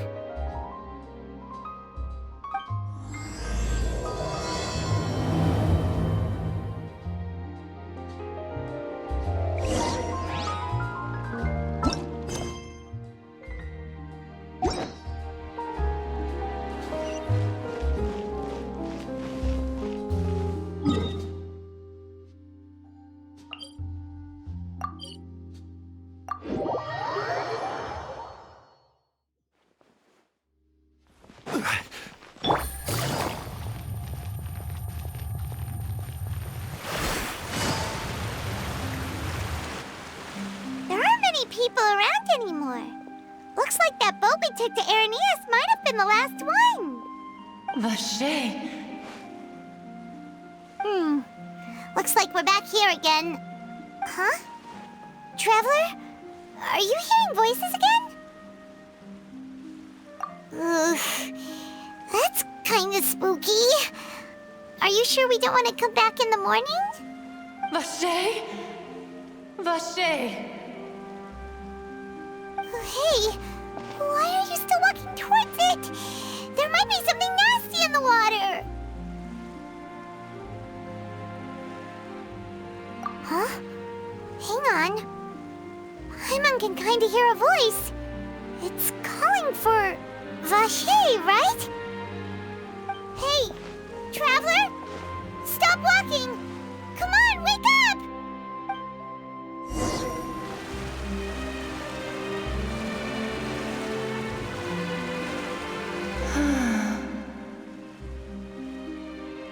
Vache, are you... my dear Vache? No, wait. You seem to be someone else. Do you know Vache? Do you know where my love is? Wait. Who am I? I'm very sorry. I fear I do not know. My memories feel like they have been washed away like a flood. So many fragments dissolved amidst the tide, never to be recovered. How much have I lost? How many things that I once held dear while on land have I since forgotten? Yes, that is what I was once. But now, I am but the consciousness of one who is lost their form.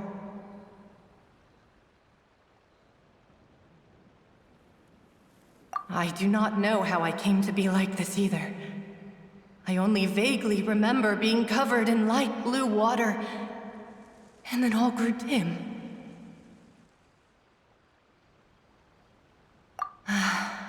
I also remember going to many places. I loved adventure, loved exploring places of peril. No matter where I went, Vache would go with me.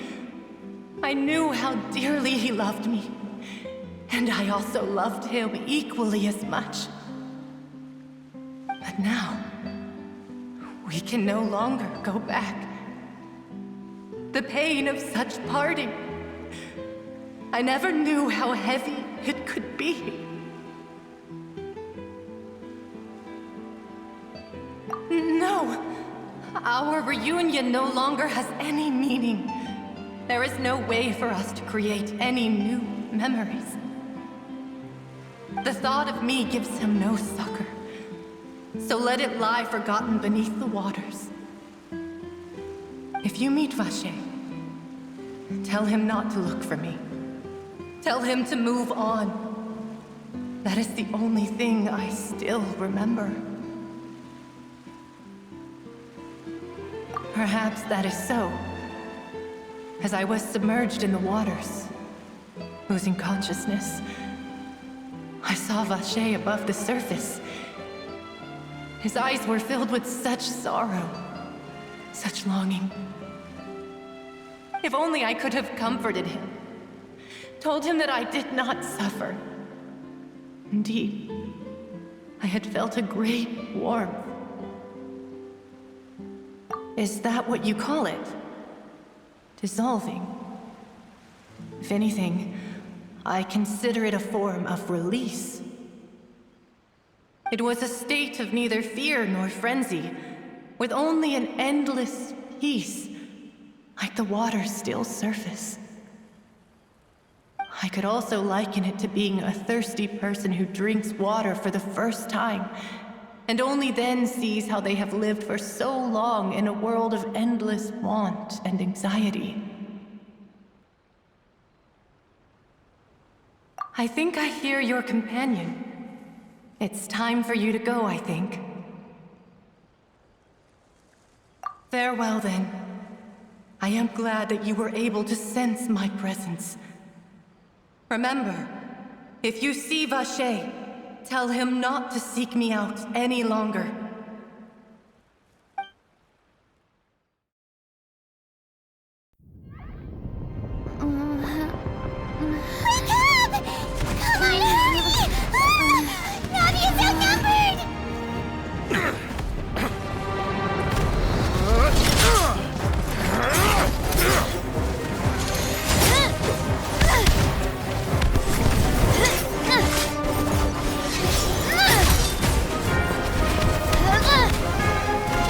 Demoiselle, look out!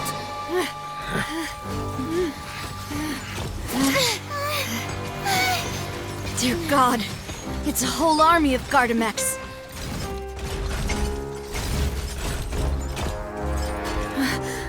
Chlorand?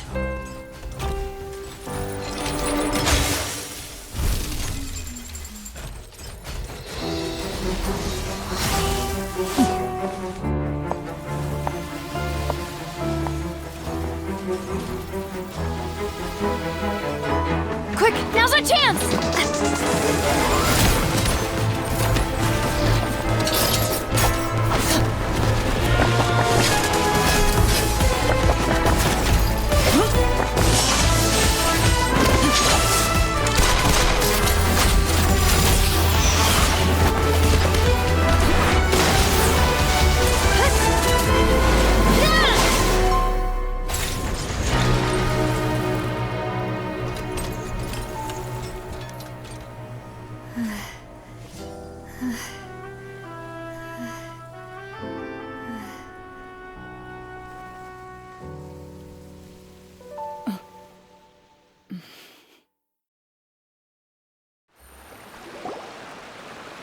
I should thank you for lending us your sword there, Chlorand.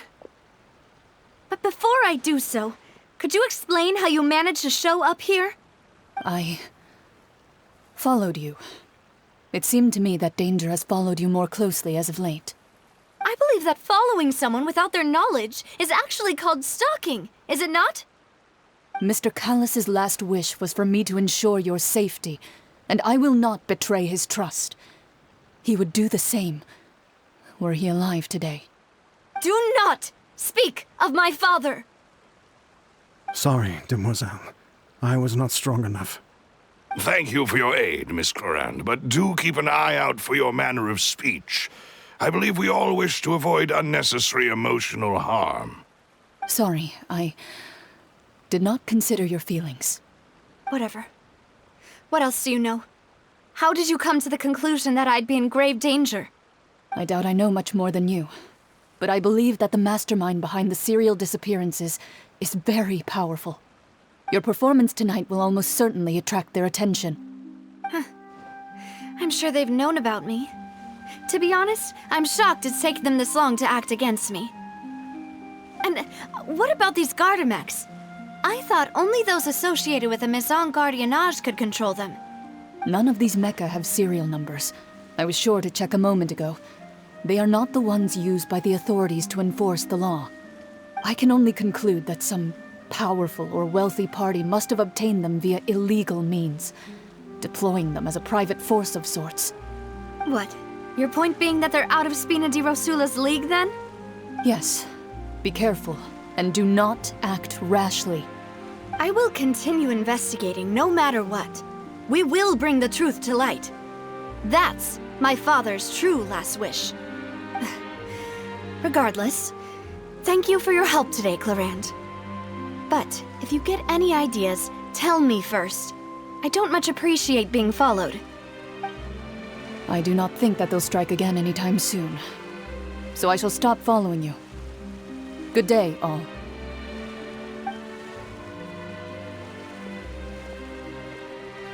Right. I suppose that's the best news we've gotten today. Demoiselle, I believe that Miss Clarande was being sincere with you. If we tried, we could attempt to thaw relations a little. I know, she's... Oh,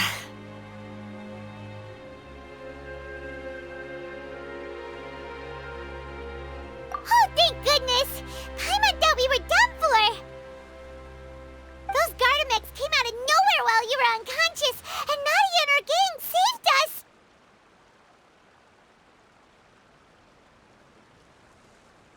Oh, and there was that champion duelist named Clarande who came out to save us too! We got lucky there. Paimon probably couldn't have fought them off otherwise.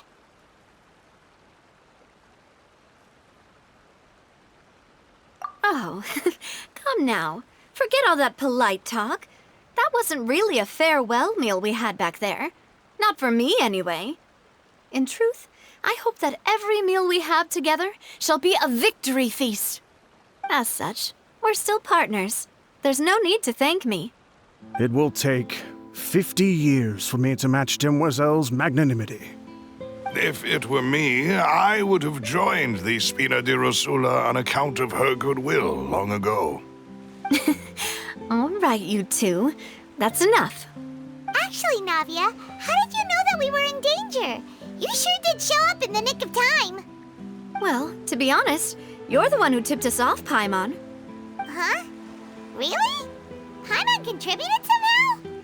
Ooh, Paimon's even more amazing than she thought! Yes, all thanks to you grabbing my drink by mistake.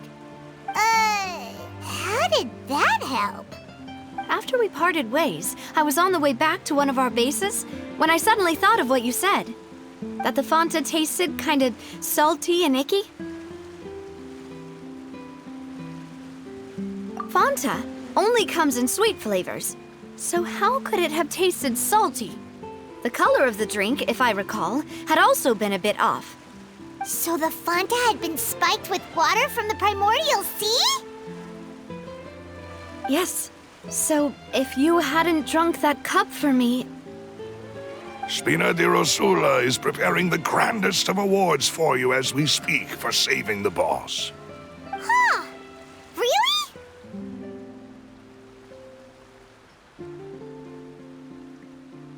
I sent people to Hotel de Boer to investigate, but whoever did this left no trace at all. That's when I figured out that you might be in danger, and hurried here as quickly as I could. But why would they go after us, too? All we did was defend Linny in court and help clear his name. Ugh, now we're caught up in this mess, too, aren't we? Well, you did foil a plan that they were probably pretty proud of, and almost got their name in the process. Speaking of which, did anything strange happen when you drank the primordial seawater? Well, it can't be a coincidence that the traveler fainted just now. She said that she heard that voice calling for Vache again. Oh, and this time Paimon heard it too, but it was real faint. Does this situation have to do with the primordial seawater then? Does that mean the primordial seawater raises someone's sensitivity to hydro when it's used on people who are not from Fontaine? That doesn't sound like too much of a bad thing, to be honest. New intel? While you were out cold? Well, let's hear it, shall we? Oh, that is important. Vache. That name doesn't ring a bell. I suppose he hasn't stepped forward as a witness in court lately. Since he saw that young woman dissolve, he was at least at the crime scene. But he never gave testimony or any information regarding people dissolving in the primordial seawater. Could he have been threatened? Yes, thank you. This is very important information indeed. We will continue to investigate. Oh, you mean you'll help us investigate? Well, you did say that our farewell meal didn't really count. That means we're still partners, right? And besides, we're in this now whether we like it or not. You're not gonna let those people who targeted us get off the hook so easily, are you, Traveler? Demoiselle, do try not to look quite so pleased. You are the face of Spina di Rosula, after all. You talk too much. Well, in that case, let's head back to one of our bases, shall we? I'll arrange accommodations for you. We also have some plans to go over, and hopefully we can deepen our bonds as partners. But we'll take that one step at a time, I guess. Don't worry, you two. With us around, our base is definitely secure.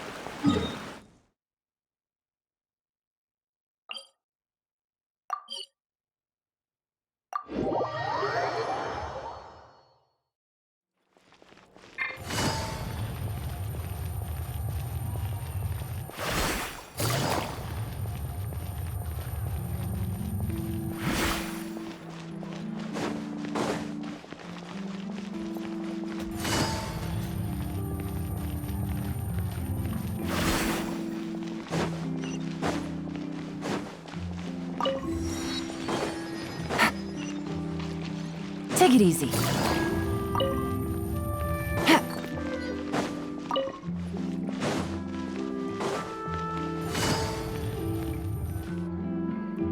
It's right up ahead, but let's make sure we weren't followed first. I've been keeping watch, Demoiselle. I haven't spotted anyone suspicious thus far. Very good. But let's not let our guard down for now. I shall find rooms for our respected guests. Thank you, Malus. Now, let's continue, Traveler.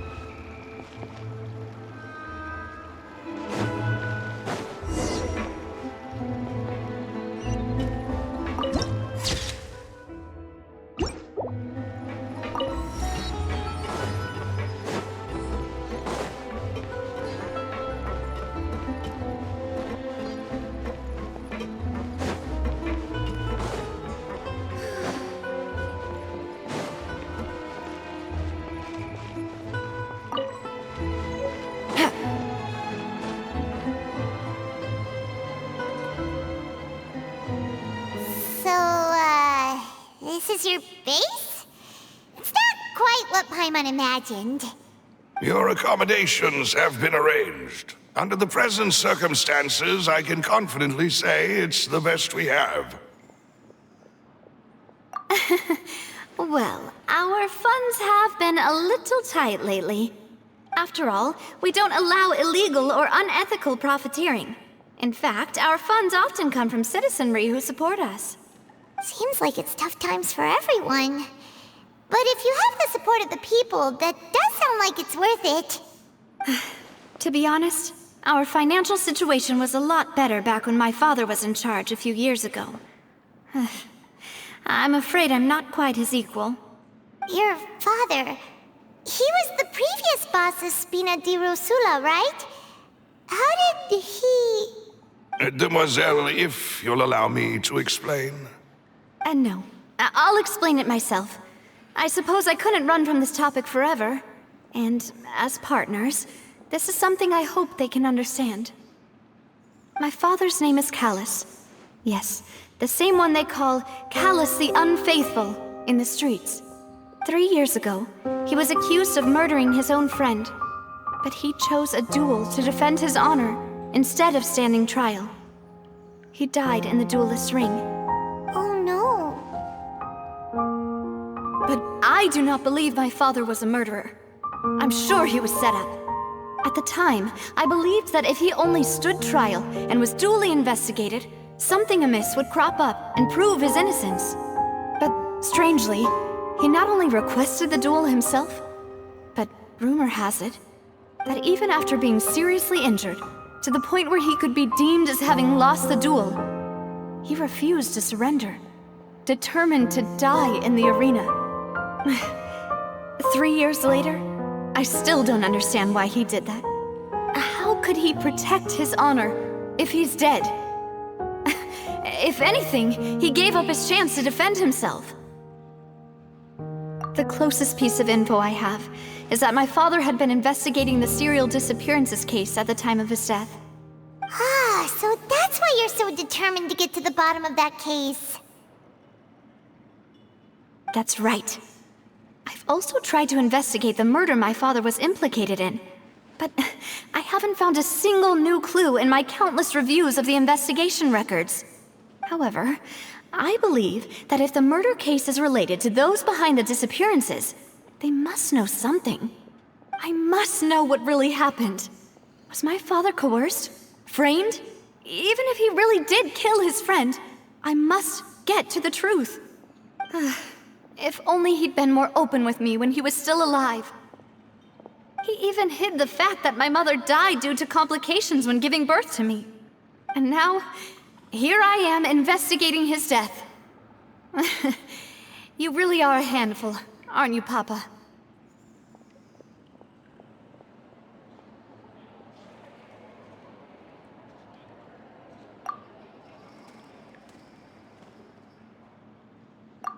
Demoiselle, please, if there is anything I can do, anything at all.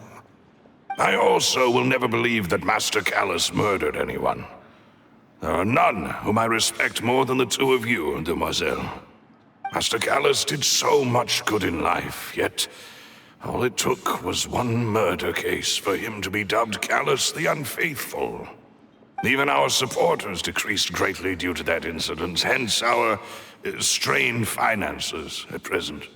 Wait, if Callus was such a good man, wouldn't people at least be a little suspicious when he was accused? No. Perhaps people just revel in that kind of drama. It's not something exclusive to people from Fontaine, really. Everyone's like that. People love watching the evil turn over a new leaf, but they also enjoy watching good people fall into an abyss from one slip-up just as much. But how could... never mind. If Callus was really falsely accused, we have to find the truth. He didn't deserve to have that happen to him. There is one other thing. Master Callus's opponent in the duel was Ms. Clorand. Oh, her? Well, then, isn't that as good as saying that she was the one who killed him?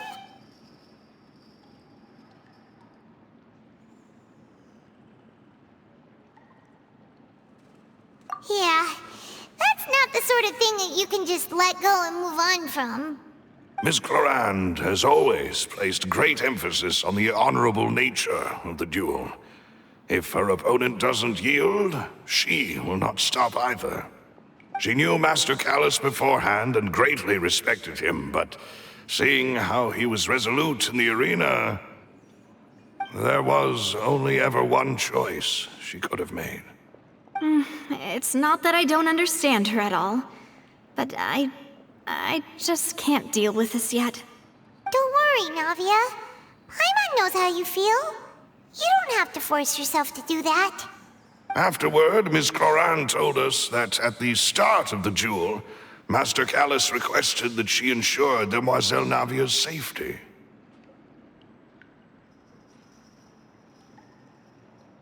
Yes, that is our understanding as well. Oh, Papa. What madness drove you to ask the person who killed you to take care of me? All right, anyway, that's the information I wanted to share with you. Even if it did sound like I was just complaining towards the end. Thanks. You two should go and rest. This was quite a day after all. Yeah, Paimon's beat. Please, relax and get some sleep. We will ensure you rest soundly.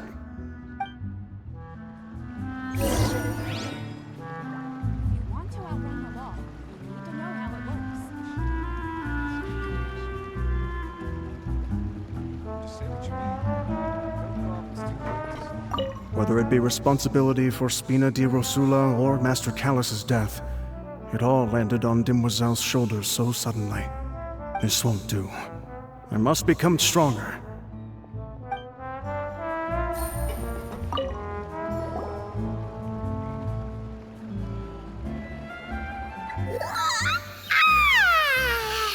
Paimon slept so well. This place feels almost too safe. Huh? Navia? Where did the other two go? I sent them back to Poisson. It's Spina di Rosula's place of origin, and where we have our headquarters. There's not much for them to do here at the moment. Paimon gets the feeling that you're just trying to get them off your back. But never mind that. When did you get back? Were you waiting here the whole time? No, I just returned after going out for a while. I did some investigating yesterday regarding the name Vacher. Wait, so you didn't sleep at all? How could I after having such critical new evidence appear? Guess Paimon wasn't speaking for everyone just now, huh? Unfortunately, this name seems to have been wiped from existence. It doesn't seem to have a match anywhere. I suspect that those behind this have already taken steps to hinder an investigation from this angle.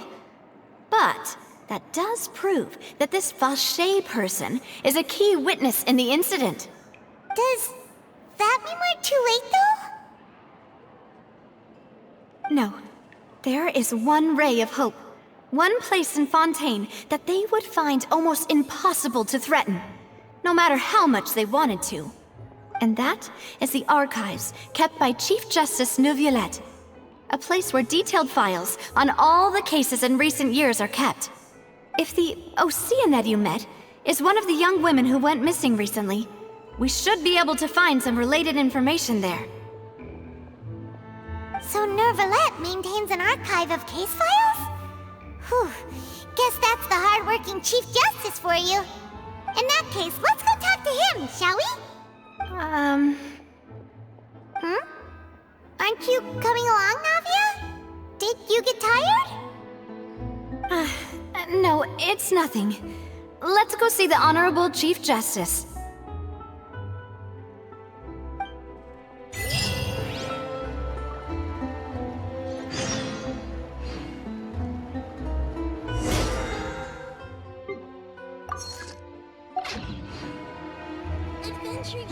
I got a new letter from an informant. Looks...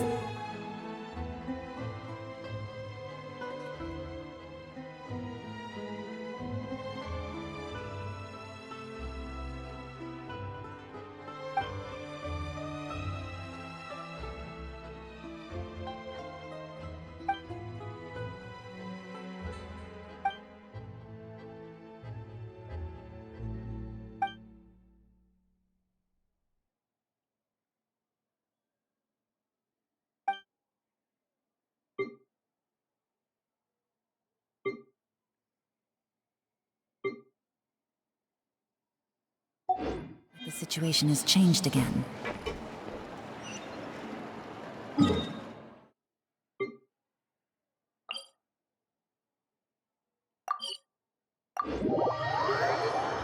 The palais is right up ahead. Come on.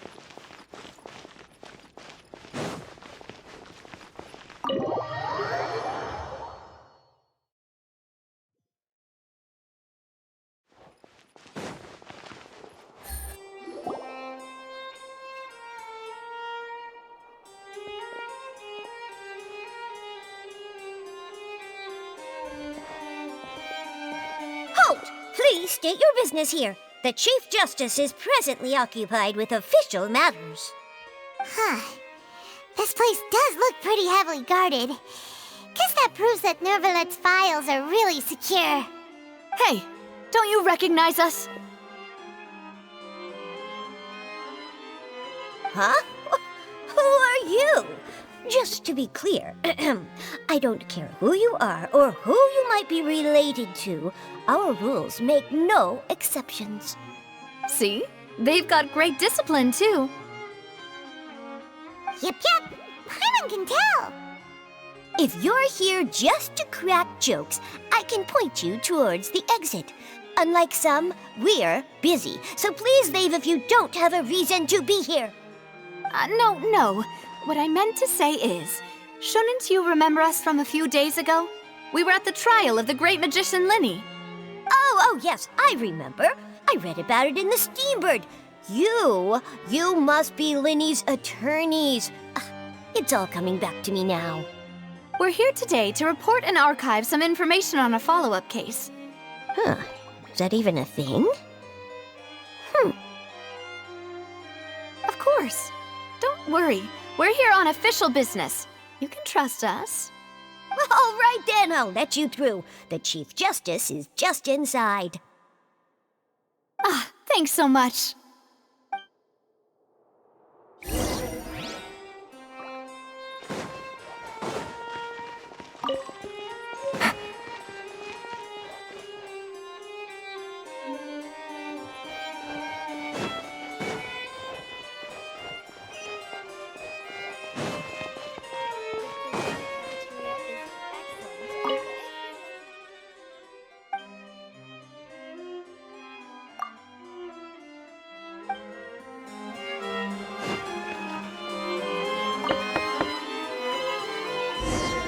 Please come in.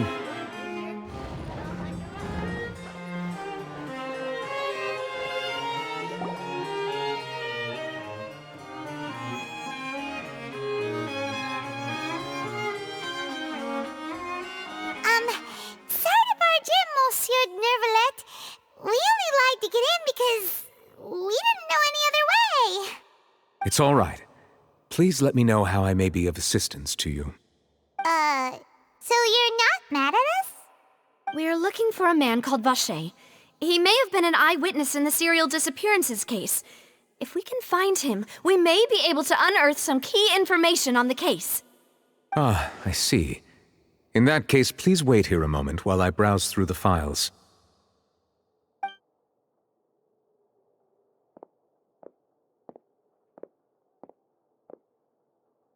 Who knew that Nervalet would be so easy to talk to?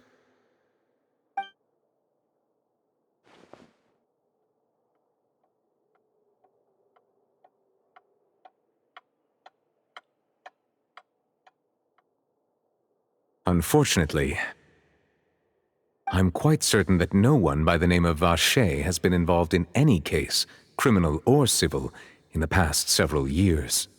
There are no records of him either in the files or in my memory.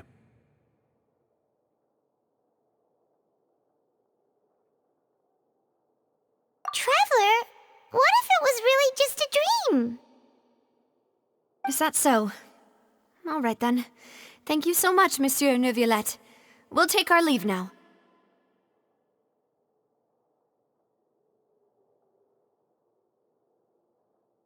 Ahem.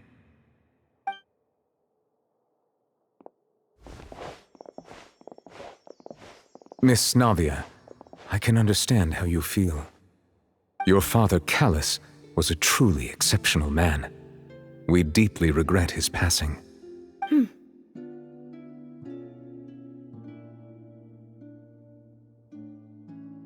And what are you trying to say, Monsieur Neuvillette? Are you trying to console me? Extend your sympathy? Or just express some tendril of regret? No. You are not trying to do any of that. I can hear it in your voice. There's no emotion behind your words. You only said those things because you felt like you should.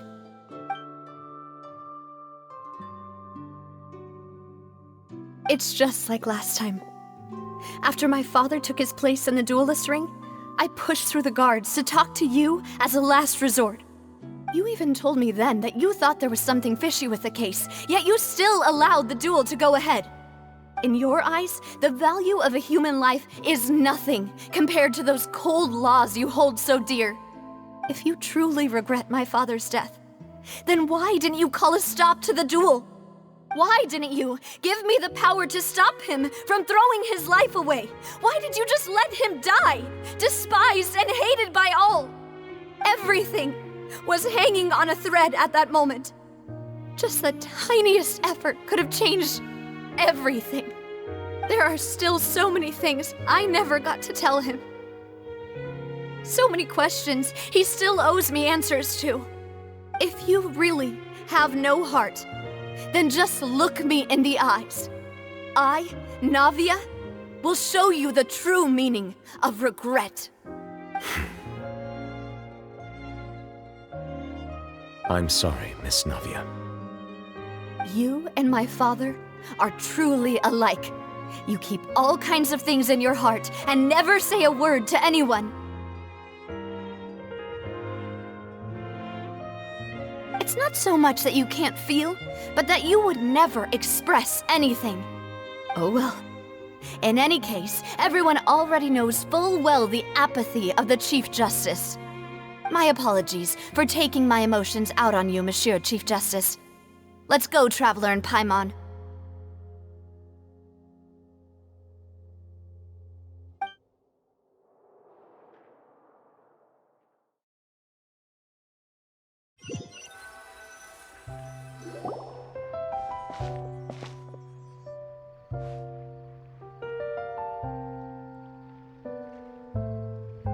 Navia, are you okay?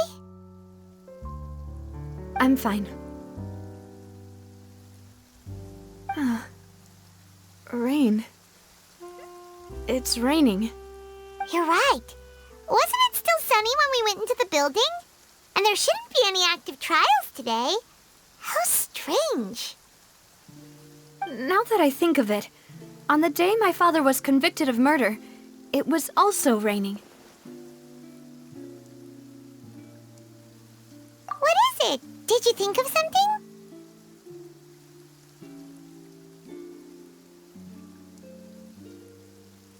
Yeah, he was outside. It was uncovered and the rain could fall there. Why? Do you think the rain could have affected the crime scene? That thought has occurred to us before. We've even expanded the search area to try to account for that, but didn't find anything of value.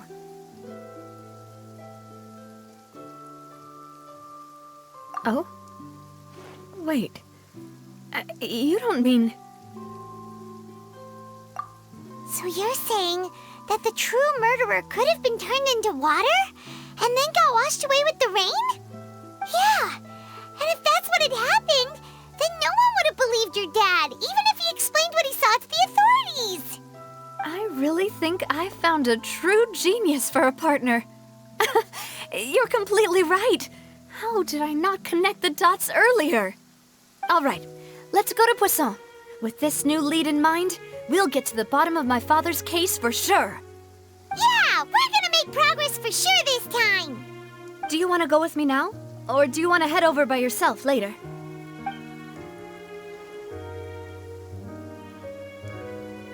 Great, let's go then.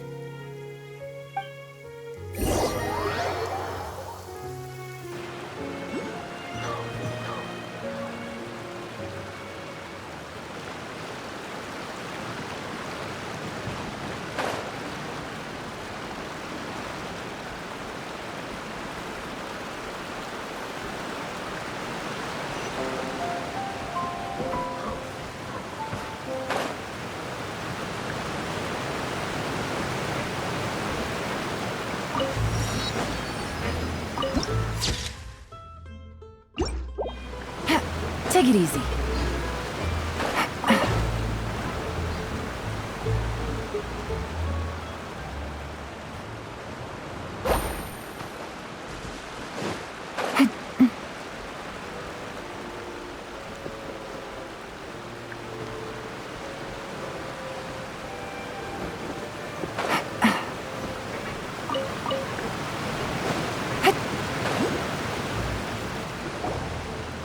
Whoa!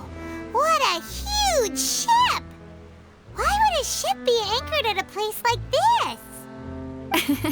There's no need to be so surprised. While it may look like a ship, it's actually Spina di Rosula's headquarters. My father was the one who asked for it to be built like this. Perhaps our taste in exterior design is the only thing we occasionally had in common. A gigantic and glamorous ship embodies discovery, opportunity, ambition, and conquest. It symbolizes Spina di Rosula's bright and limitless future. And Paimon thought you were bluffing when you said Spina di Rosula had a glorious past. Paimon was confused why a group with such a history would live in the sewers. But now that Paimon has seen this ship for herself, she's been convinced. Well, Poisson is where Spina di Rosula began, after all. It's our main base, our home.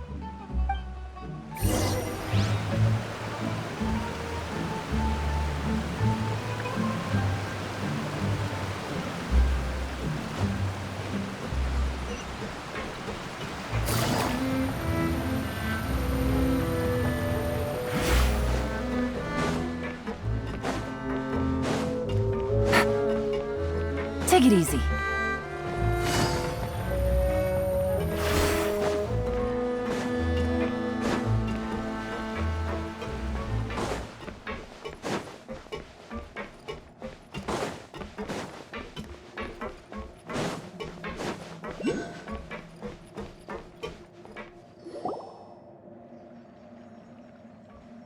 Melus, we're back! Apologies for the wait, demoiselle, and our most important partners. You said before that you still had some business at the court. What brings you back to Poisson so quickly? About that. It's because my partner here reminded me of something really important. You see, what if my father's case had something to do with water from the primordial sea? You still remember, right, Melus? On that night, it was raining? Yes, the case was quite similar to that of Mr. Linney's. Both were what you'd call impossible murders. Could you tell us a bit more about what happened before? Yeah, of course. Many years ago, something called synth began to gain popularity in Poisson. At a glance, it was a kind of drink that could excite your mood and produce many pleasant hallucinations. Wait! Didn't that guard guy who turned into water also mention that the primordial water could be used to produce some kind of potion? Yes, he did. Considering what we know now, it's almost certain that synth is created using water from the primordial sea. If you drink synth for an extended amount of time, you'll suffer many side effects, such as losing the ability to focus or control your emotions. And if you were to stop drinking it completely, you'll experience flashes of paranoia and anxiety while lacking energy to do anything. It's an extremely dangerous substance. As he oversaw Poisson, my father was compelled to put a stop to synth abuse and called for a complete ban of it. Boss's uncompromising attitude incurred the synth vendor's wrath, but no matter how much they threatened or bribed him, he refused to yield. Not only that, Boss became determined to find the mastermind behind the synth operation and put an end to the problem once and for all. Yes, but the enemy was very cunning. So he could never get anything out of the dealers, all of whom only sold the stuff and weren't privy to the rest of the operation. Recognizing that, my father decided to contact the dealers in secret and cultivate personal relationships with them. Finally, he was able to convince someone to become his informant. The man's name was Jacques. He felt greatly ashamed about his work after seeing many families destroyed by synth abuse. That night, my father hosted a banquet at his countryside estate. He planned to meet up and exchange information with Jacques over some food. But then, we heard 2 gunshots from the courtyard. We raced to the scene and found my father, still holding a gun, and Jacques, who was already dead on the ground. Huh? How did that happen? Aren't they on the same side? Sounds just like Lenny's case, doesn't it? In both cases, the culprit seemed obvious, but neither appeared to have any motive at all. Looking back on it, though, I now believe the most important clue was something we all overlooked at the time. There were pieces of clothing left at the scene.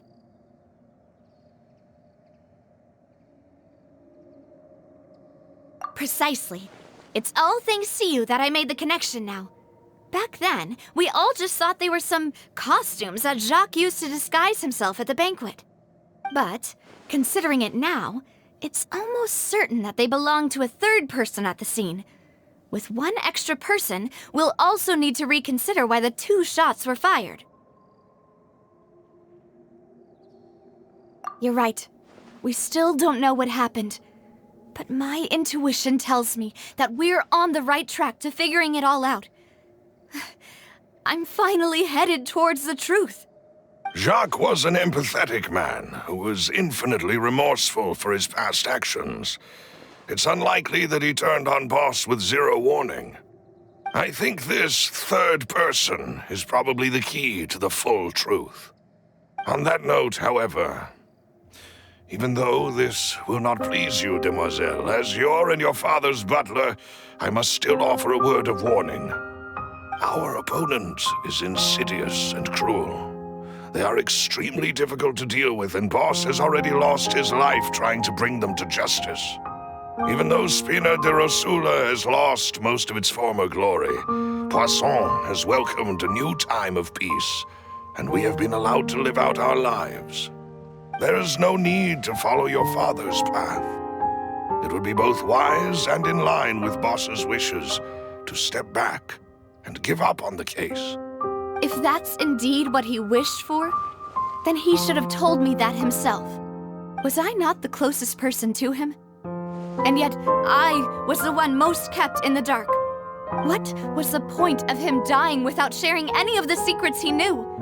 Did he manage to protect anything in the end? Synth is still here.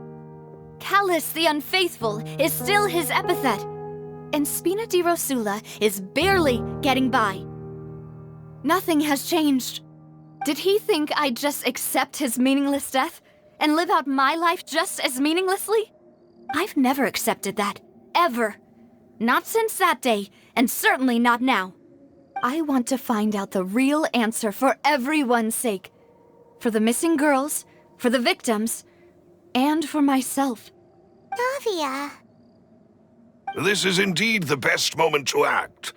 Your partner appears to be quite reliable, and more importantly, demoiselle, I think you're also ready to take this on. So you do know something else, Malouse? Yes, I do. In fact, even before that banquet, Boss already knew of the connection between Synth and the serial disappearances case. But what drove all the tensions to the boiling point was the revelation that you, demoiselle, had been selected as the next target to disappear. What? Boss also didn't tell you that he had been diagnosed with a rare illness. The doctors told him that he had no more than 5 years left to live. And the serial disappearances case caused him great anxiety. 5 years was nowhere near enough time to resolve this long-standing conflict, but once he passed away, all the danger would pass on to you. Knowing all of this, he decided to use one final intimidation tactic before his death. He claimed to have already gotten his hands on some key incriminating evidence for the other side, and even told some members of Spina di Rosula about the details. But as long as you remained safe, he would not share the evidence with the public. If something were to happen to you, then he and all those he told would immediately expose all they knew about Synth and the disappeared victims. Right, so nobody would be able to get off scot-free. As we've seen, Boss's tactic has worked. Even though Boss has been gone for a long time, the other side has not tried to take Demoiselle's life. No, I don't believe it. He never appeared to look sick to me. No father wants their daughter to see them weak and haggard, especially someone as proud as Boss. To him, dying in a duel and suffering lasting dishonor as the unfaithful were still far preferable than losing face in front of his daughter. So he chose to die in silence, so that he could protect me. I'm afraid you're not understanding this correctly, Demoiselle. What Boss wanted to hand to you was not a parasol, but a sword. If Boss's spirit could hear you telling me that you want to find the answer for the sake of everyone involved, I'm sure he'd be extremely proud. That fool. Couldn't he have just given it to me straight? No. He might have set up everything precisely because he never thought I'd be able to understand him. Is that the amount of confidence he had in me? And what if I was never able to make it to where I am now? Yeah. I suppose that's true. With the way he'd set things up, if I had wanted, I could have just lived out my life without a care in the world. But thankfully, he rarely talked to me about complex matters, and thus understood little of me as a person. In this case, he really didn't need to give me an easy way out. Malus, what was the key evidence that he shared with you? It's the location where Synth is produced. Essentially, it's the enemy's headquarters. When he was threatening the enemy, Boss didn't share the specifics of the incriminating evidence he found. But if you want to use it against the enemy, you'll still have to take several things into consideration. Why? If we know where the place is, can't we just go storming in? You mustn't forget that we're fighting against a mysterious and dangerous organization that's been in operation for decades. There's no telling what might be lying in wait at their headquarters. We also have no idea what kind of evidence we may be able to find inside, nor what people we may be able to capture. But a single visit to their headquarters would be tantamount to a formal declaration of war. The worst case would be that we leave empty-handed, but also open ourselves up to full retaliation. Then, in that case, why not work with the Fontaine authorities? Well, you saw one of them dissolve during Mr. Linney's case. We have no idea just how thoroughly they may have been infiltrated. Huh. That's true. Seems my father really had no choice. But things are different now. It should be a lot easier to prove the other side's guilt, now that we've connected Synth with the disappearances case. You sound like you've put a lot of thought into this, Malus. I am the butler, after all. I live but to serve the boss and Demoiselle's will. I've always been willing to take on any kind of risk for your sake. But considering my relative lack of ability, I've spent my time keeping secrets, performing basic investigations, and waiting for the right time to come. Thank you for all of that, Malus. Have you discovered anything new in the past few years? Let me think. One conclusion I came to was that the enemy must be quite familiar with Spina di Rosula, or at least have an informant planted here. When I announced orders to the organization's members on Demoiselle's behalf, I used to deliberately keep a few people in the dark and observe the reactions of the synth vendors. If the vendors didn't change their plans, then the individuals informed of our orders must be innocent. If the vendors packed up and fled, however, then someone must have given them the news. After several rounds of testing and investigative tracing, I've narrowed the suspect list down to 3 people. The first is Florent, Spina di Rosula's senior advisor. Huh? Florent? Yes, surprising, isn't it? He was one of the people Boss trusted the most, which also means that he was someone who understood Boss really well. Thanks to his position within Boss's innermost circle, he always knew our upcoming plans and could thus avoid capture this whole time. There's someone else like him too. Marcel, the head of Confrérie of Cabrières. Uncle Marcel. It's a guild in Poisson. Boss helped it to grow to its current size and prominence. In the beginning, they were only reselling some daily goods, but now they're one of the richest guilds around with a lot of business connections in the city. So, they're like a sister organization of Spina di Rosula? Yes, you can say that. When we were fighting against the synth dealers, they provided us with plenty of support. It's a bit difficult to imagine someone using their own money to hunt down themselves. The final suspect is Thierry, the man responsible for coordinating information between Spina di Rosula and the guards. Although the guards mostly leave us to our own devices, there are still many activities we have to report to the local authorities. Since Thierry is always in the know about our current activities, he could theoretically always plan one step ahead. I see. These are all people who I communicate with quite regularly. To think that the enemy we've been fighting against has been right next to me all along, among those I trust the most. It's almost too hard to believe. If you want to investigate them, please take every precaution to not alert the quarry. Judging from our experience, the enemy is extremely cautious. Of course. And thank you, Malus. You've provided us with a lot of great information. You're too kind, my lady. I'm just doing my duty. And before I forget, proving Boss's innocence would also mean clearing him of blame in Jacques' death. After that incident, Jacques' wife and daughter were taken into the Spina's care. They still live in Poisson today. If it might help, you could also pay them a visit. I can make the necessary arrangements. Aw, thank you so much, Malus. You really are the best. A new case awaits, my dear partner. I hope we can work together to uncover the truth and end this case once and for all.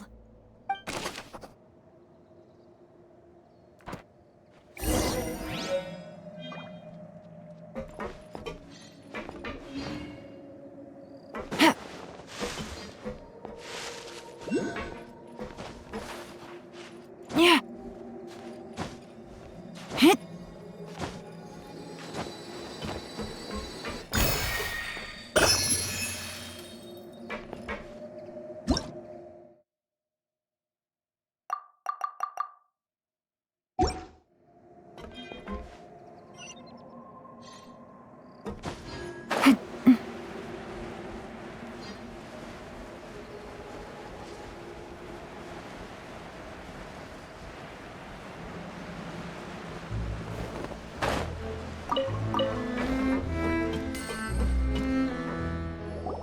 It is settled, then. Please excuse me, and enjoy your conversation at your leisure. Thank you for arranging everything for us, Malus. Excuse me, miss. Do you need anything from us? Oh.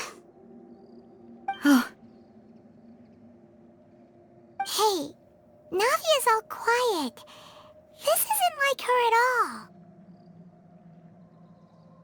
I'm sorry that I only came to visit after all this time. After what happened, I didn't know how I was supposed to face the two of you. Ah, if it's about that, there's no need to apologize. After my husband died, Spina di Rosula sent us a lot of mora and support. I understood your guilt and apology to be genuine. But aren't all of those things nothing compared to the loss of Jacques? I can understand the kind of pain that comes with losing a father so needlessly. You don't understand at all. I didn't know how to face you, because I didn't know what I could possibly bring as a consolation gift. I know only the full truth could bring closure to you, and to all of us.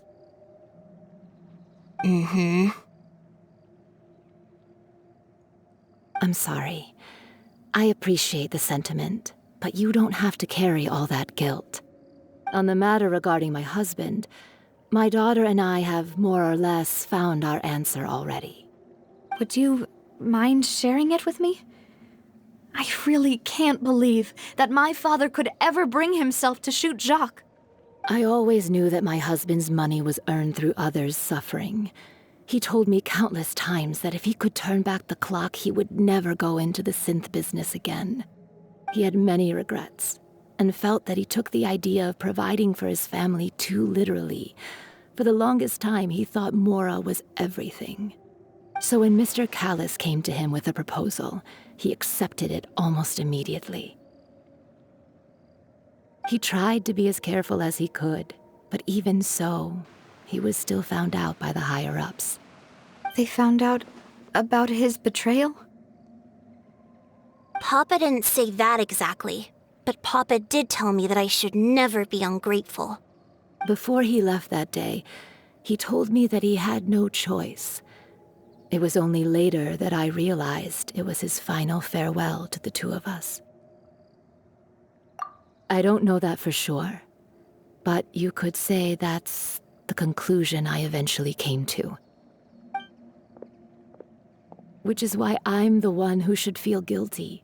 Callis had always taken great care of us, both when he was still alive and after he passed away.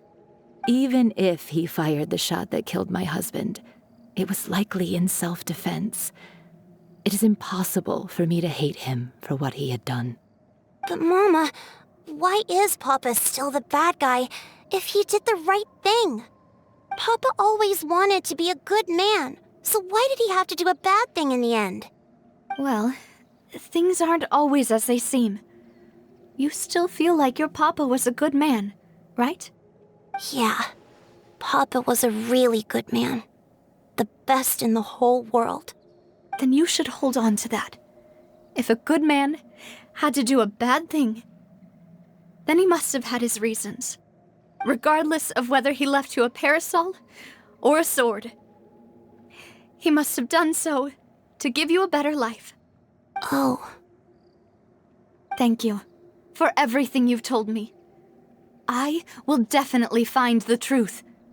The current state of things is not something I'm willing to just sit back and accept. Thank you. I'm very grateful to hear this from you. Even though your personality is quite different from your father's, your determination when you speak is really similar. You really think so? That's the first time anyone said that to me.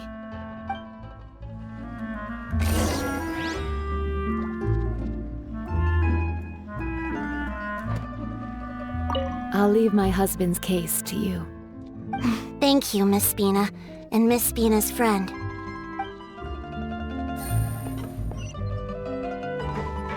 Are you okay, Navia? I'm fine. Don't worry. Let's investigate the 3 suspects next. Florent should be nearby, and we should be able to find Thierry and Uncle Marcel in the city. I'll get myself together on the way, so please don't worry.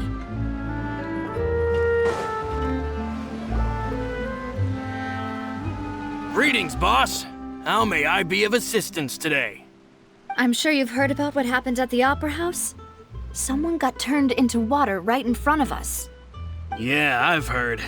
With something that dramatic, I'm sure journalists will milk it for all it's worth.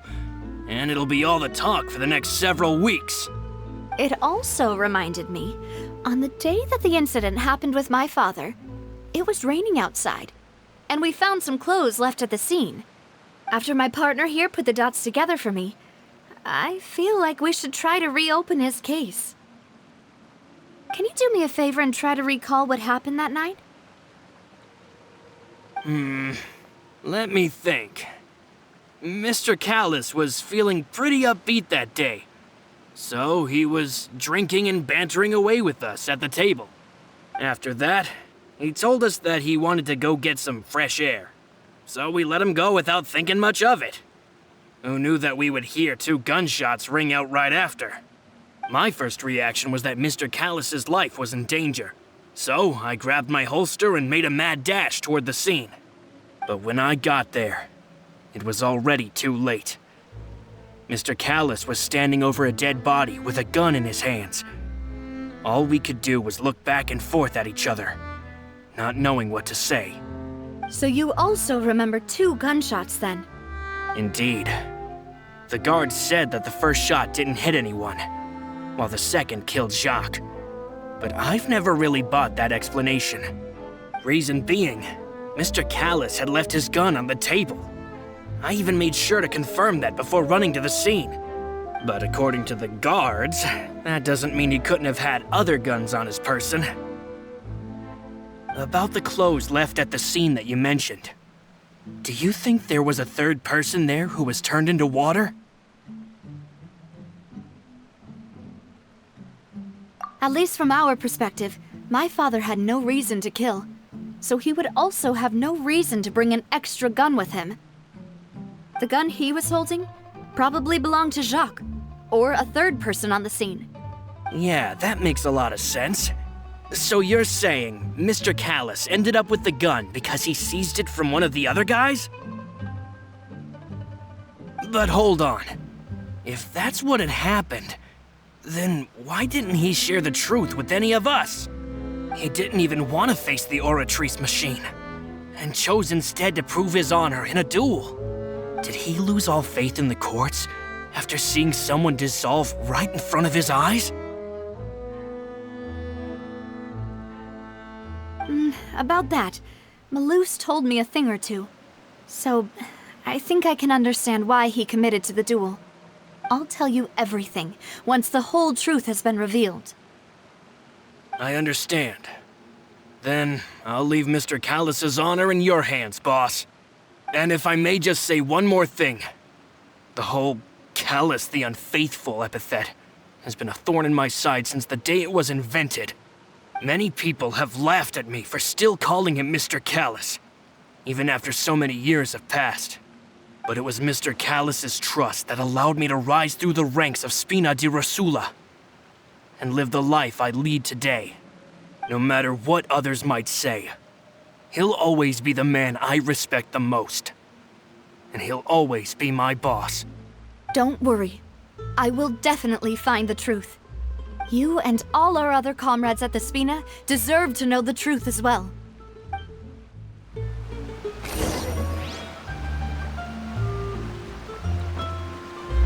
My apologies, boss, for that last sentimental bit. It's just, many years have passed while I've held my tongue. It's not often that I get to share my true feelings with others.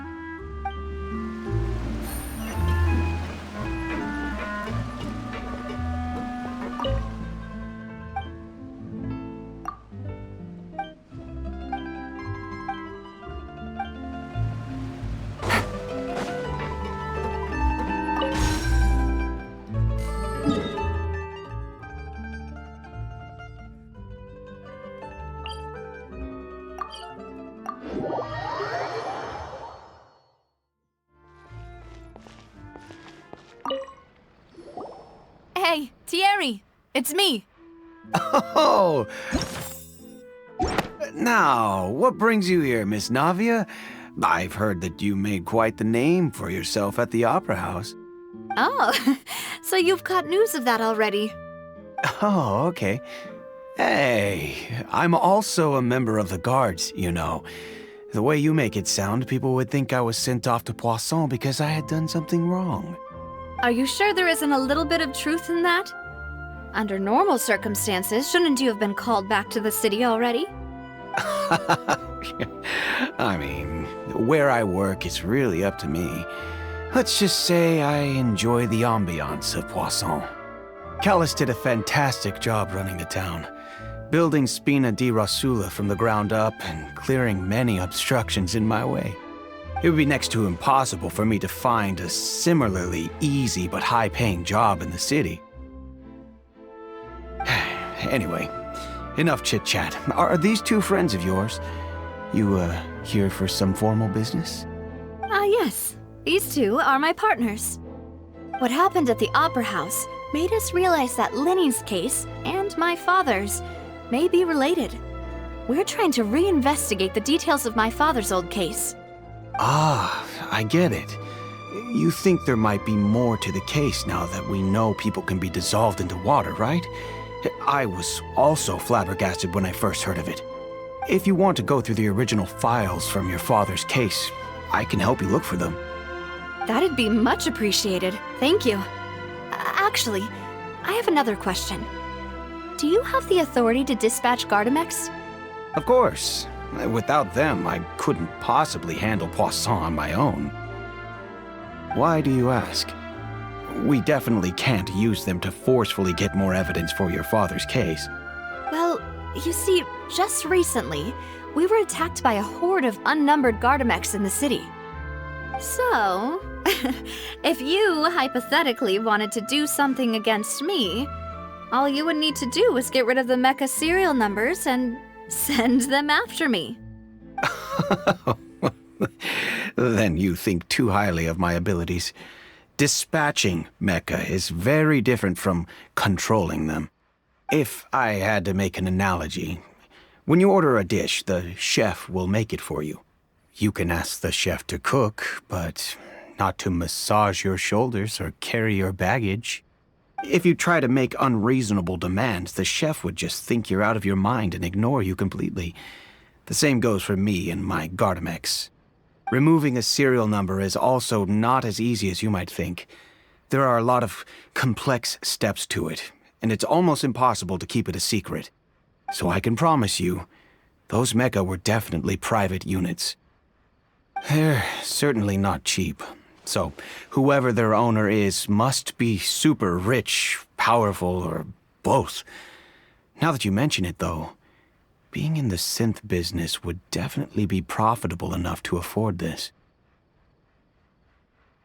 Oh, then you're officially in the clear, Thierry. Oh, well, thank you for the vote of confidence, Navia. Jokes aside, I'd like to wish you all the best with your investigation. I'll be staying in the city for a little while, so just come find me if you need any support from the guards.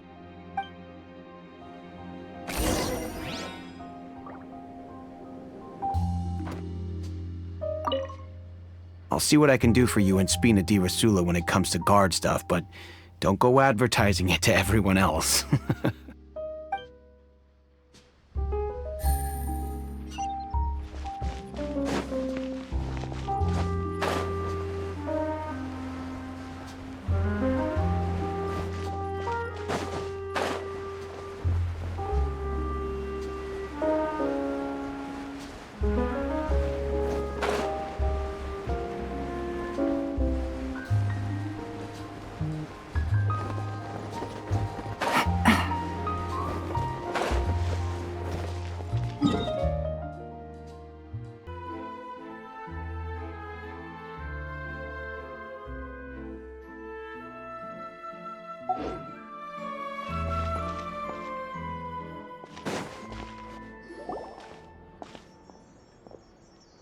Hello. How may I help you?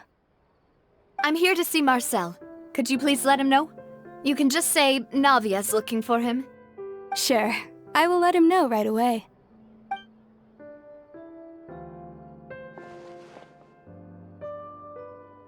Navia, hello.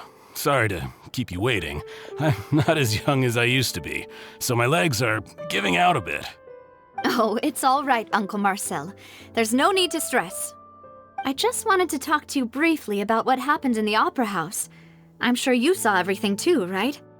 Yes, I've never seen anything so strange. Oh, you were at the Opera House too? That's right. I went there with Navia to see the magic show. Who knew it would turn into a whole murder mystery? I also witnessed your marvelous sleuthing work. Quite impressive. To beat the Hydro Archon at her own game on her own turf, I can already imagine everyone in Fontaine discussing your exploits over a few glasses of wine. Oh, Paimon doesn't want to become the talk of drunkards. Apologies. It's just how Fontaine is as a nation. Everyone loves drama and theatrics. Uncle Marcel, you've also noticed that other thing, right? The fact that humans can dissolve in water? Yes, I was reminded of your father's case right away. Is that what you're investigating now? Exactly. I still don't have much solid proof, but I can sense that the other side has already begun to act. Oh, and what makes you say that? We were attacked on Araneus by some unnumbered Gardamex. And there was also an attempt to get me to drink water from the primordial sea. If not for the vigilance of my partner, I probably wouldn't even be here talking to you right now. Oh, you're giving us too much credit. Wasn't it you who protected us? Alas, it seems things are heating up again. The peace that Callus sought so dearly will soon become a thing of the past.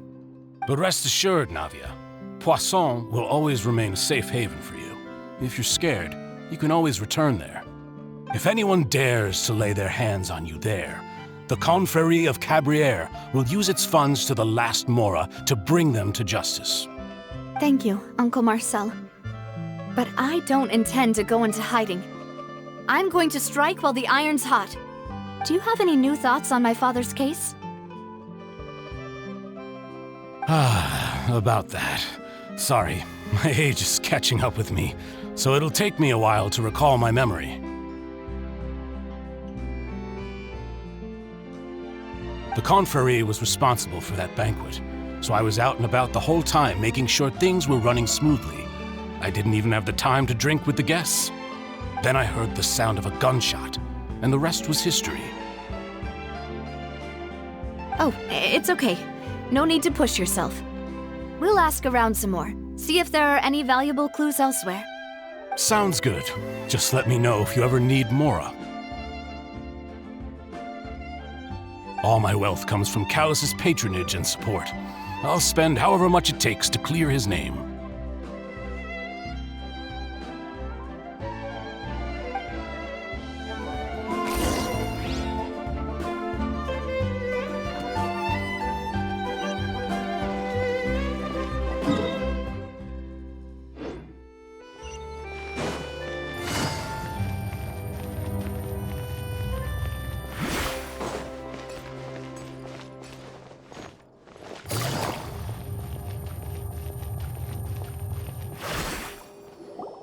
We've talked to all three suspects, purely based on their conversations with me. None of them sounded particularly suspicious. I suppose that's to be expected, though. If a single conversation's all that's needed to find them out, then my father wouldn't have needed to investigate the case for so many years. Anyway, even though we didn't make a breakthrough, let's still compile what we were able to find. But where should we start? Ah, you're right! Flora mentioned that Callus probably only ended up with the gun because of circumstance. That makes sense. According to Jacques' family members, he already told them that he had been discovered, and that he had no choice before he left home that day. If I had to guess, he probably received an order from the synth boss to kill my father. Had he refused, he and his family's lives would have been forfeit. So, Jacques fired the first shot? Oh? And why is that? Ooh, that's a good point. Jacques probably already knew that he was just being used as a tool for murder. And once he had completed his mission, he'd be of no more use to his boss. So, what would make more sense from his perspective would be to turn his back on the Order and seek protection from my father. Makes sense. But without evidence, that's still just a theory. Jock, the attack from the Gardamex has been bothering me quite a bit as well. It's obvious that our enemy has become more antsy after the secret of the primordial seawater was revealed. Do you think he knew, even then, that we'd follow this lead to the end? Given everything that's happened since, it's quite possible. But who among the 3 suspects would have the ability to control privately owned Gardamex?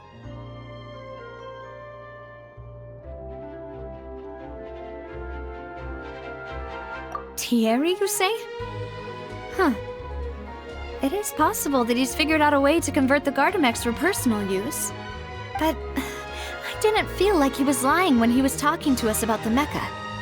I also don't think he'd be able to keep that kind of tampering under wraps. Yeah, had he actually tampered with the mecha, we'd be able to prove it with a simple check of the guard's inventory. If the mecha were taken from the guards, it should be pretty easy to find out when and how that happened.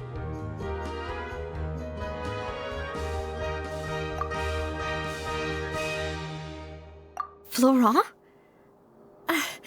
It is true that he was closest to my father, and thus had the best chance of learning about his dealings with Jacques. But as Spina di Rosula's advisor, his work mostly deals with personnel and security, so he shouldn't have much means when it comes to finances. So you're saying he's too broke to afford a mecha army? Exactly. He can't. And even if he could, I don't think he would be able to dispatch a whole group so quickly.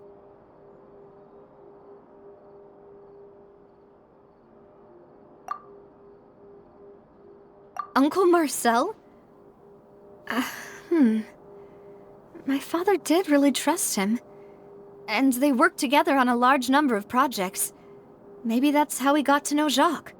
And with funds from the Confrérie, he could also afford a large number of Gardamex. It's still really hard for me to imagine, though. After all, Uncle Marcel has been around since I was just a child. Also, wouldn't this mean he has been spending a whole lot of mora and energy to fight his own synth business? Who could it be?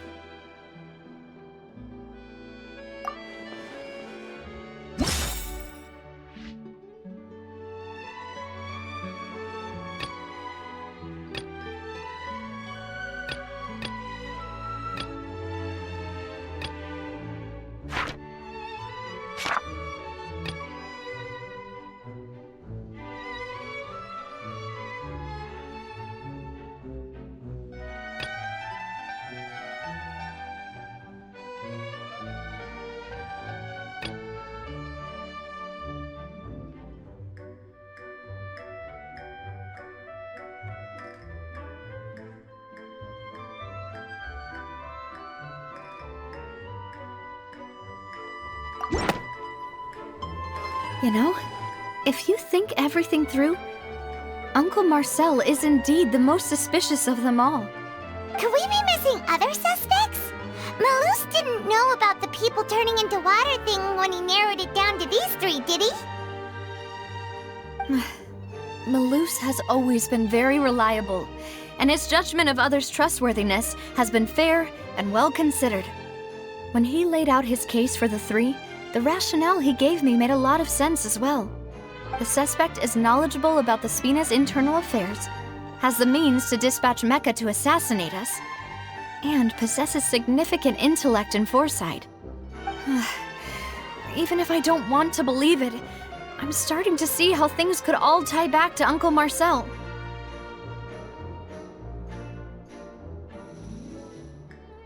Well, we still have another trump card on top of all the theorizing and speculating.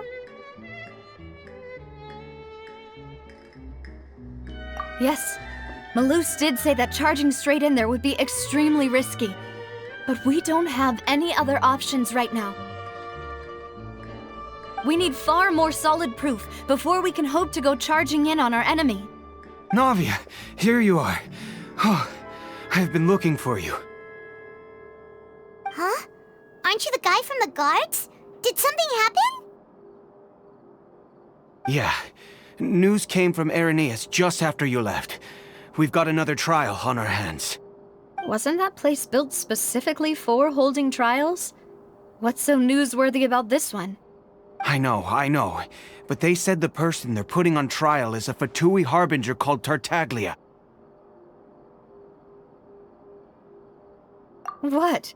Is that someone you know? Yeah, we know him. Maybe even a little too well. Well, he's been accused of being the true culprit behind the serial disappearances case. It's absurd, don't you think? Wait, how? None of our investigations have had anything to do with him. That's what I thought was strange about it, so I came to tell you the news right away. If the charge against him stands, then it'll be next to impossible to get the guards to support any of our planned investigations. Right, because they'll think they've already found the culprit. Yeah, and it'll be a lot harder then to clear Mr. Callus's name. I understand. Well, partner, what do you think we should do? We still haven't found any conclusive evidence.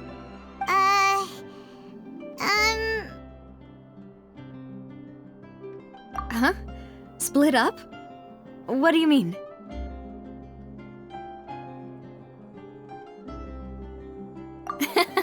Just as expected of my partner. Since this is a trial about the serial disappearances case, the culprit's attention will be focused on Irenaeus, leaving his home base wide open. You're right. This is our best opportunity. All right then, let's do this. I'll stall them at the Opera House and charge Marcel as the true culprit. I won't have any chance of making that charge stick, though, unless we find more evidence. It'll be up to you to make it back in time and hand the decisive evidence to me. We'll help you, just like you helped us in Linny's trial. Demoiselle, please allow us to accompany you. I'm ready. Ah, Malou, Silver. When did you two get here? We heard that you'll be leaving Poisson and figured that you might require our assistance.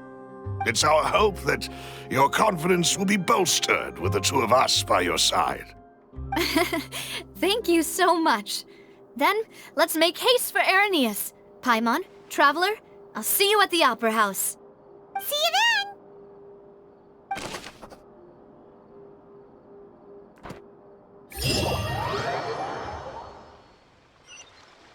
Now that Navia has set out for Irenaeus, we should also get going. The location has already been marked on the map, so let's head over.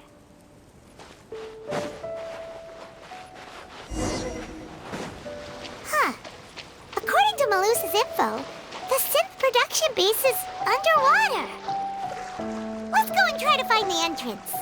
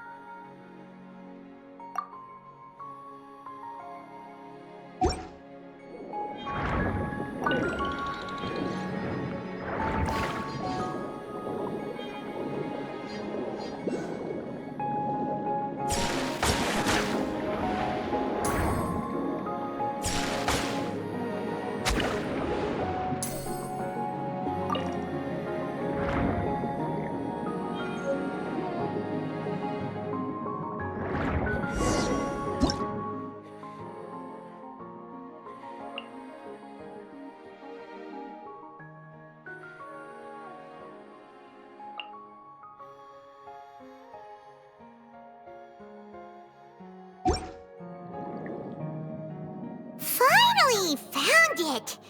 Huh. So this is the entrance that leads to the synth production base. It sure doesn't seem out of the ordinary at all. Ah, you're right. An important place like this is bound to have a ton of protective measures and mechanisms. Navia's probably arguing up a storm right now to stall for us.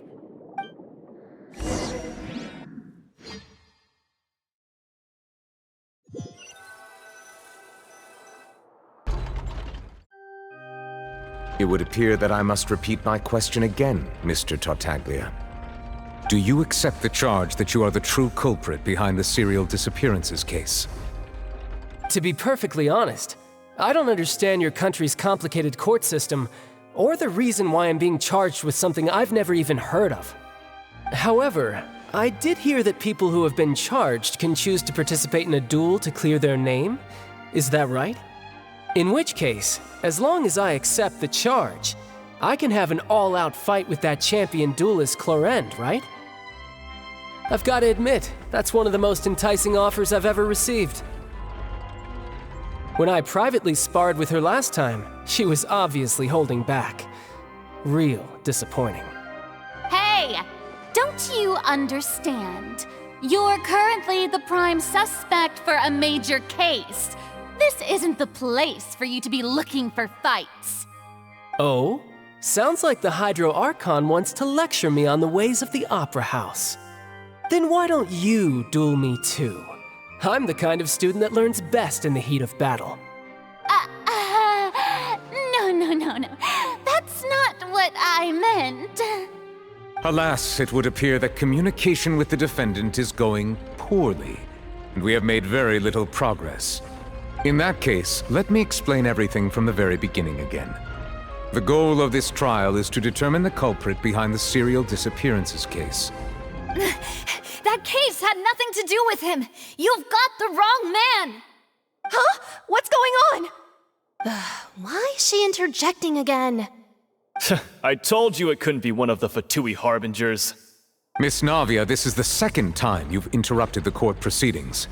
I only tolerated your behavior last time because you were able to provide the court with a key eyewitness. But that was an exception rather than standard court protocol. I can very well charge you with contempt of court for your interjections. Oh, please. Did you ever think I had any respect for this place's pointless theatrics?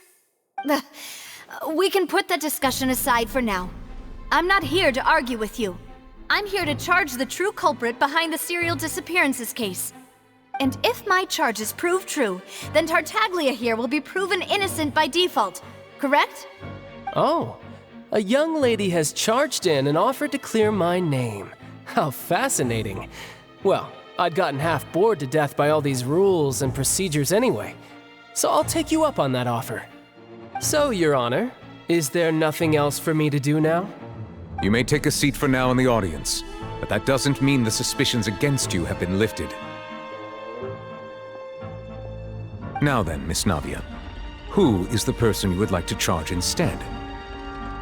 That person is...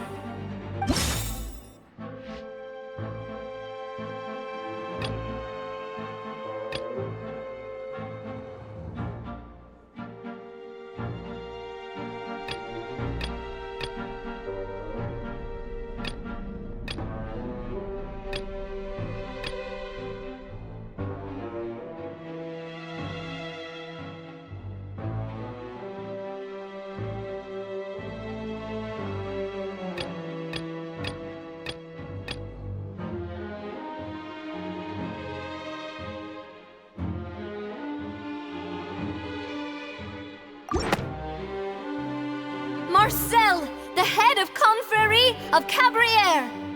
Huh? What confrérie? Never heard of them in my life. I've heard of them, but weren't they Spina di Rosula's sister organization? Oh, is this going to be a friends to enemies type situation? Please let me remind you, Miss Navia, that charging someone is an incredibly serious matter. Committing to the charge also means taking on the legal responsibilities associated with it. And if the charge fails, depending on the circumstances, you may also be charged with the crime of making a false accusation. Knowing this, do you still wish to charge this man? Yes, I do. In that case, I declare the charge to be valid. Miss Navia and attorneys, please take your places on the court. Members of the guards, please contact Mr. Marcel right away so that he may stand trial.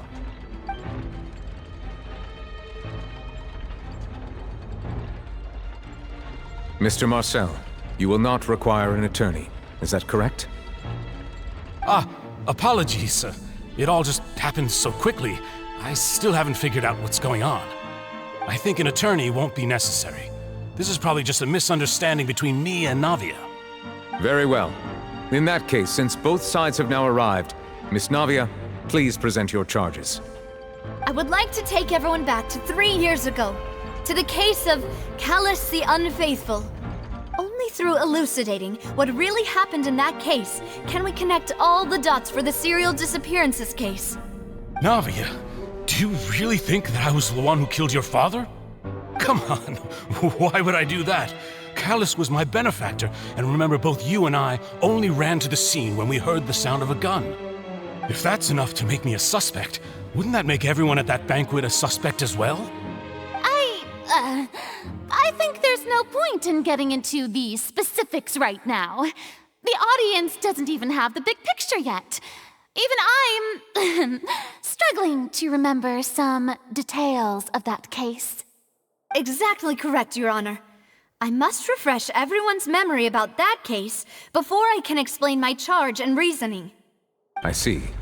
In which case, I will recount the findings about that case as originally recorded by Maison Gardiennage.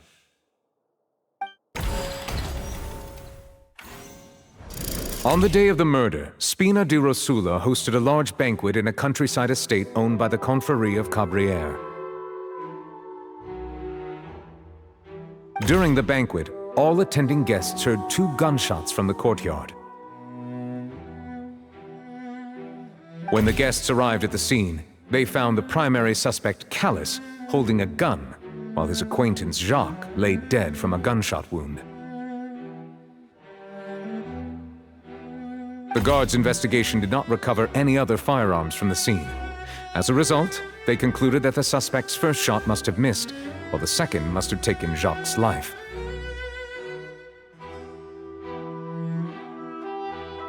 The suspect did not dispute this conclusion, and also declined to defend himself in court. Instead, he chose to prove his innocence through a duel. Callus was defeated by champion duelist Clarande in the ensuing duel, and soon succumbed to the injuries.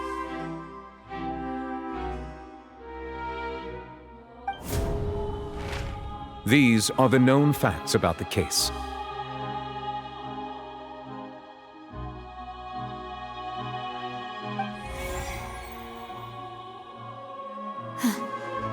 The one with the motive to kill was Jacques, not my father.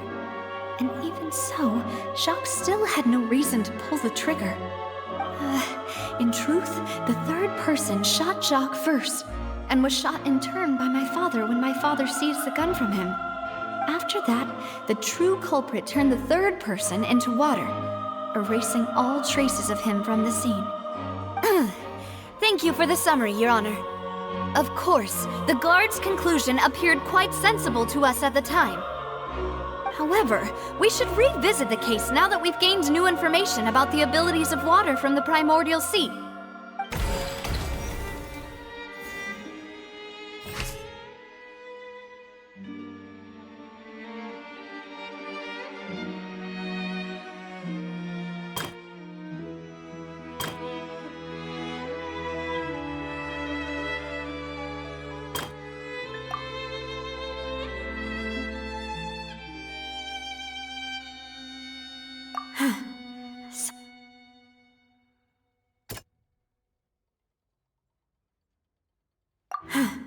Something's not right. Let me think for a little while longer.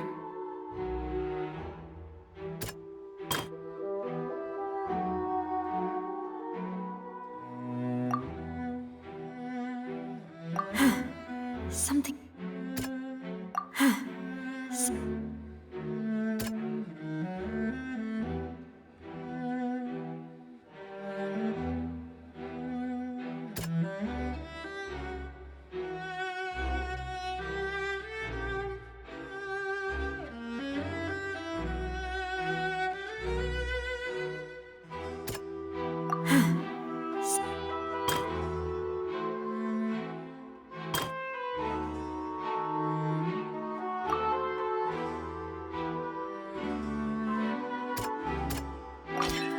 This assassin first shot Jacques, then turned to shoot Callus, only for Callus to wrestle the gun from him and kill him instead.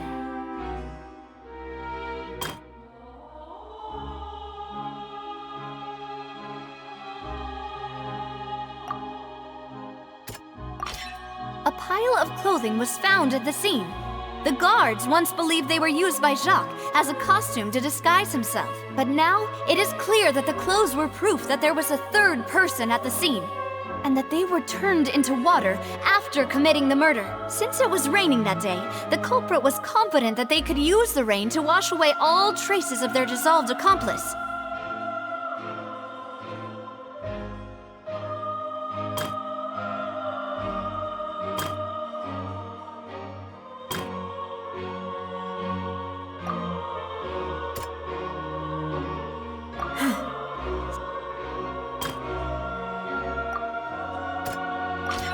The testimony of the victim's family confirms that Jacques had thoughts of assassinating Callus when he set out for the banquet. However, in the end, he reconsidered and instead shared everything with Callus, hoping to seek the latter's protection. Unfortunately for Jacques, the true culprit had already considered this possibility and had sent out another assassin.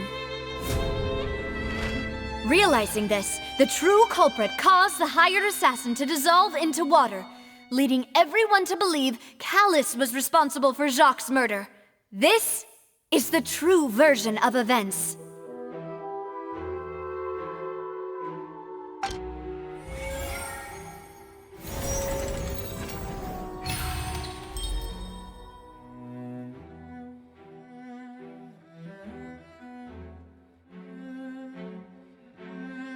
Ah, so that's what happened.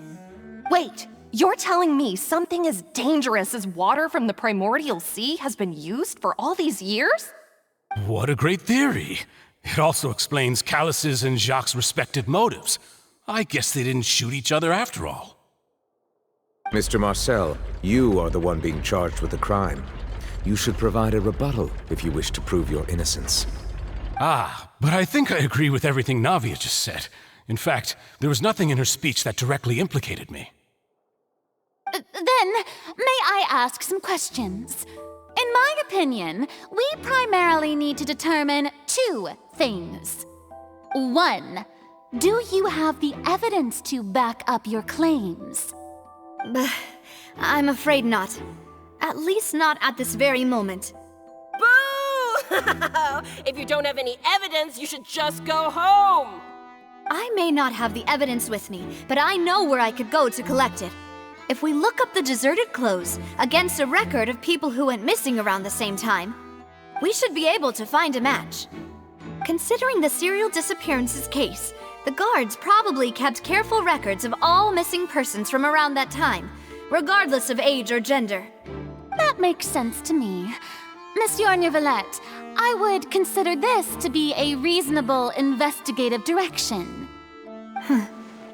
Why do I feel like Farina's acting a little differently today? Maybe she's scared of embarrassing herself again? Alternatively, she's become more diligent after charging an innocent citizen in the last trial. My second question has to do with the ensuing duel. If the truth is indeed as you described, then why didn't Mr. Callus explain himself in court? If he had testified that a person had been dissolved, he could have at least mounted a defense. I've thought about this too, and the answer is actually pretty simple. He felt there were things that were more important to him. The dissolving power of water from the primordial sea is an important secret for the true culprit of the serial disappearances case. My father could have exposed it for all to see, but he chose to take it to the grave.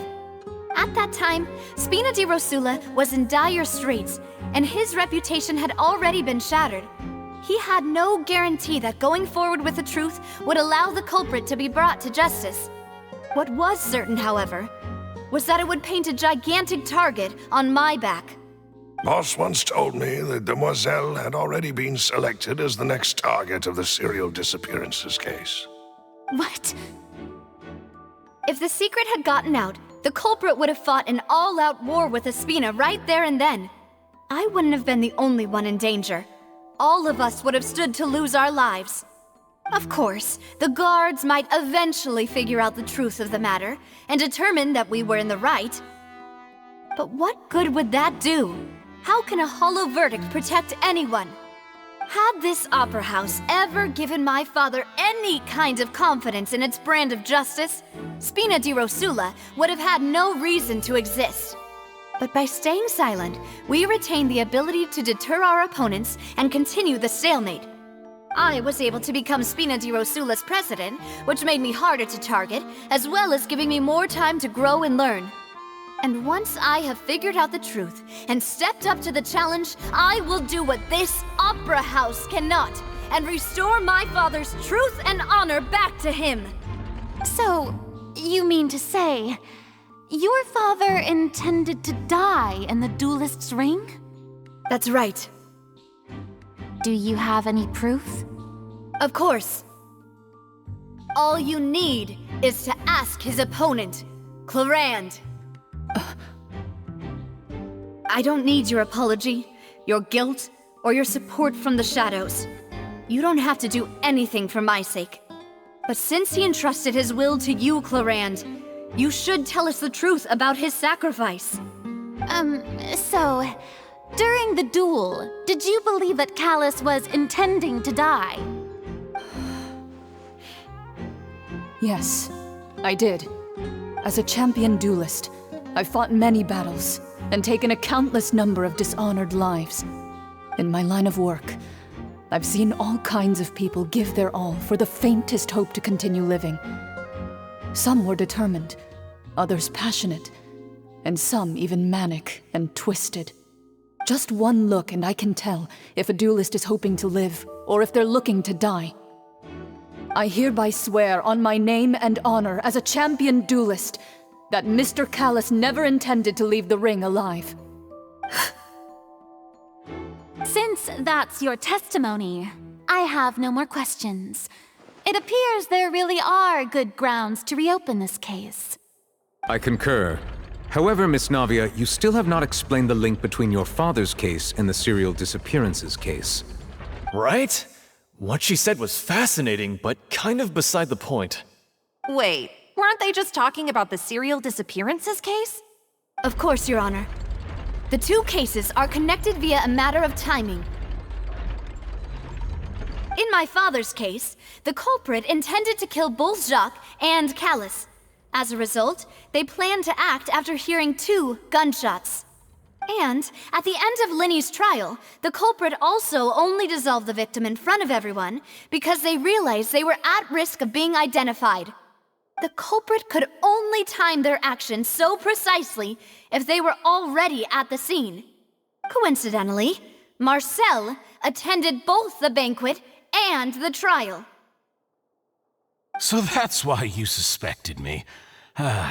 Even after hearing your reasoning, I still can't help but find it a little preposterous. I'm used to it, though. You've always been an impulsive and sentimental child, Navia. It's one of your most endearing traits. No need to appeal to pathos. I won't try to refute your points one by one, but even if everything you just said was true, can you prove that I was the only person present at both events? On top of that, does a person have to be physically present to control the timing? Can't someone remotely monitor the place? Don't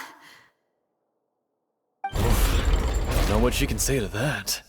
I know that even with that, you might still think you can reduce the list of suspects with some further investigations, until I'm the only one left on the list.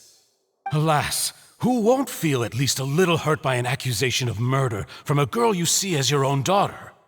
But if I were to dismiss this completely, you'd also think I'm not being considerate of your feelings. Ah well, let Uncle Marcel teach you another lesson. Do you know what the biggest flaw in your reasoning is? I suppose you're gonna tell me anyways.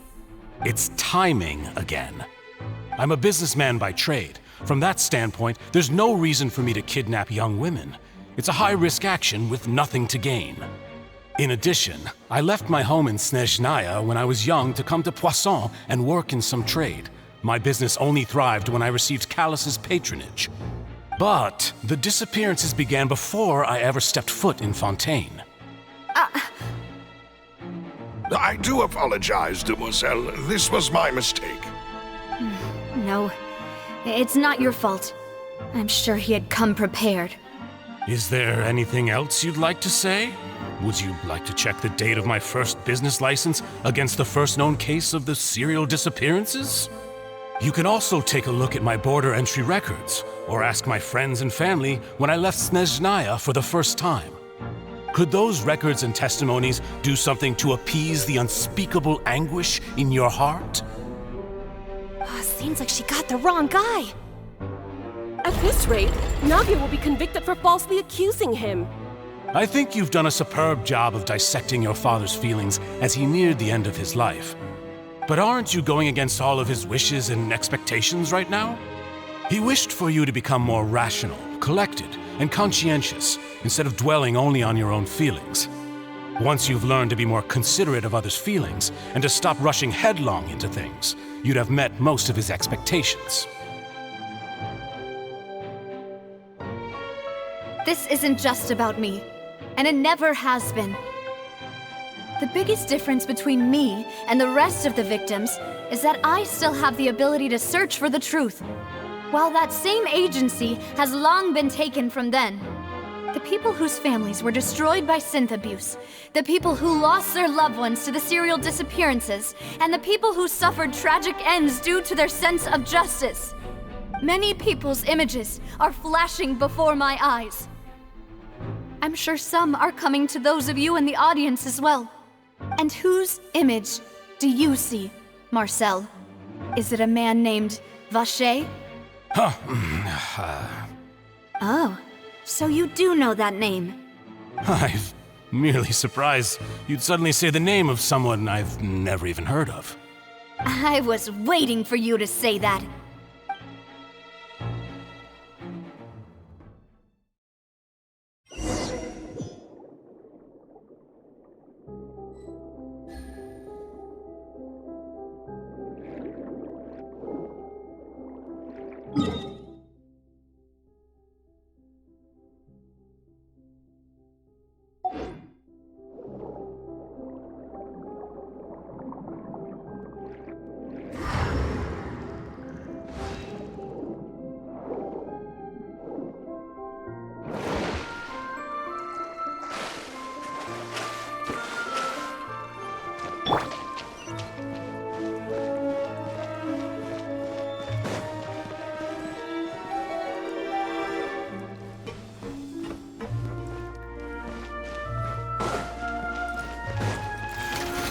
Stabilize! Into the wind! For Rex Lepis! Gotcha! Quietly now. Access denied.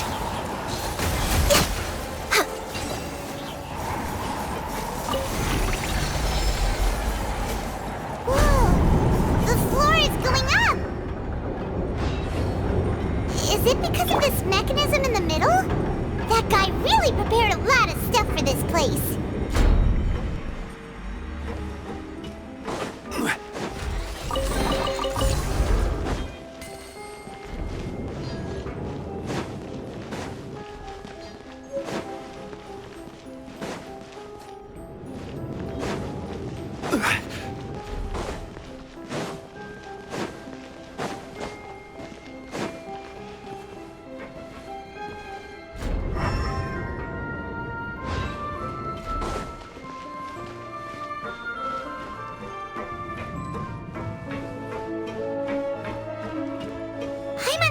We need to go up, but Paimon doesn't see a way. Let's take a look around. Maybe we'll find a hidden mechanism that'll show us the way up.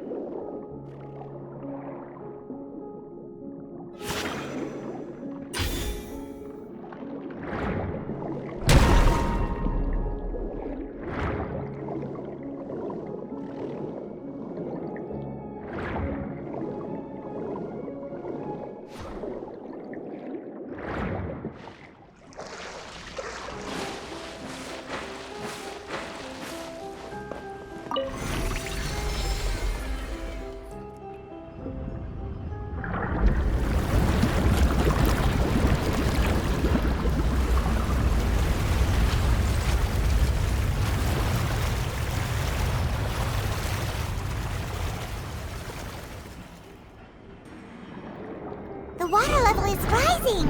Now we can swim to the top. But this is still a ways away from where we need to go.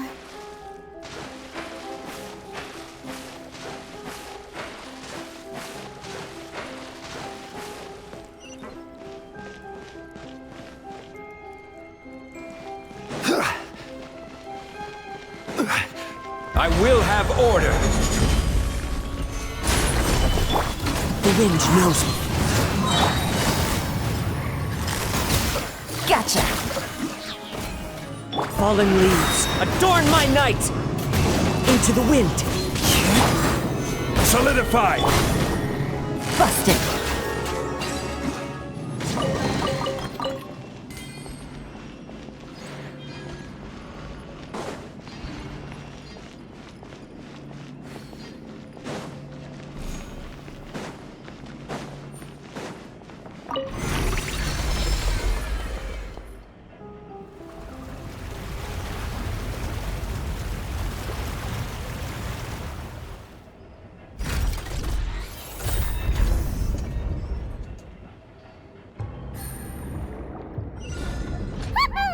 Now the path is clear! Let's go!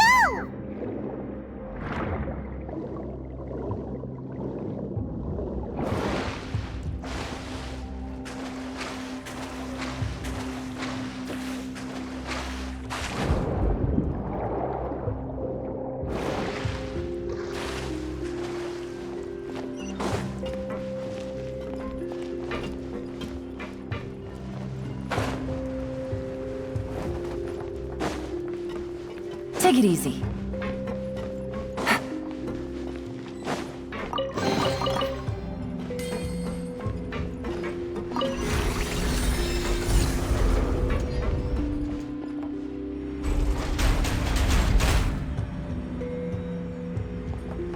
Take it easy.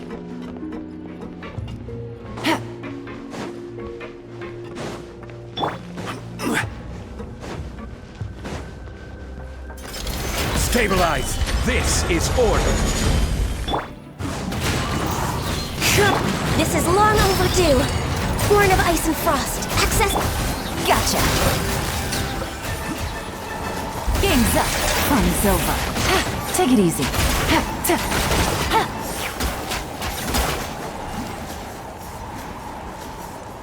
Take it easy.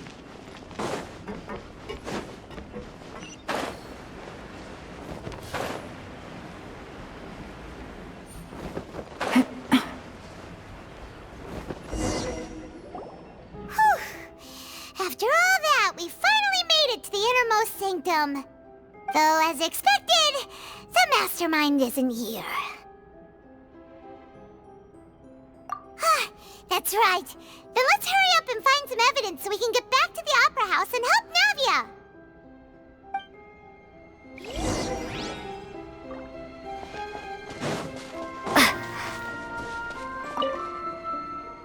Let's see what's written here. Nothing escapes Detective Paimon's eyes. Callus. Navia's father. Oh, this seems to be an investigation report on him.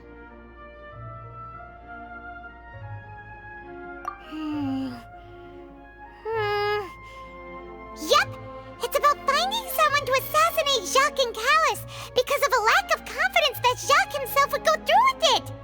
This should prove the existence of the third person, right?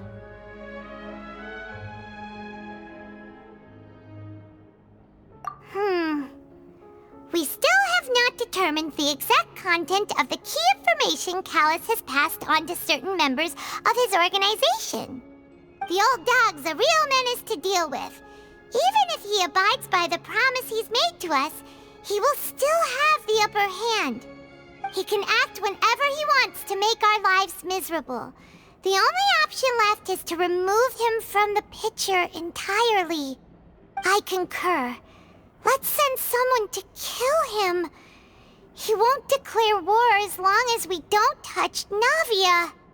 Oh, seems like we've got a bunch of correspondence between the higher-ups. They're all just so evil.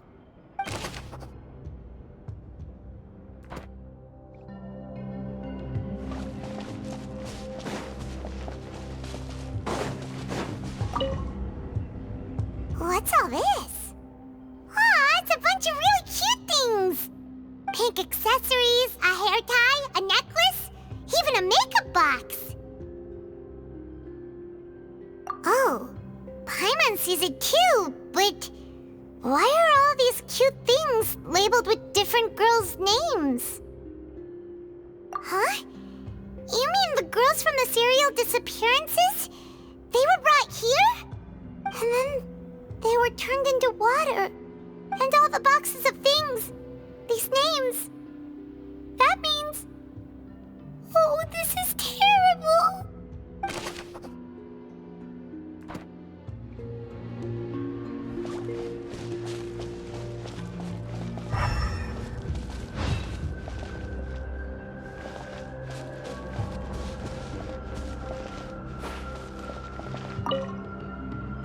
What's this over here? Looks like some kind of place for research. Experiment number 16 aims to verify Jacob Ingold's research conclusions on the primordial sea and use his theory as a foundation to achieve a breakthrough. The experiment was a failure. No individual managed to resurface from the water from the primordial sea. Female specimens 22, 23, and 24 were dissolved.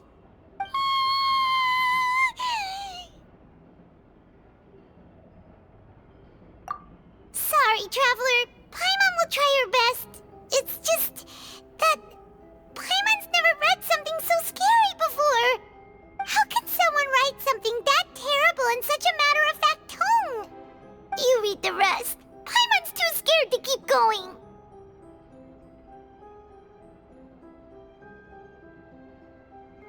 So that's why he did all of these experiments. Wait, did he really think he'd be able to find a way just by dissolving people over and over? That's just insane!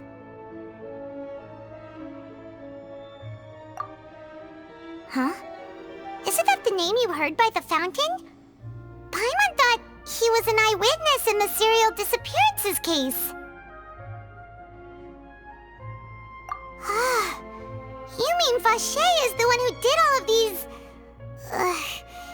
experiments?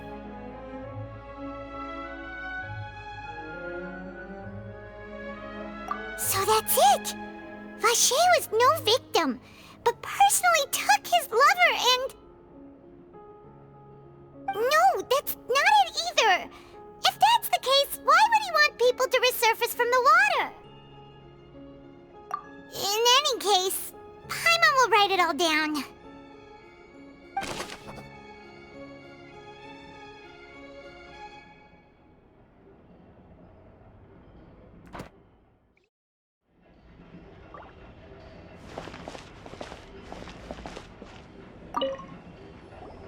Whoa! There's so much synth here! And so many bottles of ingredients that probably just contain the waters of the primordial sea. Mixing in progress, ready to drink, stock sample? Huh. They've also got all the synth pretty clearly labeled. Whoa, there's even fruit-flavored synth?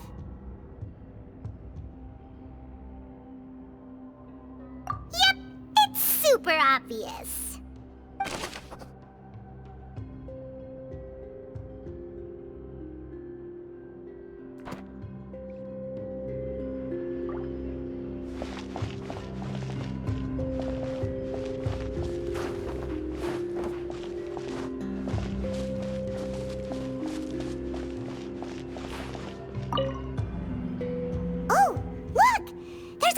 Looking basin over here, and it's full of water.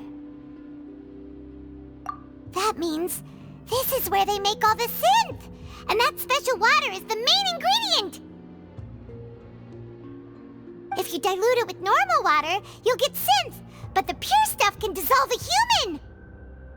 Paimon will take notes on this incriminating evidence.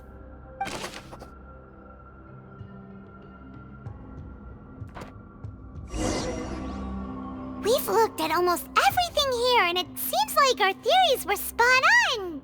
But... yeah, we haven't found anything that reveals his true identity. No wonder even Neuvillette wasn't able to find anything.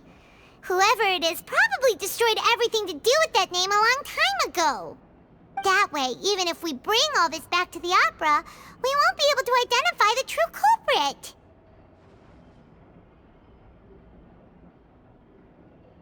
Sure thing. Paimon won't admit defeat to this guy either.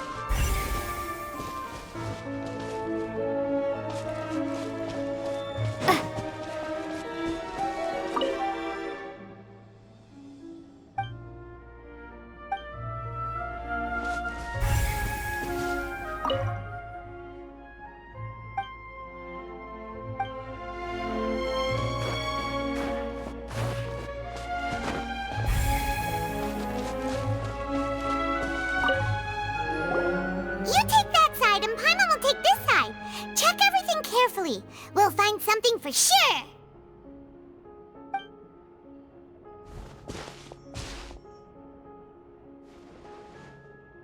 Ugh. Nothing at all! And Paimon can't even find snacks either!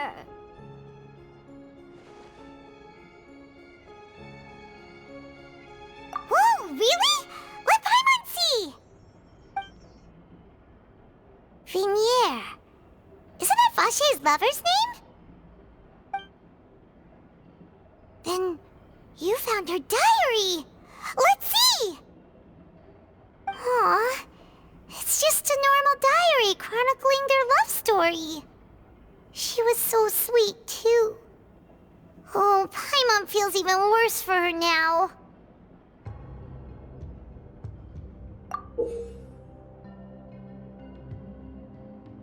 So many! A whole page's worth! But they're all crossed out. Was she unhappy with all of them? The final name she decided on was... Marcel. Wait, but Marcel's pretty old. Has this case been going on for so long that he's Vache and Vinier's grown son?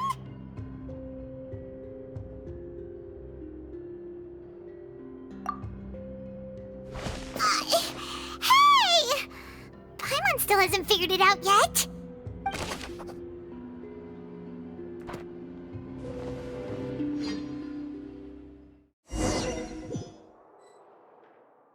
And whose image do you see, Marcel? Is it a man named Vache? Oh, so you do know that name. I'm merely surprised you'd suddenly say the name of someone I've never even heard of. I was waiting for you to say that. Navia! We're back! As expected of my partner. I just knew you'd return in the nick of time. Just how often do you intend to flout the rules of this court? It's all right, Monsieur Nervalette. Given their confidence, I expect they've found the crucial evidence.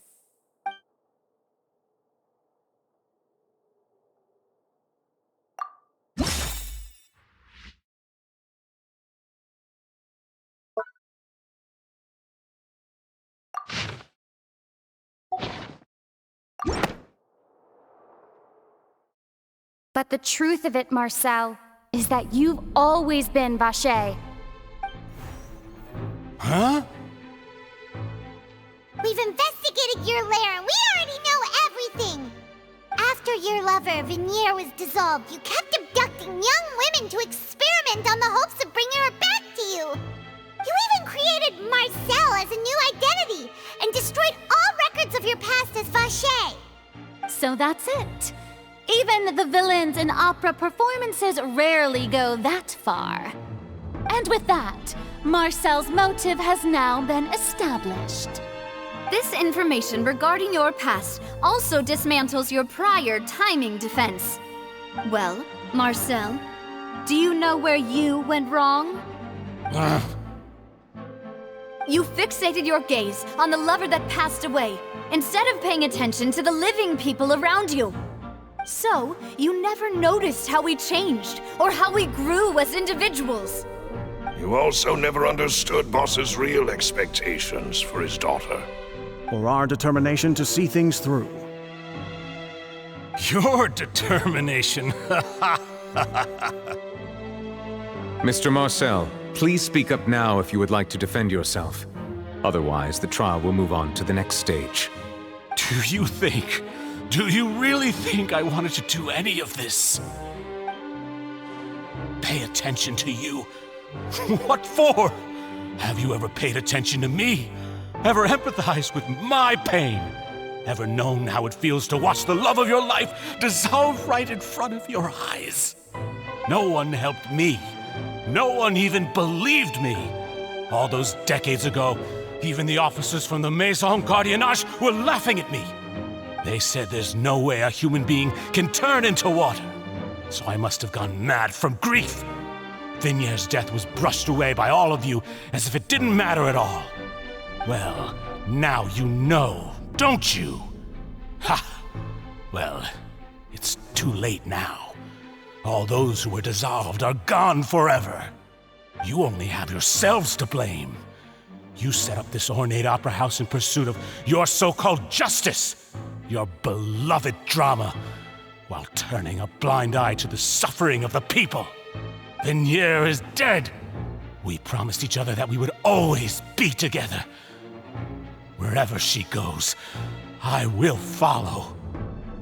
But I'm not from this blasted place, so I can't be dissolved, no matter what I do.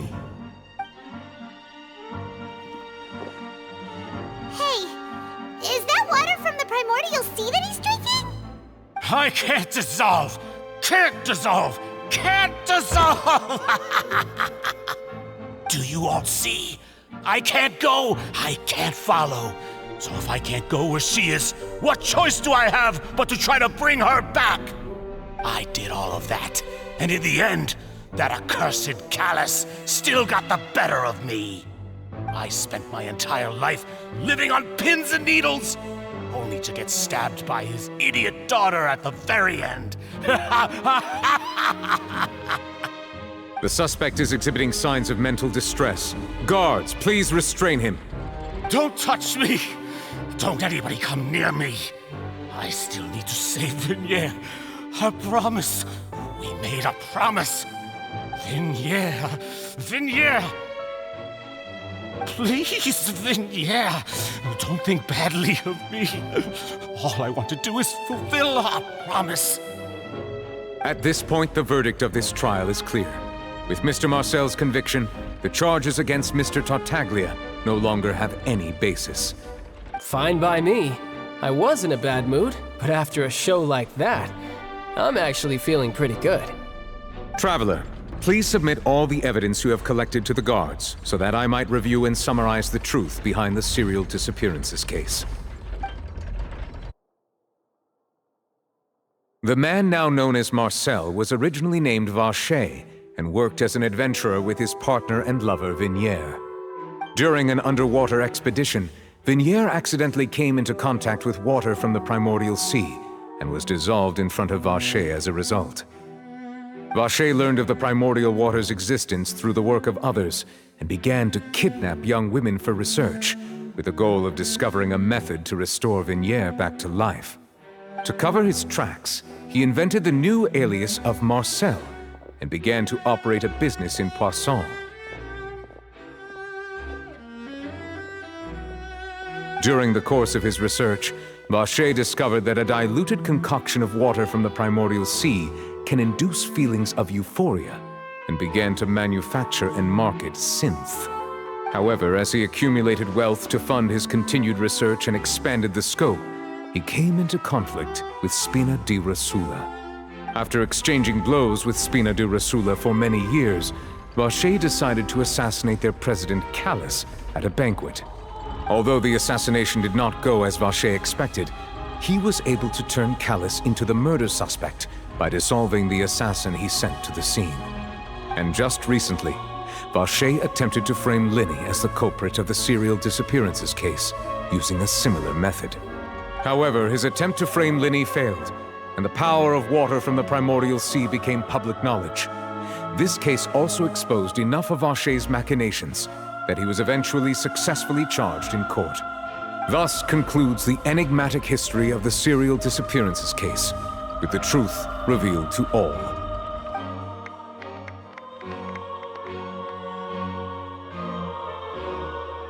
The Oratrice will now deliver the final verdict regarding the charges against Mr. Vacher.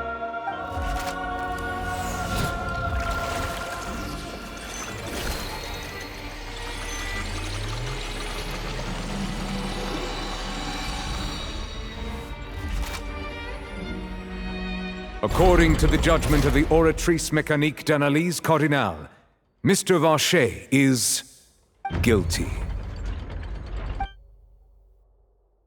Guards! Take Vacher away. Good. It's what he deserves. With that, the serial disappearances case is over now.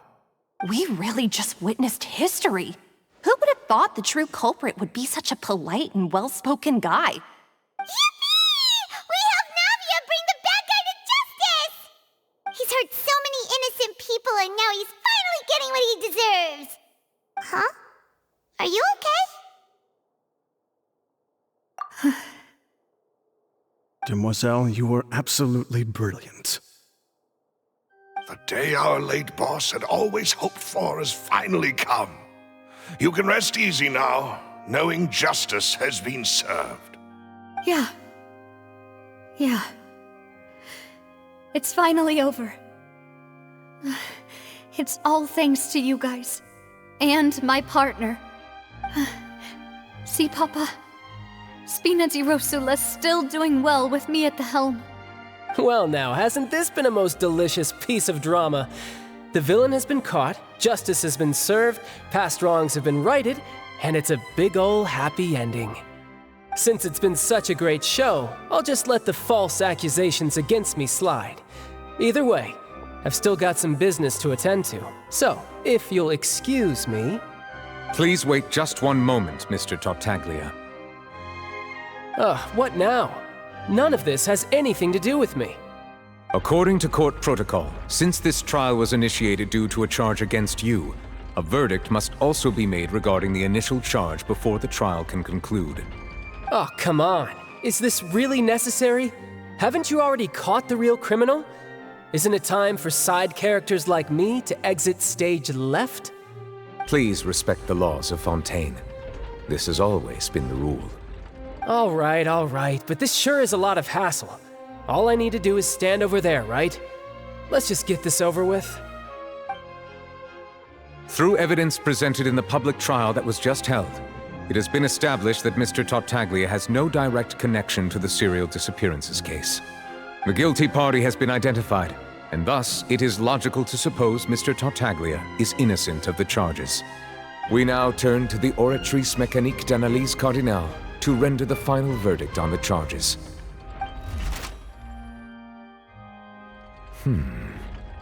According to the judgment of the Oratrice Mécanique d'Analyse Cardinale, Mr. Tartaglia is guilty.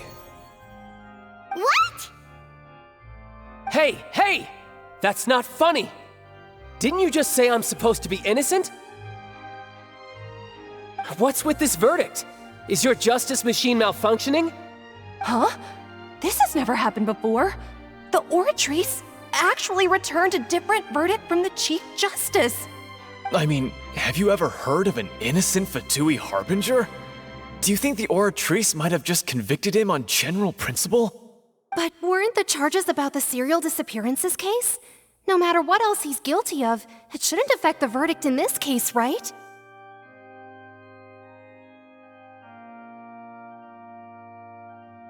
The judgment of the Oratrice Mécanique d'Analyse Cardinale is, by law, the final verdict of the court. We must accept the guilty verdict.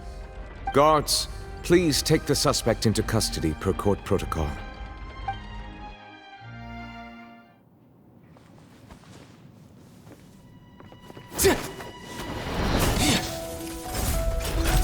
So this is how justice is done in Fontaine. What a joke. You've got your rules. Well, I've got mine too!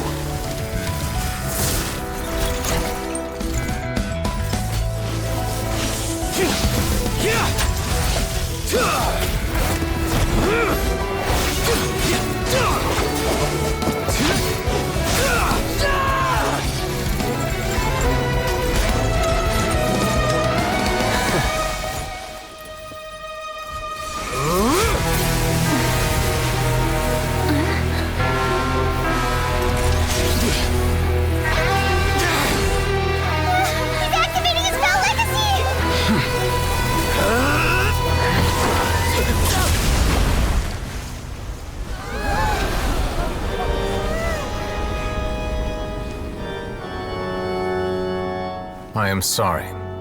If you have been wronged, we will find the truth. But the rules of the court must be upheld.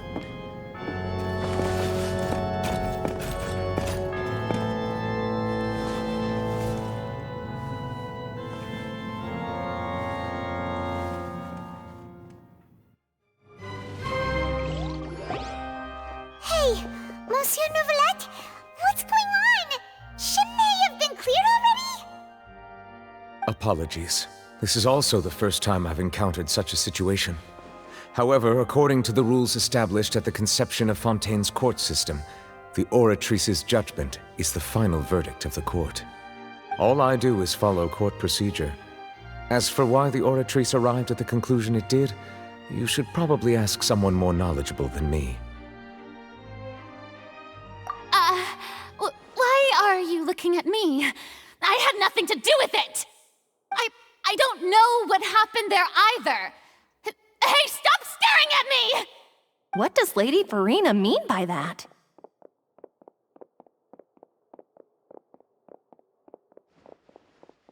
She says she has no idea either? But that's impossible. Didn't she create the Oratrice herself? Yeah, so are the verdicts reliable or not? Can results like this really be called justice?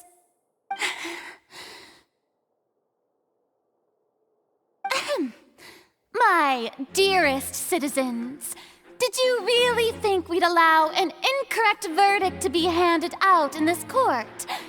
Did you really believe that the judgment could be mistaken or be the result of some sort of random mishap? Don't tell me you thought even I had been blindsided by the Oratrice's result. But the way she looked just now, it was pretty obvious she had no idea what was going on. However, given the state of things, I shall give you an explanation. Everything that just took place, including my supposed shock and bafflement, was a part of an elaborate performance, with every action meant to stir up drama and excitement. And, of course, for every performance, there is a script. Everything has unfolded exactly as I expected from the very beginning. As the embodiment of the very concept of justice, the Oratrice shall never render an arbitrary judgment! If you thought Child had nothing to do with the serial disappearances case, it is only because you've been blinded by the superficial appearance of innocence. Everything he's done, not to mention the danger he poses, are beyond ordinary comprehension and completely unforgivable! All shall be revealed in time. You will come to understand my noble intentions, as well as the absolute correctness of the Oratrice's verdict.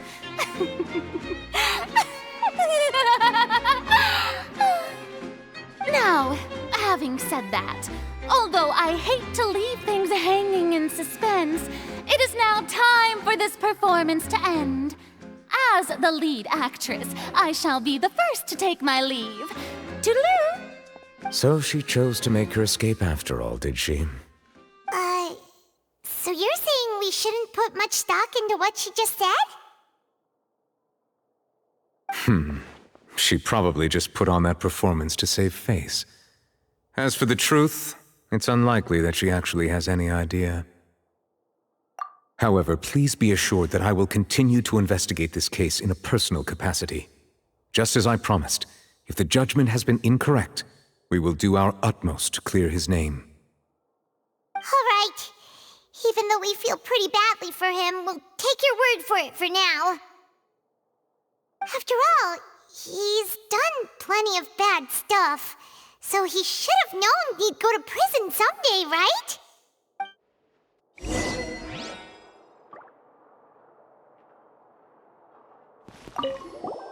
Oh, Monsieur Nervalet! That power you showed when you took him down. Who are you really?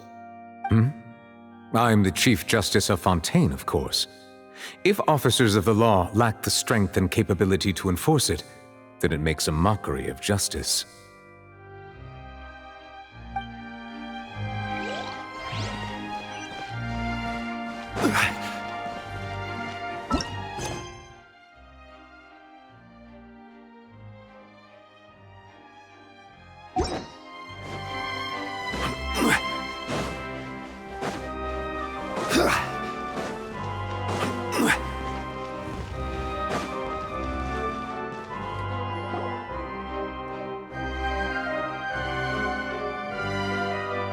Hey, what are you doing? Quick, stop him! Traveler! Hey! Traveler! Marcel! What are you doing over here?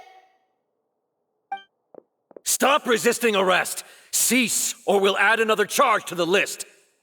No, wait! I just want to ask the Traveler something.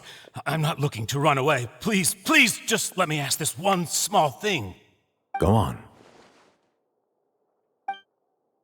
Thank you. I was being led away when I finally realized something. Where did you first hear the name Vacher? I erased all records of that name. So, unless... Are you still trying to prove your innocence? Give it up. You've already been convicted. Really? You did? You're sure? You met her? But how could that be? How did you manage to do it?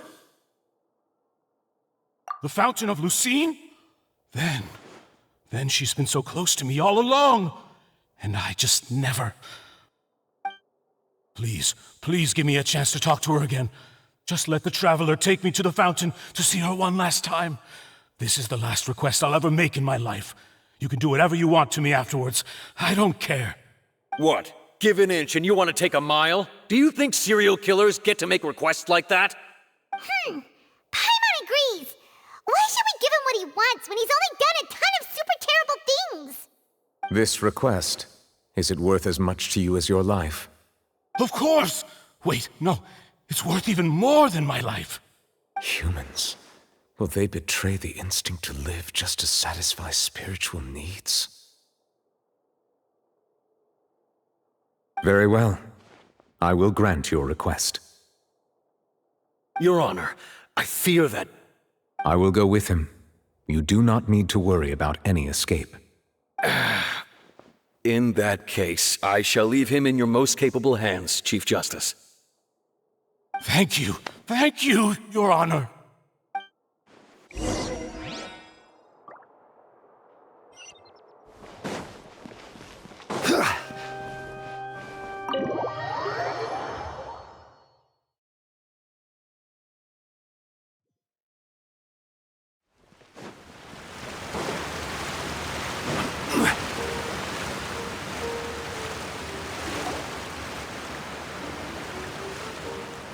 Is this the place?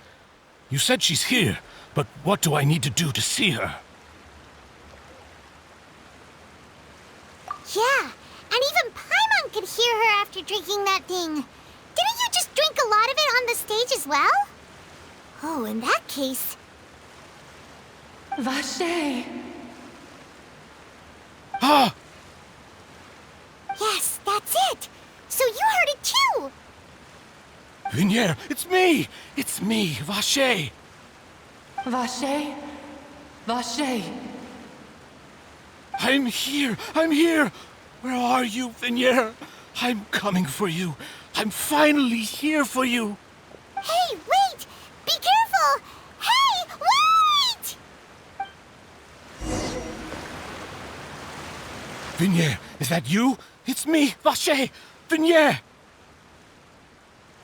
Vacher, why did you come? Didn't I say? You don't need to look for me. You look a lot older than I remember. How long has it been? It's been more than 20 years. I've suffered for over 20 years since the day you left. All this time, only the thought of bringing you back has kept me alive. Nothing else mattered to me. I must be dreaming. Who would have thought I'd get the chance to tell you all of my feelings like this? Vignier, you are my everything. I really don't know how I could live without you. But Vacher, if you ask me, this world would be better off without you. What are you saying? If not for you, I would have finished my law degree and probably become a top-tier attorney one day. If not for you, I would have continued to pursue my love of the arts, and my works would have been displayed in the Palais Mermonia itself. If not for you, I would at least have been able to take care of my mother.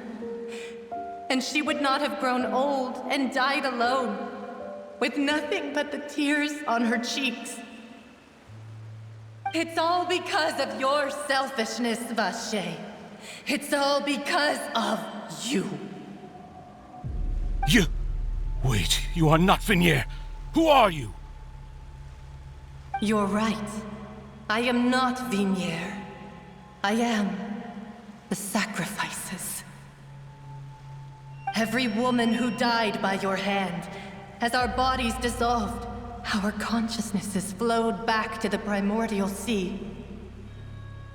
Our thoughts circulated endlessly within the primordial sea, and we were no longer individuals, but we became one, just as streams of water come together in the sea. I'm Cressy. I'm Lemony. I'm Azine.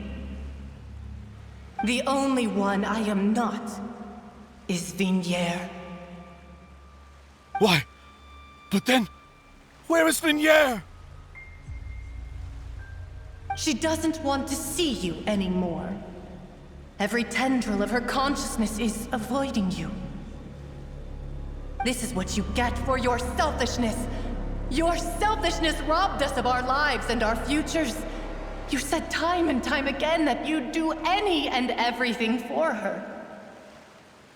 But did you ever consider whether she'd want to see you do the things that you did? If she would despise you for what you became?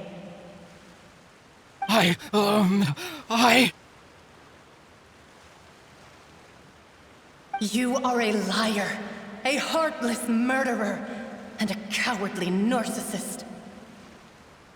The only thing you are not is Vignier's beloved. From the moment your first victim died and her consciousness merged with Vignier's, she has had nothing but pure hatred for you.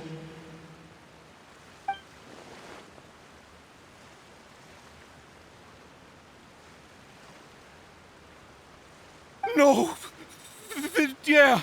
She can't hate me. Let me see her, please. Have mercy. You still don't understand. When I said don't look for me, that came from the real Vignier. She really doesn't want to see you anymore. But on top of that, she also said that because it's her final drop of pity for you. She said that because she knew that if you did come here, we will show no mercy to you. Vache. Vache? Vache. Vache. Vache. Vache. Drown.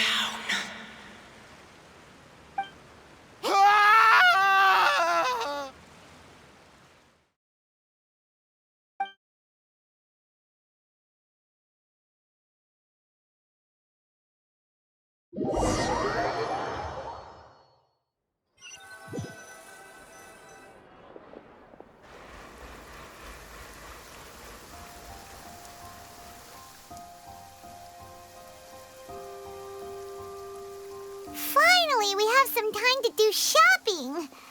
Gosh, it's really been a long time since we've been able to relax.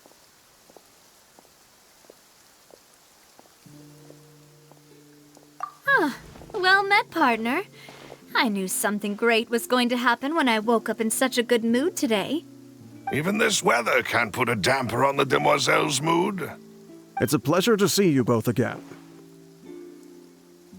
Oh, hey, Navia! It's been a few days. Paimon's already started to miss you. Oh, now that I believe. I'm easy to work with and always bring home the bacon. Who wouldn't treasure having a partner like me?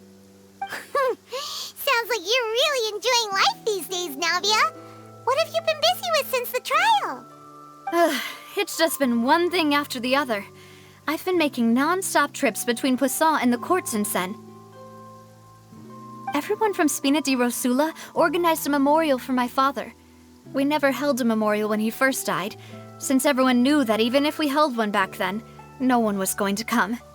This time, though, everyone in Poisson, and even many people from the court, all attended. So his name's definitely been cleared now. That's what we like to hear. It's been the dearest wish of Demoiselle all along.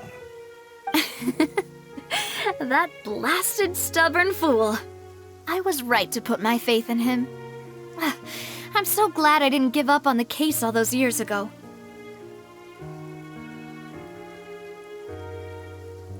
Oh, by the way, I ran into Charlotte just after I left the memorial service. Well, maybe it'd be more accurate to say I knew she would be there, and there was no way she'd just let me go. Huh? So you know Charlotte too? The Charlotte? Journalist from the Steambird? Yeah, way back when I first became the president of the Spina di Rosula, she was all over me.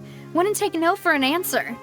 I believe the story was called The True Heart of Darkness, Secret Tales of the Yellow Rose.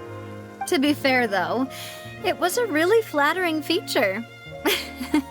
So, we've been on pretty good terms ever since. She was trying to lean on our friendship to get me to do an exclusive piece on the serial disappearances case. Oh yeah, she told us about that. She's always been super interested in that case, so now her wish has finally come true too. Anyway, I told her to make sure that when she writes about you guys entering the opera house with the critical evidence, that you both sound really cool. Now that's another thing to look forward to. We trust Charlotte's skills with a pen for sure. Oh, and in other news, I also took Clarande out for a meal. Oh, are you two on better terms now? While you were investigating Vache's headquarters, Clarande gave testimony on my father's behalf. It was thanks to her that we were able to turn the tide. I wanted to thank her. I mean, there's also no point in being awkward all the time, so we took the chance to reconcile with each other. Oh, that's great. Paimon also thought Clarande wasn't actually a bad person.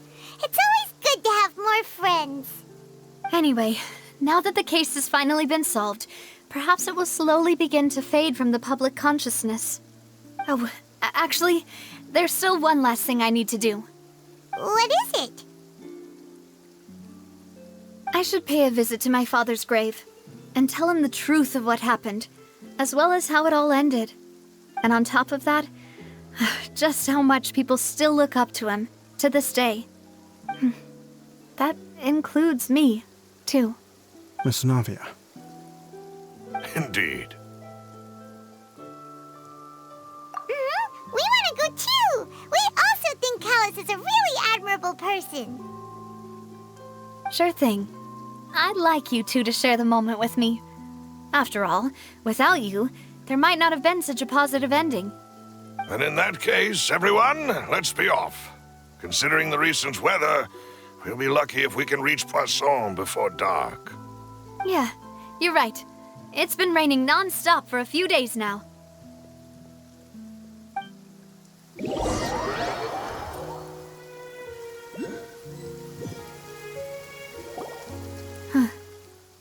This is where my father's grave is. To be perfectly honest, even I haven't been back here for a long time. Huh? There's someone there already. Wait. That figure. It can't be. Isn't that Neuvillette? Why would the Chief Justice be here? Huh? Navia?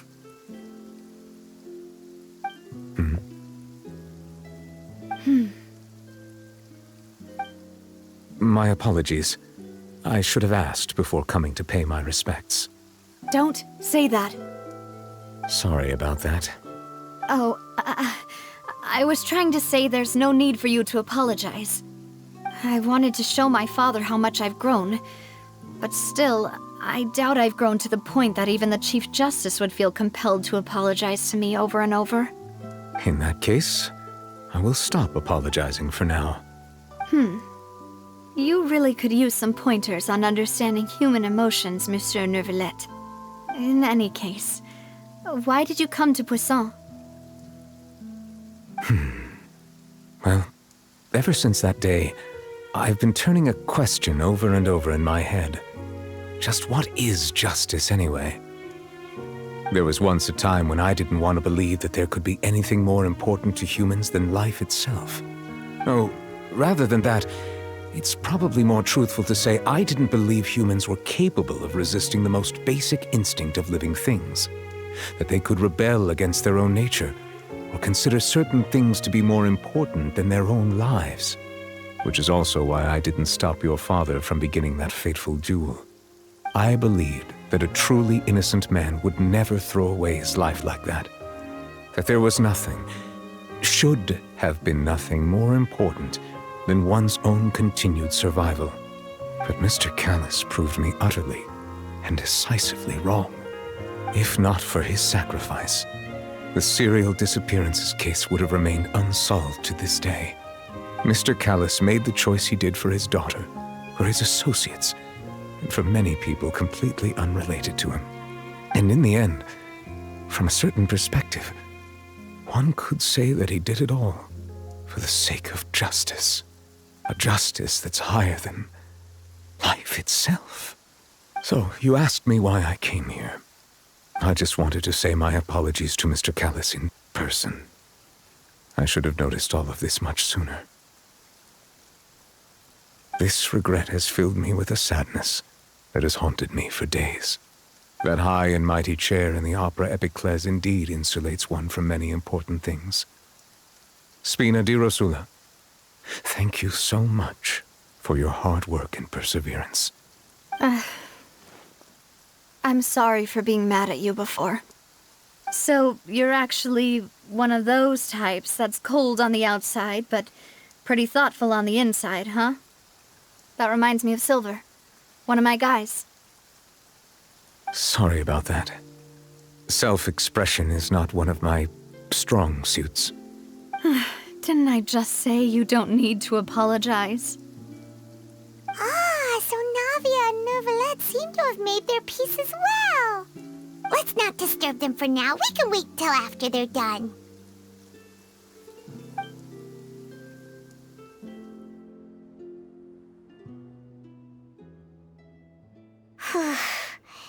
Paimon's never paid respects at someone's grave before. Did Paimon do anything rude there? Huh? Oh, Paimon didn't know that was a thing. But Paimon doesn't know what she would do if she can't fly. Oh no. Paimon hopes Miss Navia won't be too mad.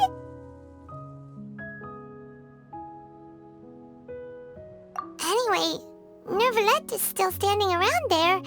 It's not often that we can catch him alone like this, so why don't we go talk to him for a bit? If we can't talk to Lady Farina, we can at least talk to him, right?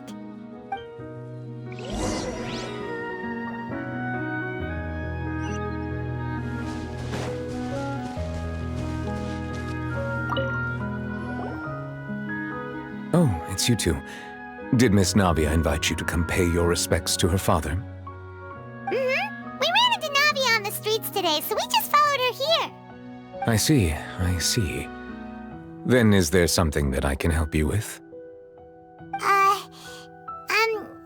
Well, it's pretty hard to run into you like this since you're usually super busy. So we figured we could try to ask you a few questions, if that's okay. Please feel free. Though outsiders, you helped us solve one of the greatest mysteries in Fontaine, and it would be my pleasure to return the favor. So, at court, the bad guys referred to that special water as water from the primordial sea, but what is it really? Truthfully, that name is already quite accurate. I can only surmise that Vacher and his ilk only learned of its nature and existence after extensive research. There used to be a special sea on the surface of this planet. The nature of its seawater was rather different from that of the sea we know today.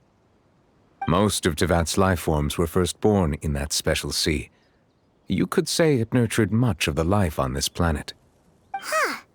So it really was where everything began. It makes sense to call it primordial then. But today, the primordial sea no longer exists on the planet's surface. What Vacher discovered must have been some kind of special case, or a remnant from a truly ancient age. Huh. So that's how it is.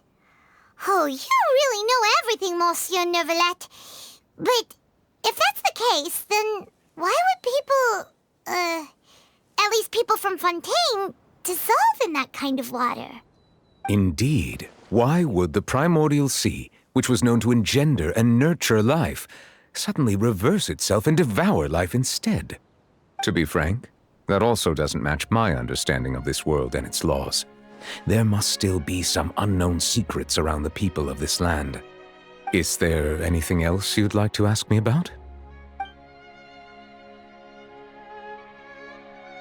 That the sea levels will rise and everyone will be dissolved in water, leaving Farina crying alone on her throne, but the sins of the people will be finally washed away for good.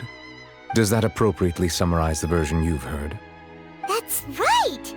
It was Linny that told us back then. And that about covers all the main points. Yes, up to the present, I think we reached a point where we have no choice but to confront this prophecy directly. Rumors have it that this prophecy is rooted in the last words the former Hydro Archon left to the world before she passed away. A prophecy? Of the former Hydro Archon? Wow. This is the first time that we've ever heard of it. 2 parts of the prophecy have already proven correct. The rising sea levels and the ability of the people of Fontaine to be dissolved. We should be more vigilant and stay on the watch for further signs. Speaking of the prophecy, Farina has also always taken it quite seriously. Indeed, she has been collecting information and intelligence from across Tevat for this purpose. If the rumors were true, then perhaps this prophecy is the conundrum left to Farina by her predecessor. But with Farina being the way she is, can we really trust her to solve it? Is there anything else you'd like to ask me about? My apologies. My investigation has still not reached its conclusion. However, I still believe the judgment of the Oratrice was not rendered arbitrarily. Huh? But you also said you thought he was innocent. For many years, I have been quite aware that the Oratrice does not simply mechanically repeat the verdict that I give on each case. As a divinely created mechanism, the people's unified faith in the concept of justice is integrated into it. Not only can it produce the incredible power of indemnitium, but it likely also possesses other traits, such as self-awareness. Which is all to say, I have been prepared for a situation like this for a long time. Huh. So when Linny told us that he heard a human voice from the room where the Oratrice's core is stored... I was not aware such a thing had occurred. Perhaps that could serve to prove my conjecture. I will add that to the list of items to investigate. In any case, I am inclined to believe that the Oratrice does have a methodology all its own. We just do not have enough information. Based on Farina's reaction, I doubt even she had any idea what was going on. She managed to bluff her way through it, though, with her time-tested twin tricks of bravado and drama. While we do intend to get to the bottom of this, for now, we regret to say that the Fatui Harbinger will just have to bide his time in the fortress of Meripede. If we did incorrectly convict him of crimes he did not commit, we will most certainly compensate him to the fullest extent allowed by the law. If you ask Paimon, the only compensation he'll want is a no-holds-barred fight with you. Is there anything else you'd like to ask me about? Your sibling, another blonde-haired traveler. I'm sorry, but I've never seen anyone who matches that description. If he ever stepped foot in Fontaine, I'm sure he followed our laws to the letter and had no reason to appear on the stage of the opera Epicles. Is there anything else you'd like to ask me about? Very well. It was my honor to provide you with what answers I could. I very much enjoyed conversing with you. It will soon be time for me to leave this blissful tranquility behind and return to Palais Memornia. You really are super busy, Monsieur Neuvillette. Paimon thought you only came here to pay your respects today because you had the day off. Crime and villainy do not have the day off, and so justice must work around the clock as well. This is merely the nature of a justice's work. All right. You've got a point. Huh? Paimon just noticed that the rain has stopped.